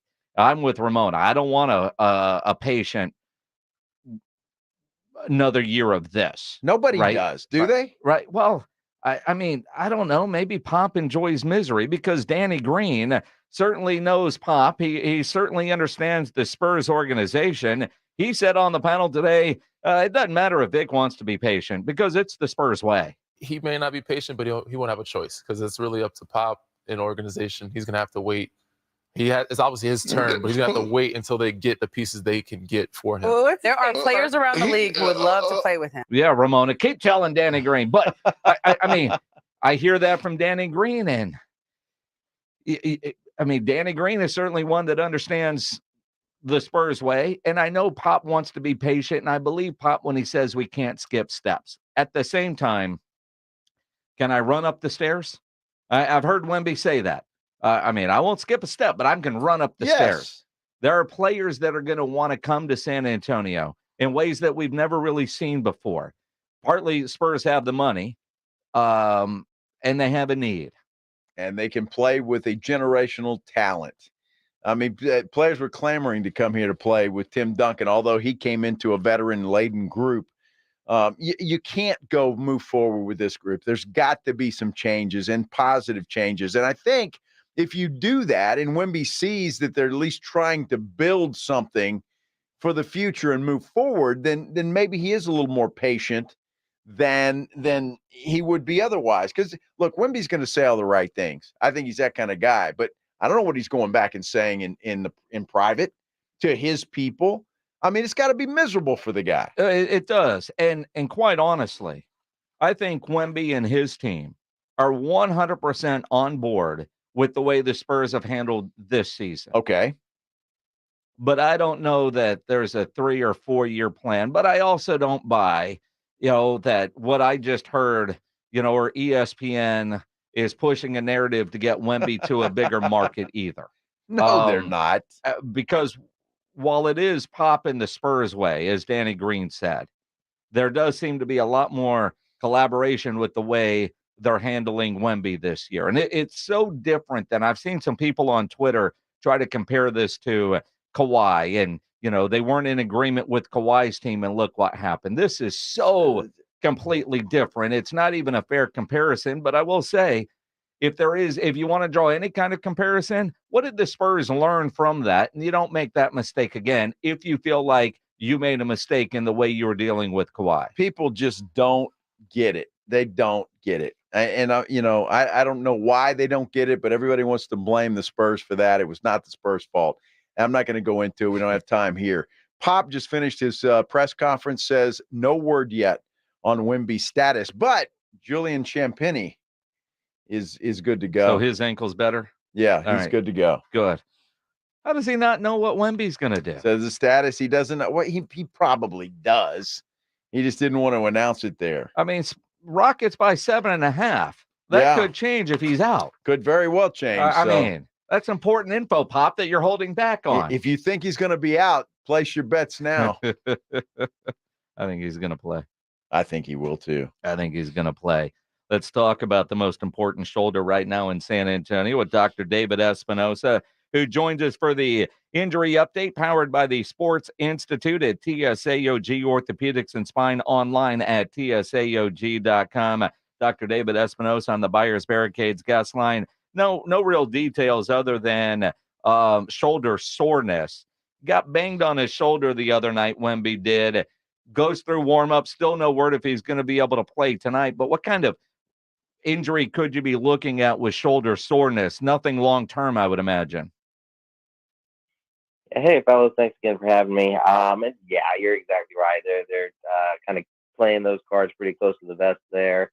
But just kind of the way that that he kind of got injured, or if you will, it does seem kind of just more like a contusion, just maybe like a bruise or of either the bone or just the muscles. And then so now kind of what you guys were alluding to, how they're playing this out this year. I mean, odds are they're not making the playoffs at this point. No, they're not. They're not. Maybe not push him.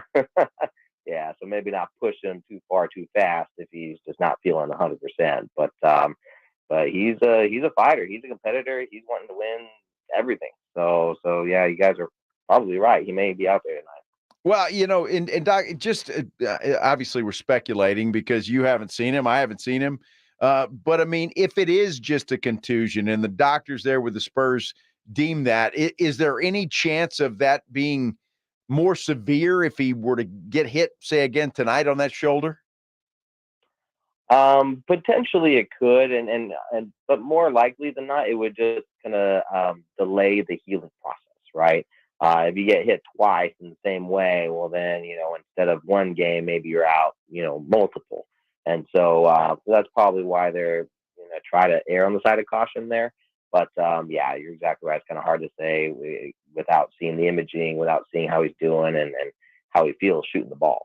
You know, seeing some video from Tom Orsborn from the San Antonio Express News, he is warming up. He looks fine. And I guess, you know, the questionable designation, you know, 50-50. If it's soreness, what do you just put some biofreeze and go? Well, if it's game 7, I'm pretty sure that's what they're doing. The game, whatever this is, in the middle of a bad season, I don't know. He's out there warming up. My guess is he's going to play tonight. We will see. Now, another important shoulder down in Houston, although he's not in Houston now because it's spring training time, Justin Verlander. He is going to start the season on the IL with a shoulder injury. He was, and it's weird because he had the shoulder injury last year, making progress, but I guess when they were doing stuff in the offseason, his buildup isn't right. At his age, does it matter as much if he's playing early in the season as long as JB is ready to go for the postseason? I'd imagine so, you know, especially again, like you mentioned. I mean, he's a veteran. He's been doing this a long time, and that shoulder's getting up there in age, right? And so sometimes if you kind of push it too far too fast and warming up and through the off season and spring training, they're probably again just trying to err on the side of caution. If it flared up or just inflamed itself, those are also kind of some vague terminology, right? But it could just be a little tendonitis, maybe a little bursitis that'll calm down with some rest and then kind of ramp them slowly back up and then get them for the majority of the season as opposed to the entire season. Yeah, it's hell to get old, isn't it, Doc? I mean, it just takes a while to heal those kind of things. Not like Wemby, who's ready to go. Let me ask you about Russell Westbrook. The Clippers, Russell Westbrook, he had surgery on his left hand.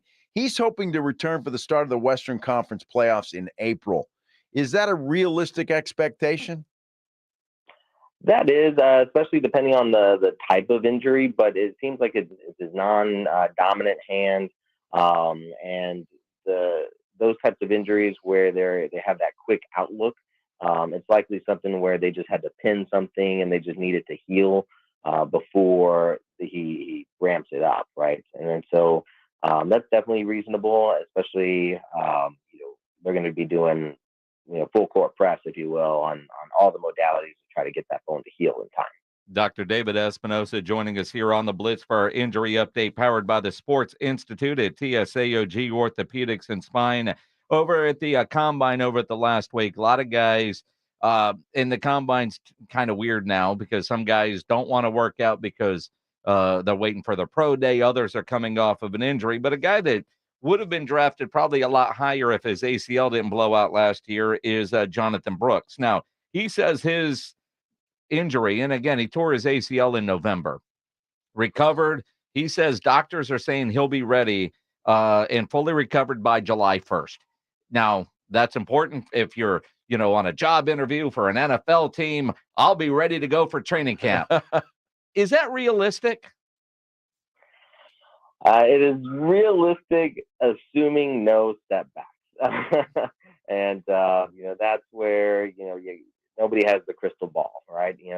And prime example we just talked about with Verlander, right? He had the surgery and he's progressing through and there's a setback. So God forbid, but if he does, then that's going to definitely push that timetable. But they're getting pretty good now, especially with the ACL surgeries and recovery. And his injury, I believe, is an isolated ACL. So meaning it was just the ACL ligament that was damaged as opposed to other structures. And so once that ligament heals in, then really it's just kind of a question of ramping him up with strength and agility and kind of getting that quickness back. And so I think whoever does draft him will be smart about it, right? And they probably won't have him be the lead back right away. But hopefully he continues to trend in the right direction. Dr. David Espinoza, always appreciate the knowledge and insight. Absolutely. Thanks for having me again. Y'all have a good day. Appreciate it. The injury update powered by the Sports Institute at TSAOG Orthopedics and Spine, online at TSAOG.com. Of course, Dr. David Espinoza joins us on the Buyers Barricades guest line, where they provide traffic control, rental, and sales for San Antonio and beyond, online at buyersbarricades.com. Still Good no stuff. official word on Wemby. He's going to play. He's the warm-ups. That would be my he looked guess. good. Pledge might have a more definitive answer, some sort of confirmation during extra innings with Pledge, when an astute reporter like Tom Morsborn sees on the monitor the starting lineup. Because a lot of times that's what it will end up being if they don't tell you ahead of time. Although it's Wemby, so I imagine the Spurs will let us know as soon as the doctor makes a decision, since Pop is saying he has no idea. Pop has an idea, and Wemby looks good in the video that we saw, so I'd be shocked if he doesn't play tonight. It's going to be surprising. Hey, I'd be shocked if you got a problem with your roof and you don't call Stevens Roofing. Stevens Roofing is the one name in roofing that stands high above the rest. A quality roof overhead by Stevens Roofing means comfort. It means confidence. It means peace of mind. It's protection for all those things that you love. Look, when you're in the market for repairs, a replacement roof, an upgrade, or you just want to make sure that your roof is ready to go for, what's coming, spring storms, the thunderstorms, the hail, all of that stuff, you want to make sure that your roof is up to par. Call Stevens Roofing. They provide roofing in both commercial and residential, but call them 210-785-0994. You can also get them online at stevensroofing.net, but call them. Make sure that roof is up to spec, up to par, and ready to go. Stevens Roofing, 210-785-0994.